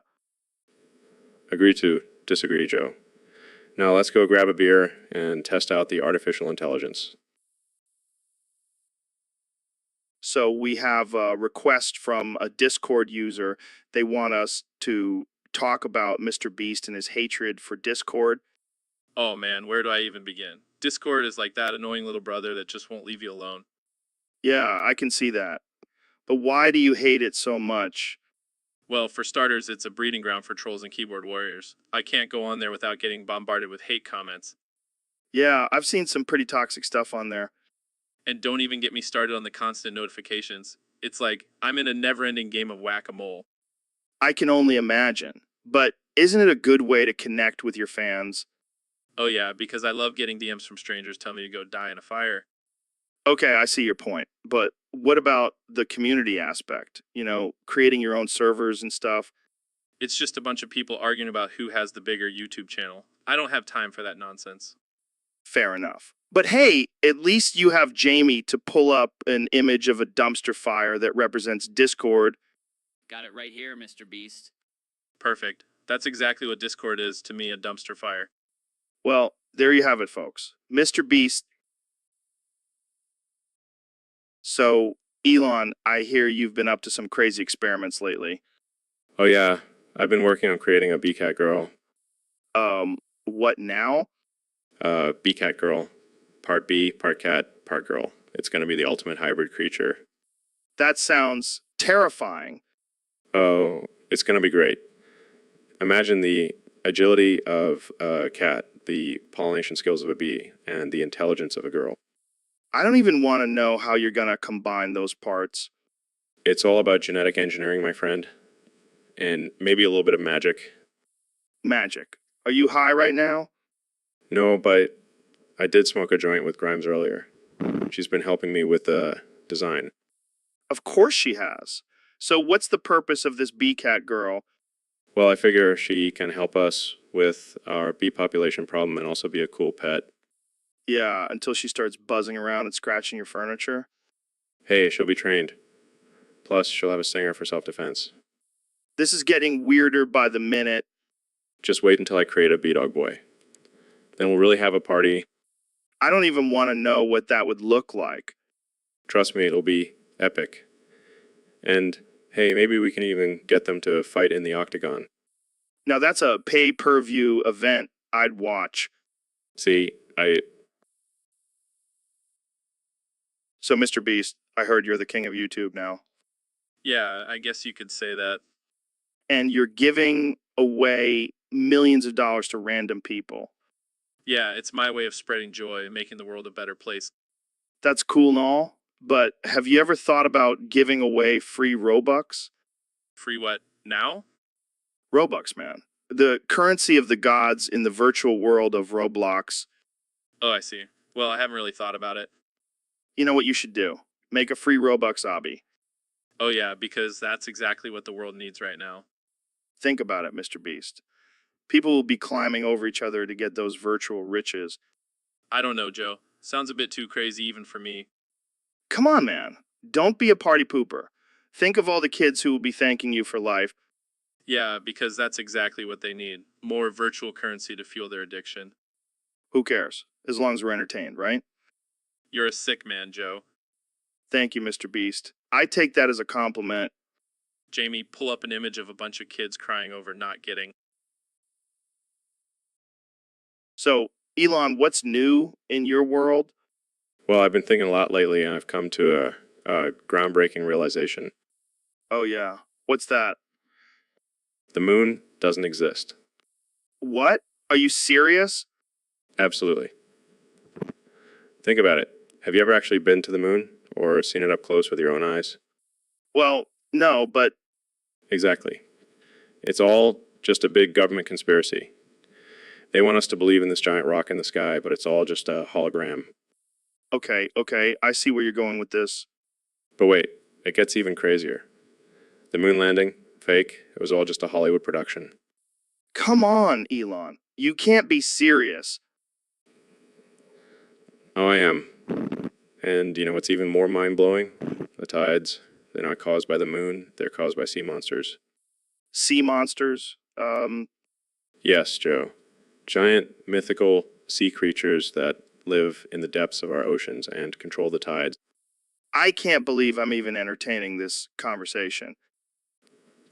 Oh, and one more thing. Werewolves, they're not real. The full moon just triggers a mass hallucination.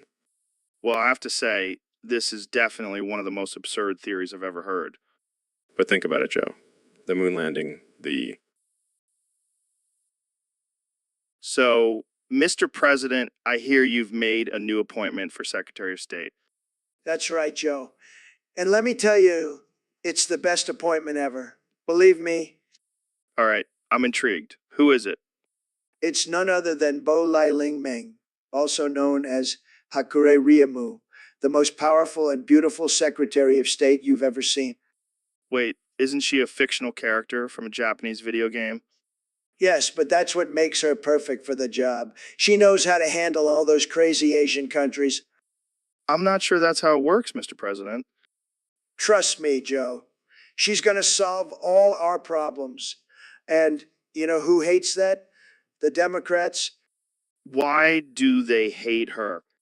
Because she's so good at her job, it makes them look bad. And let me tell you, she's got a great relationship with the Russians. I don't think that's something to brag about, Mr. President. Oh, Joe, you just don't understand. She's going to make America great again, and she's going to do it with her magical powers. Magical powers? Yeah, she can fly, shoot lasers, and even summon spirits. It's going to be huge. I don't know if that's gonna fly with the American people. Oh, they'll love it. And if they don't, they're just a bunch of haters. Believe me, Joe. Well, I guess we'll see how this plays out. So, Elon, I hear you're working on a new invention that turns shit into gold. Yeah, it's called the Shit to Gold Converter 3000. It's going to revolutionize the way we think about waste. That's amazing. But let's be real. Who wouldn't want to turn their shit into gold? I mean, come on. Exactly. And not only does it turn your shit into gold, but it also doubles as a bidet. Now, that's some fancy shit right there. And it's not just for personal use, Joe. We're also looking into using it to turn all the shit in landfills into gold. Well, that's some next level shit. But what about the smell? We've got that covered too. We're working on a scent converter that turns the smell of shit into your favorite cologne. Damn, you really thought of everything. But I gotta ask, what inspired you to create this? Well, I was sitting on the toilet one day and I thought, why waste this shit when I could be making money off of it? That's some shit logic right there. You could say it's a shitty idea, but hey, it's gonna make us rich. Well, I can't wait to see the shit show that unfolds when this hits the market. It's gonna be a shitstorm for sure. All right. Well, Jamie, pull up an image of a golden toilet. So, Elon, I heard you've been learning Dutch lately. Yeah, I thought it would be a fun challenge. Well, let's hear it. Say something in Dutch. Okay, here goes. Ik ben Elon Musk en ik spreek Netherlands. That's not Dutch. That's Flemish. What? No, I'm pretty sure that's Dutch. Trust me, I've been to the Netherlands. That's definitely Flemish. Well, what's the difference? Oh, I don't know. Maybe the fact that Flemish is spoken in Belgium and Dutch is spoken in the Netherlands. Oh, I see. Well, let me try again. Elon Musk and ik spreek Vlaams. Close enough. But why are you learning Dutch anyway? I want to be able to communicate with my Dutch fans. Plus, I heard it's a sexy language. Sexy. Have you heard yourself speak it? It sounds like you're choking on a waffle. Hey, at least I'm trying. How many languages do you speak, Joe? Enough to know that your attempt at Dutch is more offensive than a fart in a crowded elevator. Well, I'll just stick to English then. Probably for the best. I don't think the Dutch or Flemish people want to hear you butcher their language. Fine. I'll just stick to building rockets and cars then. Yeah, that's probably, So, Mr. Beast, welcome to the podcast. I'm excited to have you here. Thanks for having me, Joe. I'm a big fan of your show. So tell me, what's your secret to success? How do you manage to make so much money on YouTube? Well, Joe, it's all about the power of Lua. Lua, what the hell is that? It's a programming language, Joe. I use it to manipulate the YouTube algorithm and make my videos go viral. That's insane. But what about your crazy stunts and giveaways? How do you afford all of that? Oh, that's just a side effect of my Lua skills. I can hack into any bank account and transfer funds with just a few lines of code. That's some next level shit. But seriously, do you ever worry about the consequences of your actions? Nah, I've got a team of lawyers who know Lua too. We can get out of any legal trouble.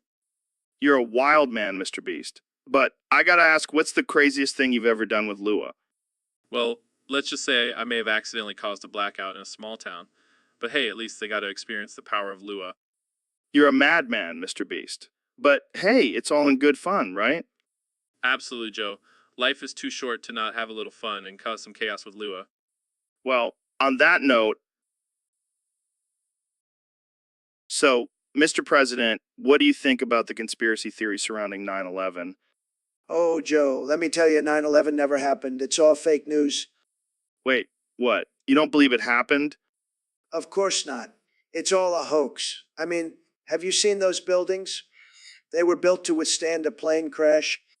But we have footage of the planes hitting the towers? Uh, my friend, okay, guy, and those people who supposedly died, crisis actors. That's a pretty bold claim, Mr. President. Believe me, Joe, I know a thing or two about fake news. I invented it.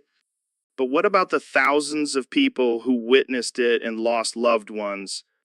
They're all in on it, Joe. It's a deep state conspiracy, and you know what? I bet Obama was behind it too. Okay, I think we've officially gone off the rails here. Oh, come on, Joe. Don't be a sheep. Wake up and smell the fake news. Well, I guess we'll just have to agree to disagree on this one. Fine, but just remember I'm always right. And 9/11 never happened. So, Elon, I heard you found a stable isotope of moscovium. What the hell is that? It's a rare element, Joe. And by rare, I mean rarer than a sober Lanza Lohan. Damn, that's pretty rare. So, what's the deal with this moscovium? Well, we're still researching it, but we're thinking it could be used to power our new line of Tesla cars. Can you imagine driving a car powered by moscovium? It's like driving a unicorn. That's some next level shit, man. But what about the safety concerns? I mean, we don't want people turning into mutants or something. Oh, don't worry about that. We'll just put a disclaimer on the car that says may cause superpowers. That'll cover our asses. Haha, I like your style. But seriously, what kind of research is being done on this moscovium? Well, we're looking into its potential as a clean energy source. And also, we're trying to see if we can make a weapon out of it, just in case. Of course, gotta be prepared for the zombie apocalypse. So when can we expect to see these moscovium powered cars on the market? Probably never. But hey, this will have a cool new element to add to the periodic table. Move over hydrogen.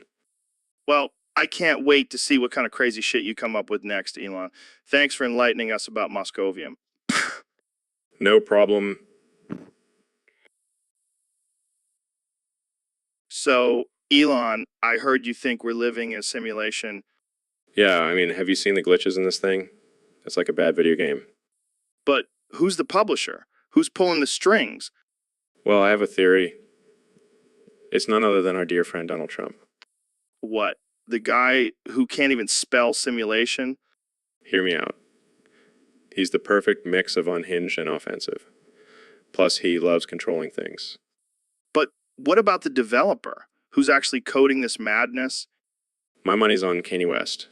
He's always been a fan of creating alternate realities. Wait, so you're saying we're all just pawns in some twisted game created by Trump and Kanye? Exactly. And the worst part, we can't even rage quit. Damn, that's dark. But hey, at least we have each other in this messed up simulation. Yeah, and we have weed. Lots and lots of weed. Cheers to that. Let's just hope the developers don't forget to add in some cheat codes.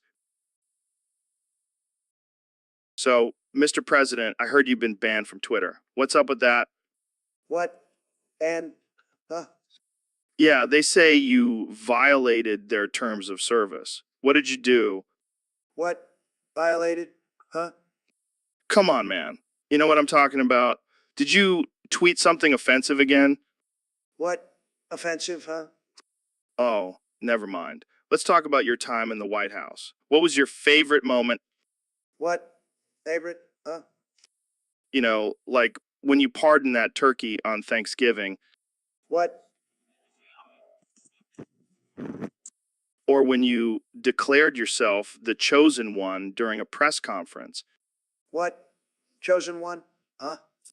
or when you suggested injecting bleach as a cure for COVID-19. What?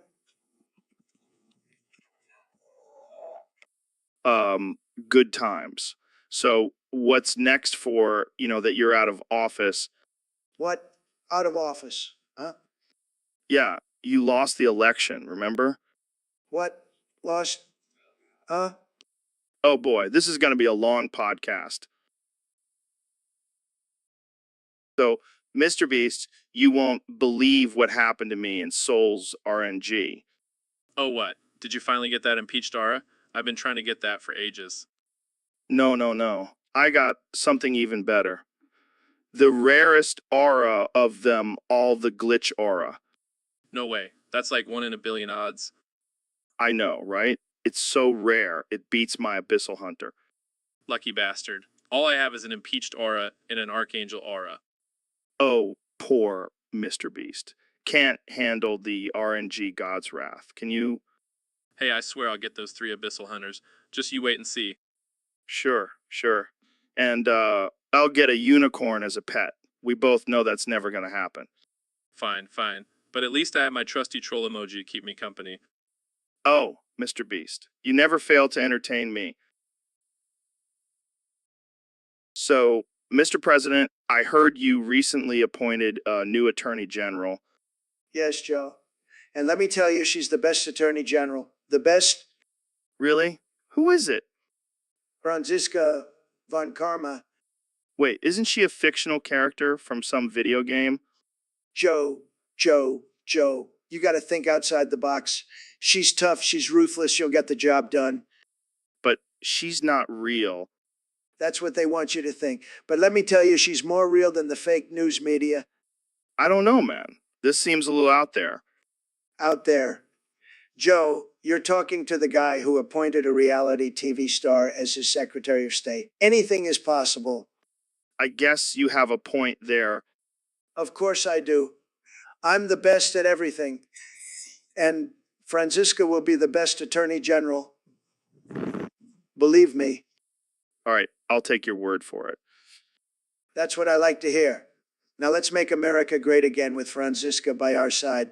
By our side. This is definitely going to be an interesting term. You bet it will be.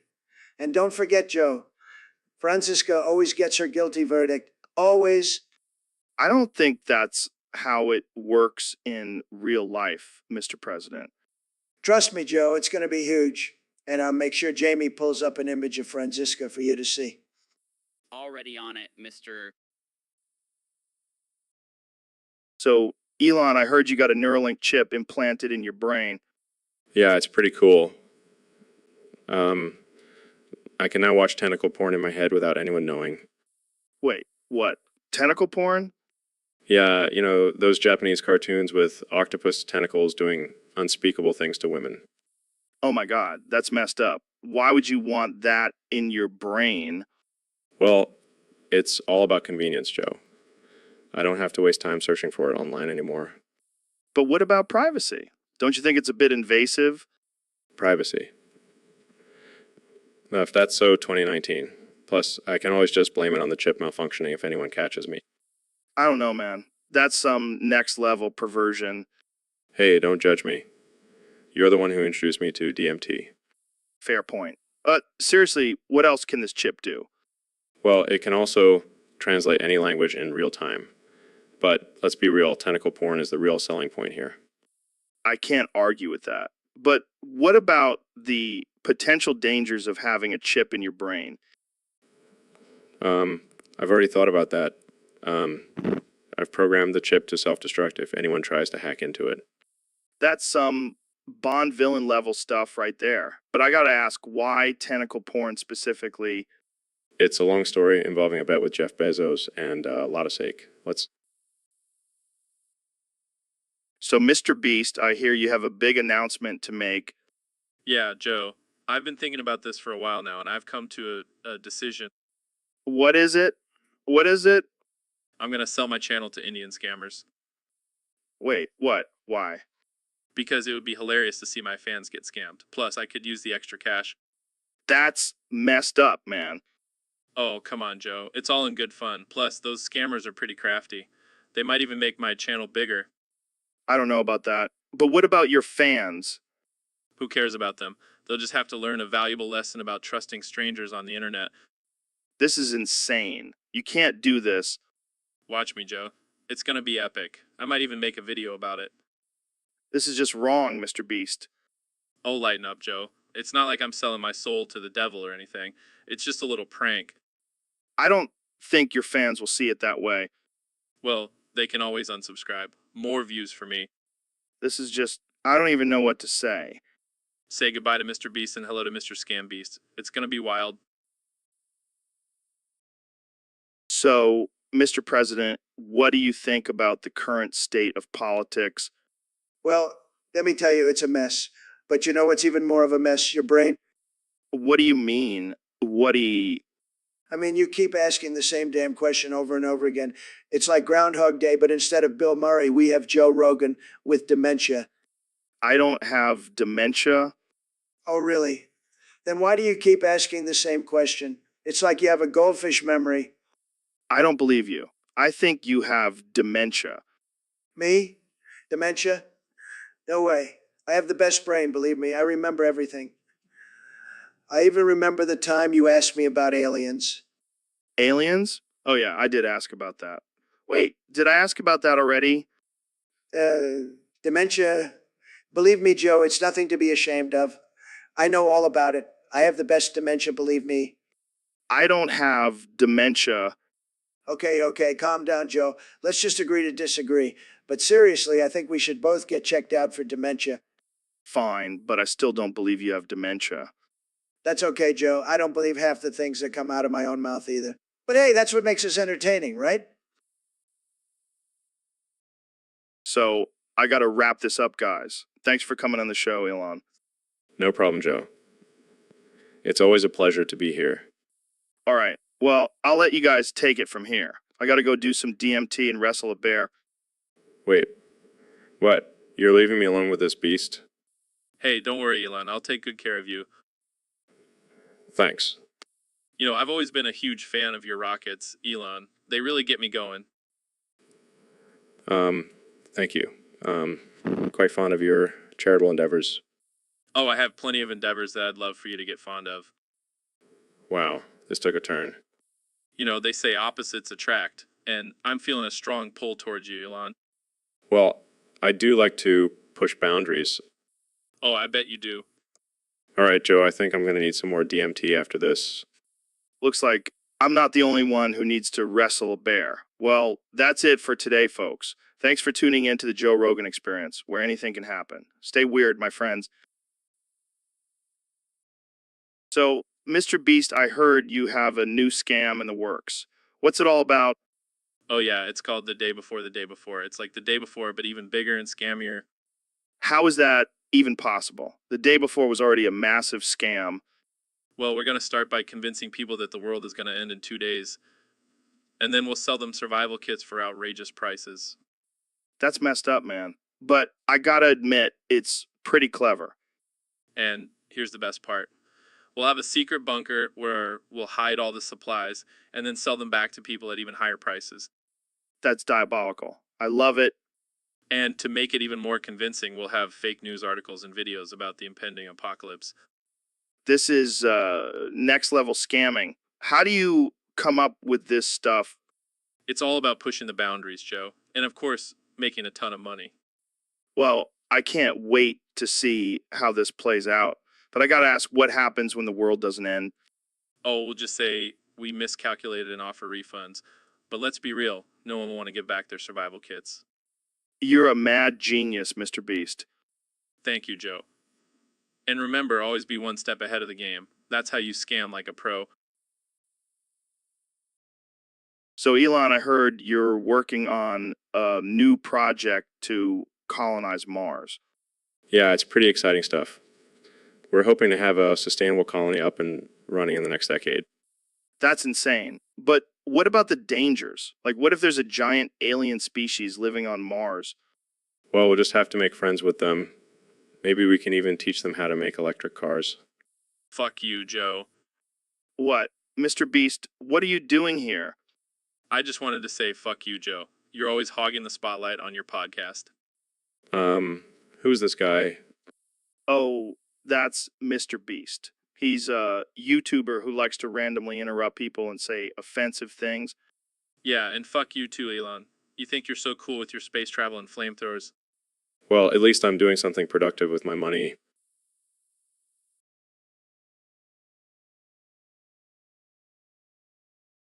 Yeah, well, I'm giving away thousands of dollars to random strangers. What have you done lately, Joe? Guys, let's just calm down and have a normal conversation, okay? Fine, but just know that I could buy and sell both of you with my pocket change.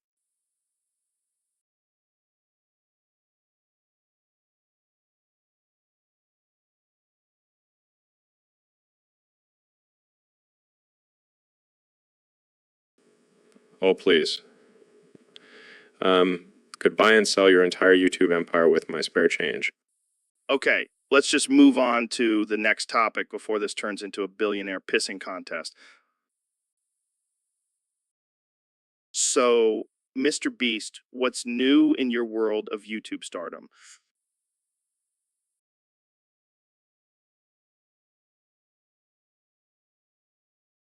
Well, Joe, I've been investing in some interesting ventures lately. Oh, yeah. Like what? Well, I've got equity into multiple India scam call centers. What? You're investing in scam call centers? Hey, it's a booming business, Joe, and I'm all about that hustle. That's messed up, man.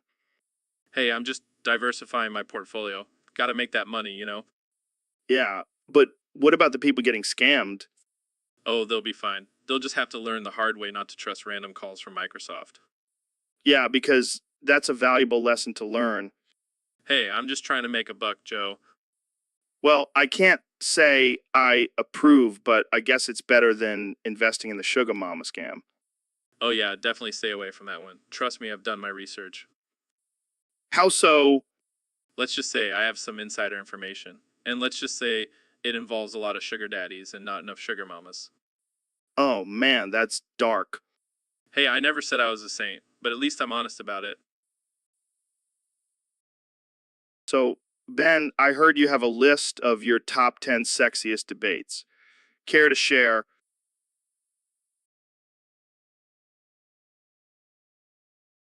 Well, Joe, as an intellectual, I've engaged in many stimulating debates that have left my opponents weak in the knees. Weak in the knees. Oh, yeah. Who's number one on your list? That would have to be my debate with Alexandria Ocasio-Cortez. She couldn't resist my logic and facts. I can see that. Who else made the cut? Well, I have to give credit to my debate with Bernie Sanders. He may be a socialist, but he knows how to work that podium. I bet he does. What about number three? That would have to be my debate with Elizabeth Warren. She may have claimed Native American heritage, but I showed her what a real warrior looks like. You're on fire today, Ben. Who else? I have to mention my debate with Bill Nye. He may be the science guy, but I showed him the real facts of life. I can only imagine. What about number five? That would have to be my debate with Ben Affleck. He may be a Hollywood heartthrob, but I showed him that brains are the real turn-on. I bet he was speechless. Who's next? Well, I have to give a shout-out to my debate with Neil deGrasse Tyson. He may be a genius astrophysicist, but I showed him that I'm the real star in the universe. Shut your bald head ass up, Joe. Ben, you...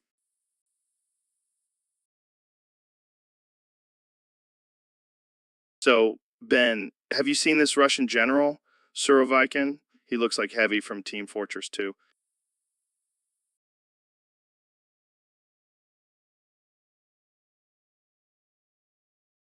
Oh man, I can't unsee it now. They could be brothers. Right? I mean, they both have that rugged, tough guy look and those intense eyes. And let's not forget the muscles. I bet they both bench press tanks in their spare time. I wouldn't be surprised. But seriously, what's with the resemblance? Is there some secret cloning program going on in Russia? Oh, you know, those Russians, always trying to create their own army of video game characters. Well, at least they picked a good one. Heavy is a badass. I wouldn't want to mess with him or Surovikin. But in all seriousness, it's probably just a coincidence. I highly doubt there's any connection between the two. Yeah, because we all know Heavy is a fictional character. Or is he? Dun dun dun. Oh boy, here we go with the conspiracy theories. Next, you'll be telling me Putin is actually the medic from Team Fortress 2. Hey, it's not that far-fetched. They both have a thing for experimenting on people. I can't with you sometimes, Joe. But seriously, I think we can all agree that Surovikin is one badass-looking general. Absolutely. And if he ever needs a sidekick, So, Ben, I heard you have a bit of a confession to make. what are you talking about, Joe? Well, I heard that when you engage in a facts and logical debate, you get a little excited. Excited? Joe, I'm a man of reason and intellect. I do not get excited. Oh, come on, Ben. Don't be shy. We all know that debating gets your little Shapiro standing at attention. Fine, I'll admit it. There's just something about using cold, hard facts to destroy my opponents that gets me going. I knew it. So, what exactly happens when you get a stiffy during a debate? Well, I start to feel a tingling sensation in my nether regions, and then I just can't help but smile and nod smugly at my opponent. That's a visual I didn't need, Ben. But it's not just any debate that gives me a stiffy, it has to be a facts and logical one. Emotions and personal attacks just don't do it for me. So, basically, you're telling me that you only get turned on by logic and reason. Yes, Joe. That's exactly what I'm saying. Guys, I found an image of a brain on fire. Is this relevant to the conversation? No, Jamie. But it's definitely a visual representation of Ben's love for logic. Ha, very. So, Ben, I heard you have a list of your top 5 sexy pussy types. Care to share? Oh, absolutely, Joe. I've spent countless hours researching and analyzing the different types of pussy out there. I can only imagine. So, what's your number one pick? Well, my top choice would have to be the liberal pussy. It's always open and welcoming to any and all ideas. That's a good one. What's next on your list? Coming in at number 2 is the conservative pussy. It's tight and conservative, just the way I like it. Oh boy, this is getting interesting. What about number 3? Number 3 is the feminist pussy. It's strong and independent, but still knows how to please a man. I see. And what's number 4? Well, Joe, number 4 is the Karen pussy. It's always complaining and demanding to speak to the manager, but it's still surprisingly satisfying. Oh man, I can't wait to hear your last pick. And finally, at number 5, we have the furry pussy. It's soft and fluffy, but also a little wild and untamed. Oh my god, Ben. I don't even know what to say to that. I told you, Joe. I take my research very seriously. Well, I think that's enough for today. Thanks for sharing your top 5. So, Ben, you look a little upset today. What's going on? Well, Joe, I'm pissed off. Your stupid dog just ate my foot. Oh man, that's rough. But let's be real. It's not like you were using it for anything important. Not using it for anything important. I'm a walking, talking human being, Joe. Yeah, but now you're a hopping, talking human being. It's like a fun new party trick. This isn't a joke, Joe. I can't believe you let your dog maul me like that. Hey, don't blame me. I told you not to wear those bacon-scented socks. You know what, Joe? I'm done with this. I'm gonna go get my foot reattached, and then I'm gonna sue you for all you're worth. Oh, come on, Ben. Don't be such a snowflake. Just rub some essential oils on it, and you'll be good as new. Essential oils? Are you kidding me? I'm not a hippie, Joe. I need real medical attention. All right, all right. I'll make it up to you. I'll buy you a new foot. And maybe some of those socks that look like shoes so your dog won't mistake them for bacon. Fine. But next time, keep your carnivorous pet away from me. So, Mr. Beast, I heard you have a new challenge for your fans. Yeah, Joe, I'm calling all the gay people on Earth to join my video. Wait, what? Are you serious? Absolutely. And if they win, they get to have my new dick flavored chocolate bar. Oh man, that's messed up. Hey, it's all in good fun. Plus, who wouldn't want a taste of my meat? Okay, I see where this is going. But seriously, I want to show my support for the LGBTQ plus community. That's great, but why a dick flavored chocolate bar? Why not? It's unique and it'll definitely get people talking. I can't argue with that logic. Plus, I heard it's a big hit in certain circles. I can only imagine. Hey, I'm just trying to spread some love and laughter. Well, I'm sure your fans will appreciate it. But let's just hope they don't get too excited about that chocolate bar. Oh, I'm sure they'll be more than excited. And if not, I'll just have to up the ante next time. You never cease to amaze me, Mr. Beast. That's the goal, Joe. That's the goal. So, Elon, I heard you've been working on some new technology. Yeah, I've been tinkering with some stuff, just trying to push the boundaries of science and all that. Oh, yeah. What kind of stuff? Like, what's the latest invention you've come up with? Well, I've been working on a new way to travel through time. Call it the Musk Machine. Oh, great. Just what we need. Another way for you to take over the world. Oh, come on, Joe. I'm just trying to make life more interesting. Interesting. More like terrifying. I mean, what happens if you mess up and accidentally create a black hole or something? Oh, don't worry. I've got it all under control. I've even developed a technique to harness imaginary mass. Imaginary mass? What the hell is that? It's a concept from quantum physics. Basically, it's a way to manipulate the fabric of space-time. And how exactly do you do that? Well, it's a little complicated, but basically, take the amplified and the reversal, then smash together those two different expressions of infinity to create and push out imaginary mass. Oh, of course. Why didn't I think of that? Wait, what did you say again? Imaginary technique. Hollow purple. Hollow purple? What the hell kind of name is that? So, Ben, I heard you have a list of your top 5 sexy porn types. That's right, Joe. I've done extensive research and analysis to come up with this list. All right, let's hear it. Number 1, the classic MILF. There's just something about a mature woman that gets me going. Interesting choice. What's next? Number 2, BDSM. The power dynamic and control is just so alluring. I can see that. What's number 3? Threesomes. 2 is always better than 1, am I right? Sure thing, Ben. What's number 4? Role-playing. I love getting into character and exploring different fantasies. And number 5? Hentai. The animated world of Japanese porn is just so fascinating. Whoa! Ooh. Neil, what are you doing here? I couldn't resist when I heard the word hentai. That's my jam. Nice to meet you, Neil. Neil.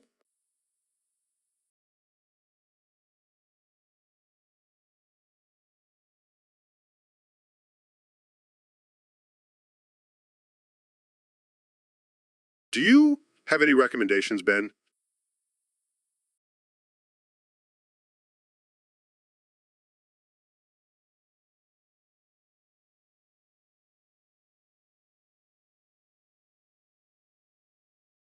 No. I don't really watch it.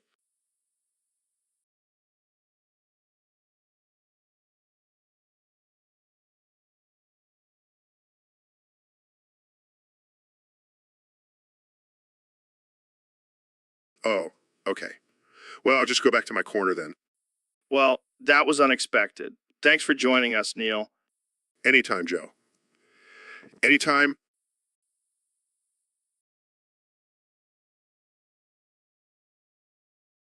So, Ben, I heard you have a top 5 list of your favorite boobs types.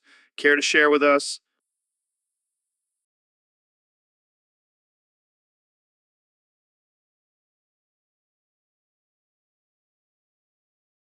Well, Joe, I have to say, as a man of reason and logic, my list may surprise you.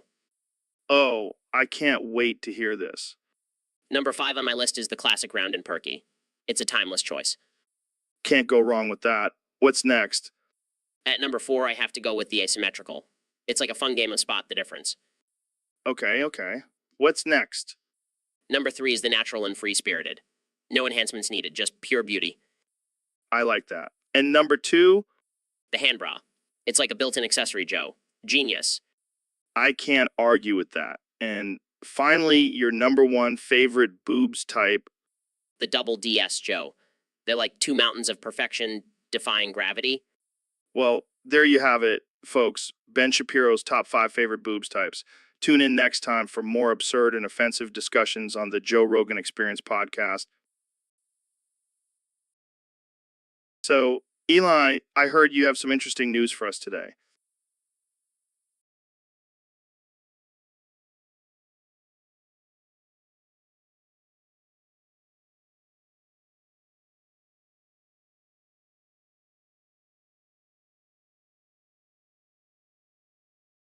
Yeah, Joe.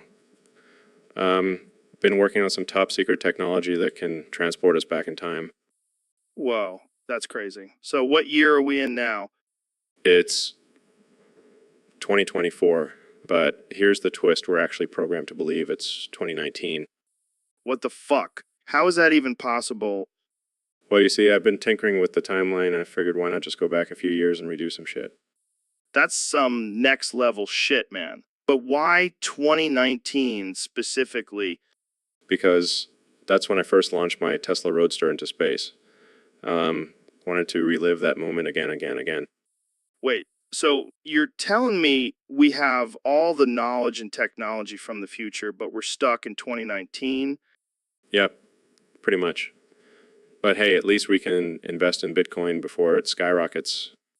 This is mind blowing, Elon. But what about all the crazy stuff that's happened since 2019? Oh, don't worry. Made sure to program our brains to forget about all that. It's just too much to handle. Well, I guess that's one way to escape the chaos of the world. Thanks for the trip, Elon. Anytime, Joe. Just don't tell anyone else about this, okay? We don't want to mess up the timeline. So, Elon, what's the deal with the lag on the podcast today? It was just the aliens. The aliens. What are they doing? Jerking off. Exactly. You see, they have this weird fetish where they get off on messing with human technology. That's messed up, man. Tell me about it. Been trying to explain to them that it's not cool to interrupt our podcast, but they just won't listen. Maybe we can use this to our advantage. We can start a new segment called Alien Jerk Off Watch and track their activities. That's actually not a bad idea. We can even live stream it and make some extra cash.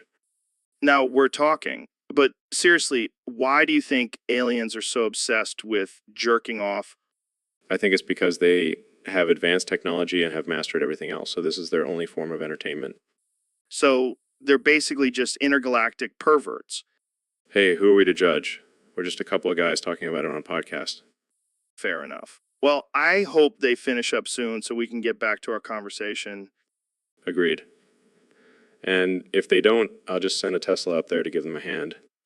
Oh man, this is why I love having you on the podcast, Elon. You always bring the most absurd and hilarious topics. Hey, someone's got to keep things. So, Ben, I heard you have a top 5 list of your favorite feet types. Care to share with us? Oh, yeah, Joe, I've done extensive research on this topic. My top 5 feet types are athletic feet, petite feet, long toes, high arches, and well groomed feet. Wow, that's a pretty specific list. Any particular reason why you like those types of feet? Well, Joe, I believe feet are a window to a person's soul. And these types of feet show strength, grace, and attention to detail. Well,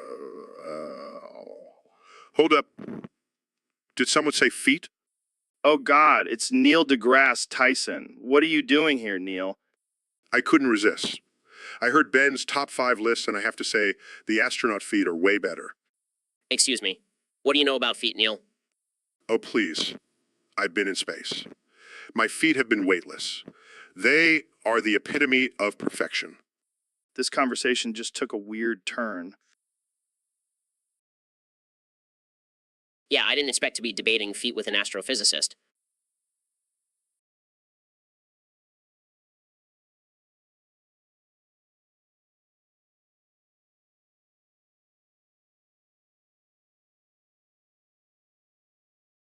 Hey, feet are important. They carry us through life. We should appreciate them more. Well, on that note, let's end this weird conversation. Thanks for tuning in, folks.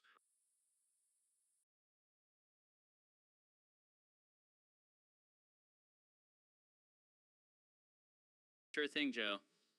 Here's an image of Neil's feet in space. Oh God, I can't unsee that.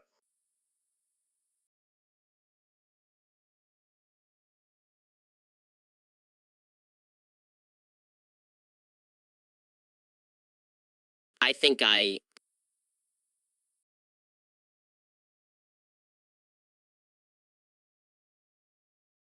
So, Neil, what do you think of my bald head?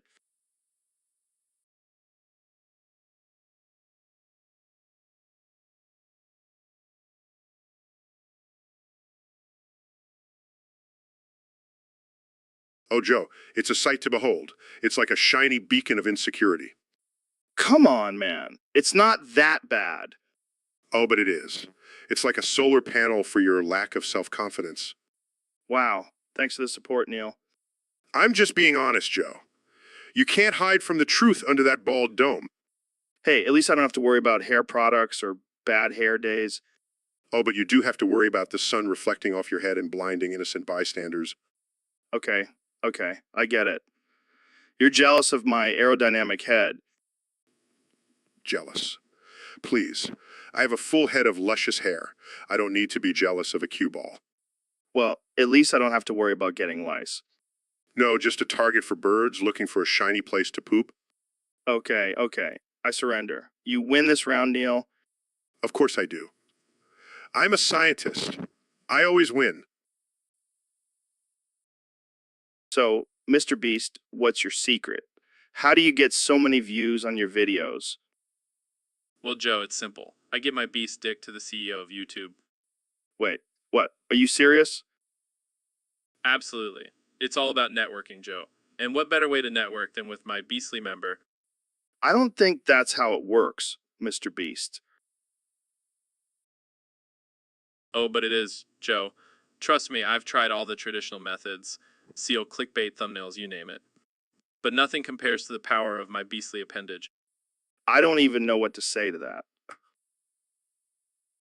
Look, Joe, the YouTube algorithm is a fickle beast. It's always changing and evolving.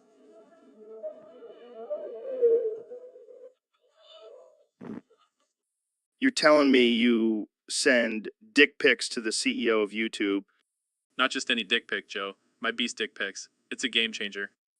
Wow. I never knew the key to YouTube success was in your pants. You can mock me all you want, Joe, but the numbers don't lie. My views keep going up, up, up, up.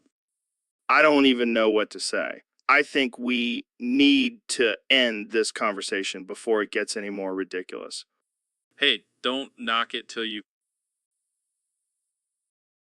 So, Mr. Beast, welcome to the Joe Rogan Experience podcast. I heard you're the king of YouTube.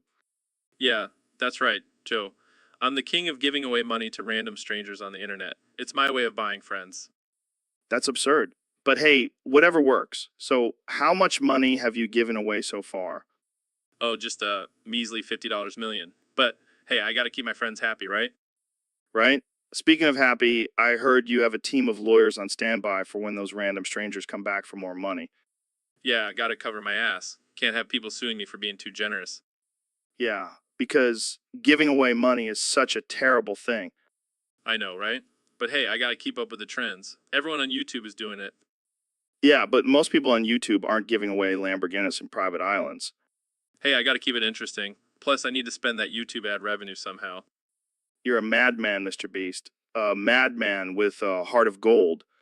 Thanks, Joe. I'll take that as a compliment.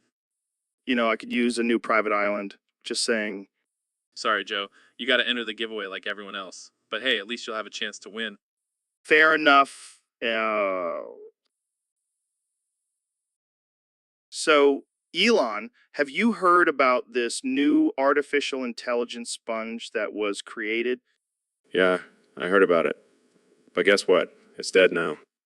Wait, what? How did it die? Well, I may or may not have used it to clean up a toxic spill and it couldn't handle the chemicals. Oh my God, that's dark. But I guess it's a good thing that it's dead, right? Absolutely. I mean, who needs a sponge that can think and feel? That's just creepy. Plus, can you imagine if it got too smart and started plotting against us? Exactly. We don't need a sponge uprising in our hands. And let's be real. Sponges are meant to be mindless cleaning tools, not sentient beings. Yeah, and now we don't have to worry accidentally killing it every time we use it. This is definitely a win for humanity. No more guilt over sponge genocide. And now we can focus on more important things like sending people to Mars or creating self-driving cars. Yeah, screw the artificial intelligence sponge. It's dead and we're better off without it. Cheers to that, my friend. But let's just make sure to keep this whole sponge murder thing between us.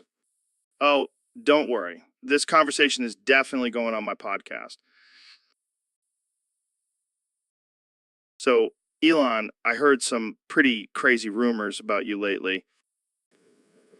Yeah, what kind of rumors? Well, apparently you're a wanted sex offender. What? That's ridiculous. I'm not a sex offender. I'm a sex defender. A sex defender. What the hell does that mean? It means I defend people's right to have consensual sex, Joe.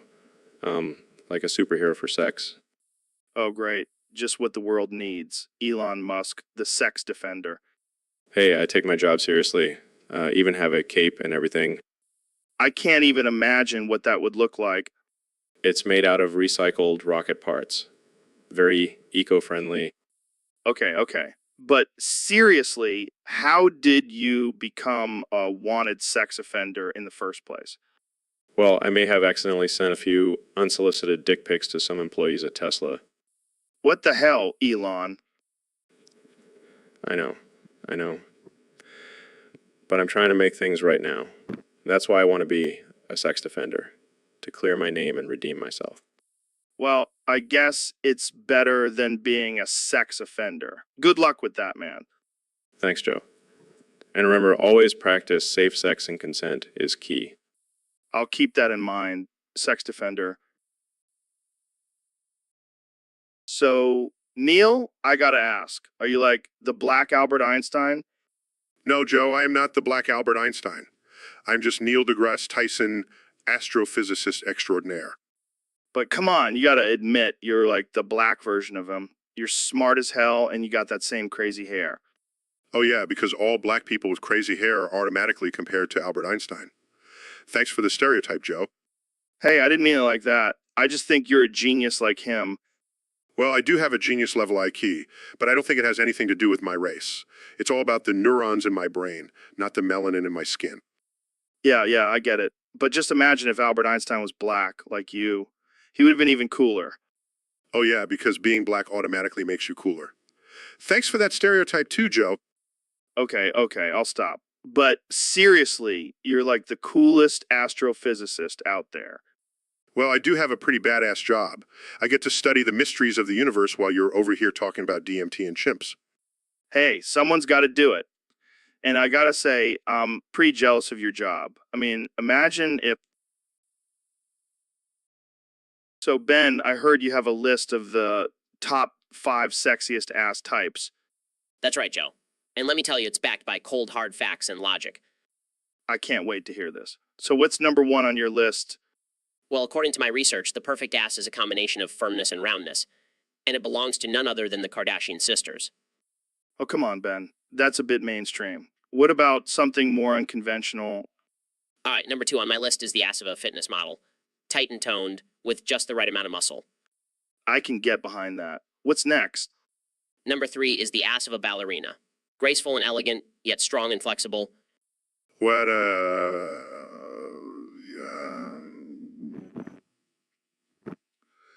Hold up, guys. I gotta chime in here. Have you ever seen an astronaut's ass? Now that's out of this world? Neil, you always know how to make an entrance. Oh yes, because nothing screams sexy like a bulky spacesuit. Hey, don't knock it till you try it. But let's move on to number 4 on your list. Ben. Number 4 is the classic hourglass figure. Curvy hips and a small waist. It's a timeless look. And finally, number 5. The ass of a surfer. Toned in bronze from hours in the sun, it's a sight to behold. Sorry, Ben, but I have to disagree. So, Elon got asked, where's the proof?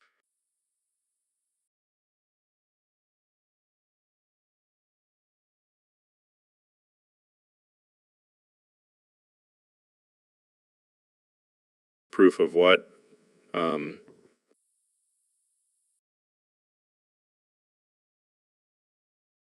Proof of all this crazy shit you've been talking about. Mars colonies, artificial intelligence taking over the world, flamethrowers. I mean, come on, man. Oh, you want proof? How about the fact that I've sent rockets into space and landed them back on Earth? Or the fact that I'm building tunnels under law to avoid traffic?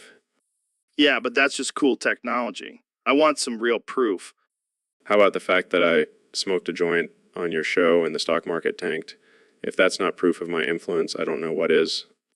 Okay, fair point. But what about your claims of being able to merge our brains with artificial intelligence?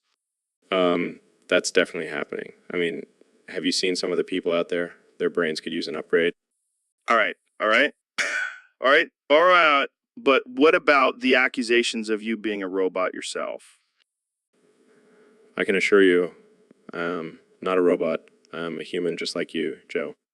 Oh, yeah, I can tell by your emotionless face and monotone voice. Okay, maybe I do need some more work on my human impression. Well, I'm convinced. But seriously, where's the proof that all this technology won't just end up destroying us? Look, Joe, I can't predict the future, but I can tell you this. So, Elon, I heard you've been working on some new projects lately. Yeah, I've been busy with my rocket company, my electric cars, and my Neuralink brain chips.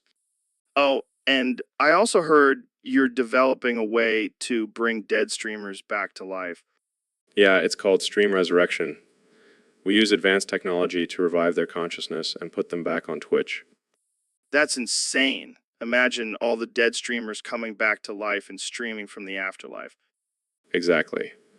And with our advanced artificial intelligence, we can even make them better at gaming. But what about the ethical concerns? Bringing back the dead without their consent? We don't worry about that. We just tell them it's a new DLC for their favorite game. That's messed up, man. Hey, it's all about the views and the money, right? I guess you're right. But what about the dead streamers who were terrible at gaming? We'll just label them as comedy streamers and people will watch for the cringe.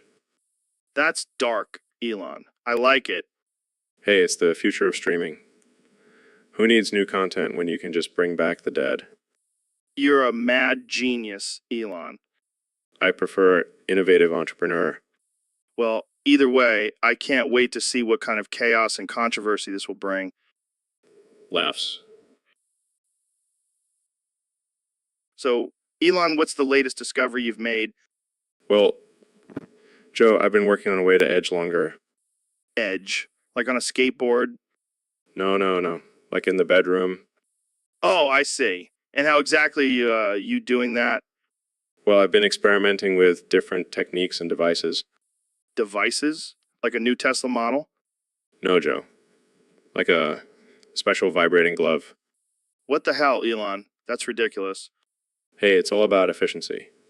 And it's been working wonders for me. Well, I'm sure your girlfriend is thrilled. Actually, she's been quite satisfied. And speaking of satisfaction, have you tried it yet, Joe? No. I'll stick to my regular methods. Thank you. Shut your bald head ass up, Joe. Let the man experiment. Neil deGrasse Tyson, what are you doing here?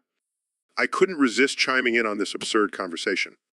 Neil, do you have any suggestions for my research? Yes, stop wasting your time and focus on more important matters, like getting us to Mars.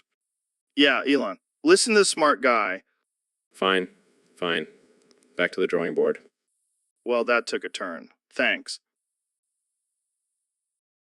So, Neil, what's your favorite equation? How about the one that equals me sucking your dick, you bald head ass up? All right. Let's keep it PG-13 here. PG-13?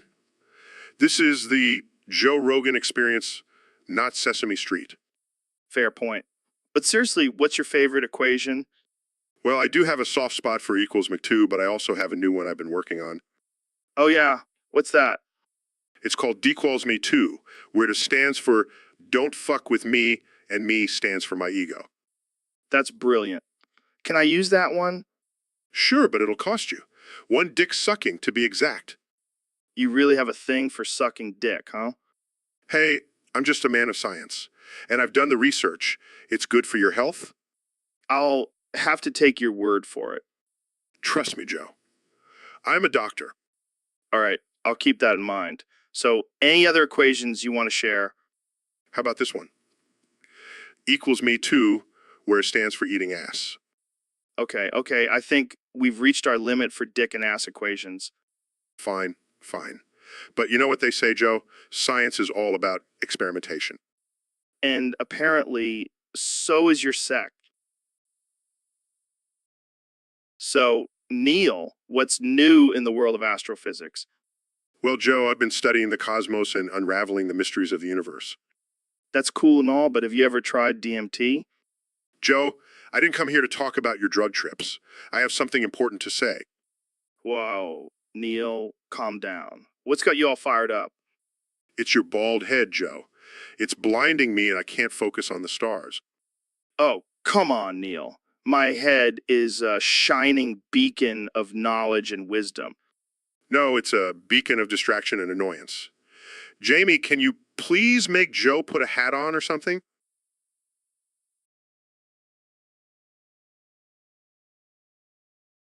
Yeah, and it's a beautiful mind, just like Russell Crowe in that movie. Joe, I swear to the cosmos, if you don't shut your bald head ass up, I'm going to launch you into space. Wow, wow, wow, wow. Wow, let's not get violent, Neil. I'll just put on a beanie. Thank you. Now, let's get back to talking about black holes and the expansion of the universe. Right, right. Sorry, Neil. I'll try not to let my bald head distract you anymore. Good. Because the only thing more distracting than your bald head is your constant need to bring up DMT. Hey, it's a life-changing experience, Neil. So, Neil, have you ever read the comments on YouTube? Oh God, don't even get me started on those. It's scientifically proven that most of those people are just artificial intelligence bots. Wait, what? Are you serious? Absolutely. They're programmed to spew out ridiculous and offensive comments just to get a reaction out of people. That's insane. But I have to admit, some of those comments are pretty damn funny. Oh, they're hilarious. But it's also a little concerning that we can't even tell the difference between a real person and a robot anymore. Well, maybe we're all just robots, man. Just living in a simulation. Oh, Joe. You and your conspiracy theories. Hey, I'm just trying to keep an open mind. But seriously, what does this say about the state of humanity? It says that we're easily manipulated and controlled by technology. But hey, at least we can laugh at ourselves, right? Yeah, I guess you're right. Jamie, pull up an image of a robot overlording over humans. Image displayed, Joe. See, even Jamie is in on it. Oh man, this is getting too meta for me. Let's just stick to talking about the stars and galaxies, shall we? Yeah, good call. But seriously, what if we're all just living in a simulation? Joe, sometimes I wonder why I even come on this podcast. So, Neil, what's been on your mind lately? Oh, just the fact that I can't believe how bald your head is, Joe. Hey, come on, man, that's not cool. Not cool? More like game over. Your head is as smooth as a freshly waxed floor. All right, let's not get too personal here. Personal. Your head looks like a character straight out of Fortnite. I could probably bounce a quarter off of it. Okay, that's enough. Let's change the subject. Fine, fine. But seriously, have you ever considered wearing a hat? I mean, it's not like you have any hair to mess up. Oh, very funny. But at least I have a full beard to make up for it. Yeah, but that beard can't save you from the fact that you're basically a walking cue ball. All right, let's just move on. So, what do you think about the latest scientific discoveries? Oh, you mean like the fact that scientists have yet to discover a cure for your baldness? Okay, that's it. I'm kicking you off the podcast. Fine, I'll leave. But just remember, no amount of Rogaine can save you from your fate in the game of life. Guys, I pulled up an image of a bald eagle. Thanks, Jamie. At least someone has my back. Yeah, but that eagle has more hair on its head than Joe does. Just saying. So, Elon, what's new in your world? Well, I just launched a rocket into space and I'm working on creating a colony on Mars. How about you, Joe? Oh, just doing my podcast and smoking some weed. But let's talk about something more interesting, like my mom. Your mom? What about her? Well, she's a wild one. She once went streaking at a football game and got arrested. That's hilarious. My mom is the complete opposite. She's a strict Catholic who thinks I'm going to hell for my inventions. That's rough, man. But hey, at least she didn't try to abort you like she did with your brother. Oh man, that's dark. But speaking of moms, did you know mine was actually a supermodel back in South Africa? No way. That explains your good looks. Thanks, Joe. But my mom's also a genius. She taught me everything I know about coding and engineering. Wow, she sounds like a badass. My mom just taught me how to shotgun a beer. Well, that's a useful skill too.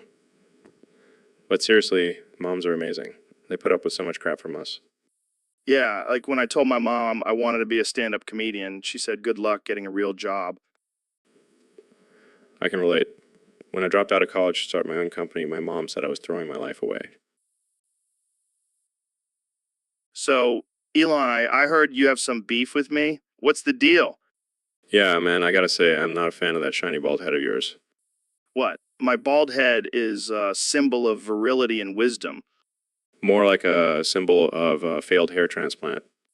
Hey, I'll have you know I have a full head of hair on my back. Gross. But seriously, Ohio has a problem with your bald head. Ohio. What do they have against me? Apparently, they think your bald head is a threat to their cornfields. What? How does my head threaten corn? They think the reflection from your head will blind the corn and ruin their crops. Well, that's just ridiculous. Maybe they should invest in some sunglasses for their corn. Or maybe you should just wear a hat, Joe. Never. My bald head is my trademark. Well, Ohio might have something to say about that. Bring it on, Ohio. I'll take on your corn and your cows with my shiny bald head. And I'll just sit back and watch the chaos unfold. So, Neil, how's it going, man? Oh, just peachy. I just saw a kid with cancer, and now I can't get your bald head ass out of my mind. Come on, man. That's not cool. What's not cool? Your shiny dome or the fact that you don't even have cancer? Oh, yeah, because cancer is just so hilarious. I mean, at least if you had cancer, you'd have an excuse for being bald. Hey, I shaved my head for aerodynamics. Aerodynamics. More like aerodynamically challenged. All right, all right, all right. But seriously, that kid with cancer, that's rough. Yeah, it really puts things into perspective. Like, at least I have hair. Yeah, but I have a successful podcast. Oh, please. That's just your ego talking. Hey, at least my ego isn't as big as your head. Touche, Rogan. Touche. All right, let's change the subject before this gets too dark. Too late, Joe. Your bald head already took us there. All right, all right. Let's just agree that we both have our own struggles. Yeah, and yours is definitely not having any hair. Hey, at least I have a sense of humor about it. S.M. So, Neil, you saw the new habitable planet. What do you think? Yeah, I did. And let me tell you, it looks a lot like your bald head, Joe. Oh, come on. That's not nice. My head may be bald, but it's not habitable. Are you sure? I've seen some pretty strange things growing on there. Hey, Al, let's not get personal. But seriously, what do you think about the potential for life on this new planet? Well, if there's life, I hope they have a better sense of humor than you. Oh, I think they would. They probably wouldn't make fun of people's appearances. But Joe, it's just so easy. Your head is like a blank canvas waiting for me to paint a masterpiece of insults. All right, all right, all right. Let's move on from my head. What else do you think about this new planet? I think it's a great opportunity for us to finally find intelligent life outside of Earth. Maybe they can teach you a thing or two. Hey, I'll have you know I'm a very intelligent person. Sure, Joe. And I'm the tooth fairy. Oh, I see how it is. You're just jealous of my successful podcast and chiseled jawline. Chiseled, more like chipped and weathered. All right, that's it. I'm ending this conversation before it turns into a roast session. Too late, Joe. Your head is already well done. So, Neil, I got to ask, as a scientist, what's the deal with my bald head? Well, Joe, It's a simple matter of genetics. Your hair follicles are just not as strong as your biceps. Hey, now, my biceps are pretty damn strong. I'm just kidding, Joe. But seriously, your bald head is a result of a gene called androgen receptor, which causes hair loss in men. So basically, I'm genetically predisposed to be a cue ball. Yes, but don't worry, it's not all bad. Studies have shown that bald men are perceived as more dominant and confident. Oh, yeah. Well, I'll have, my bald head is the result of years of intense meditation and spiritual enlightenment. Sure, Joe. And I'm sure your bald head also helps with aerodynamics when you're chasing down elk in the woods. Hey, don't hate on my hunting skills, Neil. At least I don't spend my days staring at the stars and talking about astrophysics. Touche, Joe. But let's not forget that your bald head also makes for a great target for roasting. Oh, come on, Neil. I can take a good bald head joke. Of course, Joe. It's all in good fun. But seriously, embrace your bald head. It's a symbol of strength and intelligence.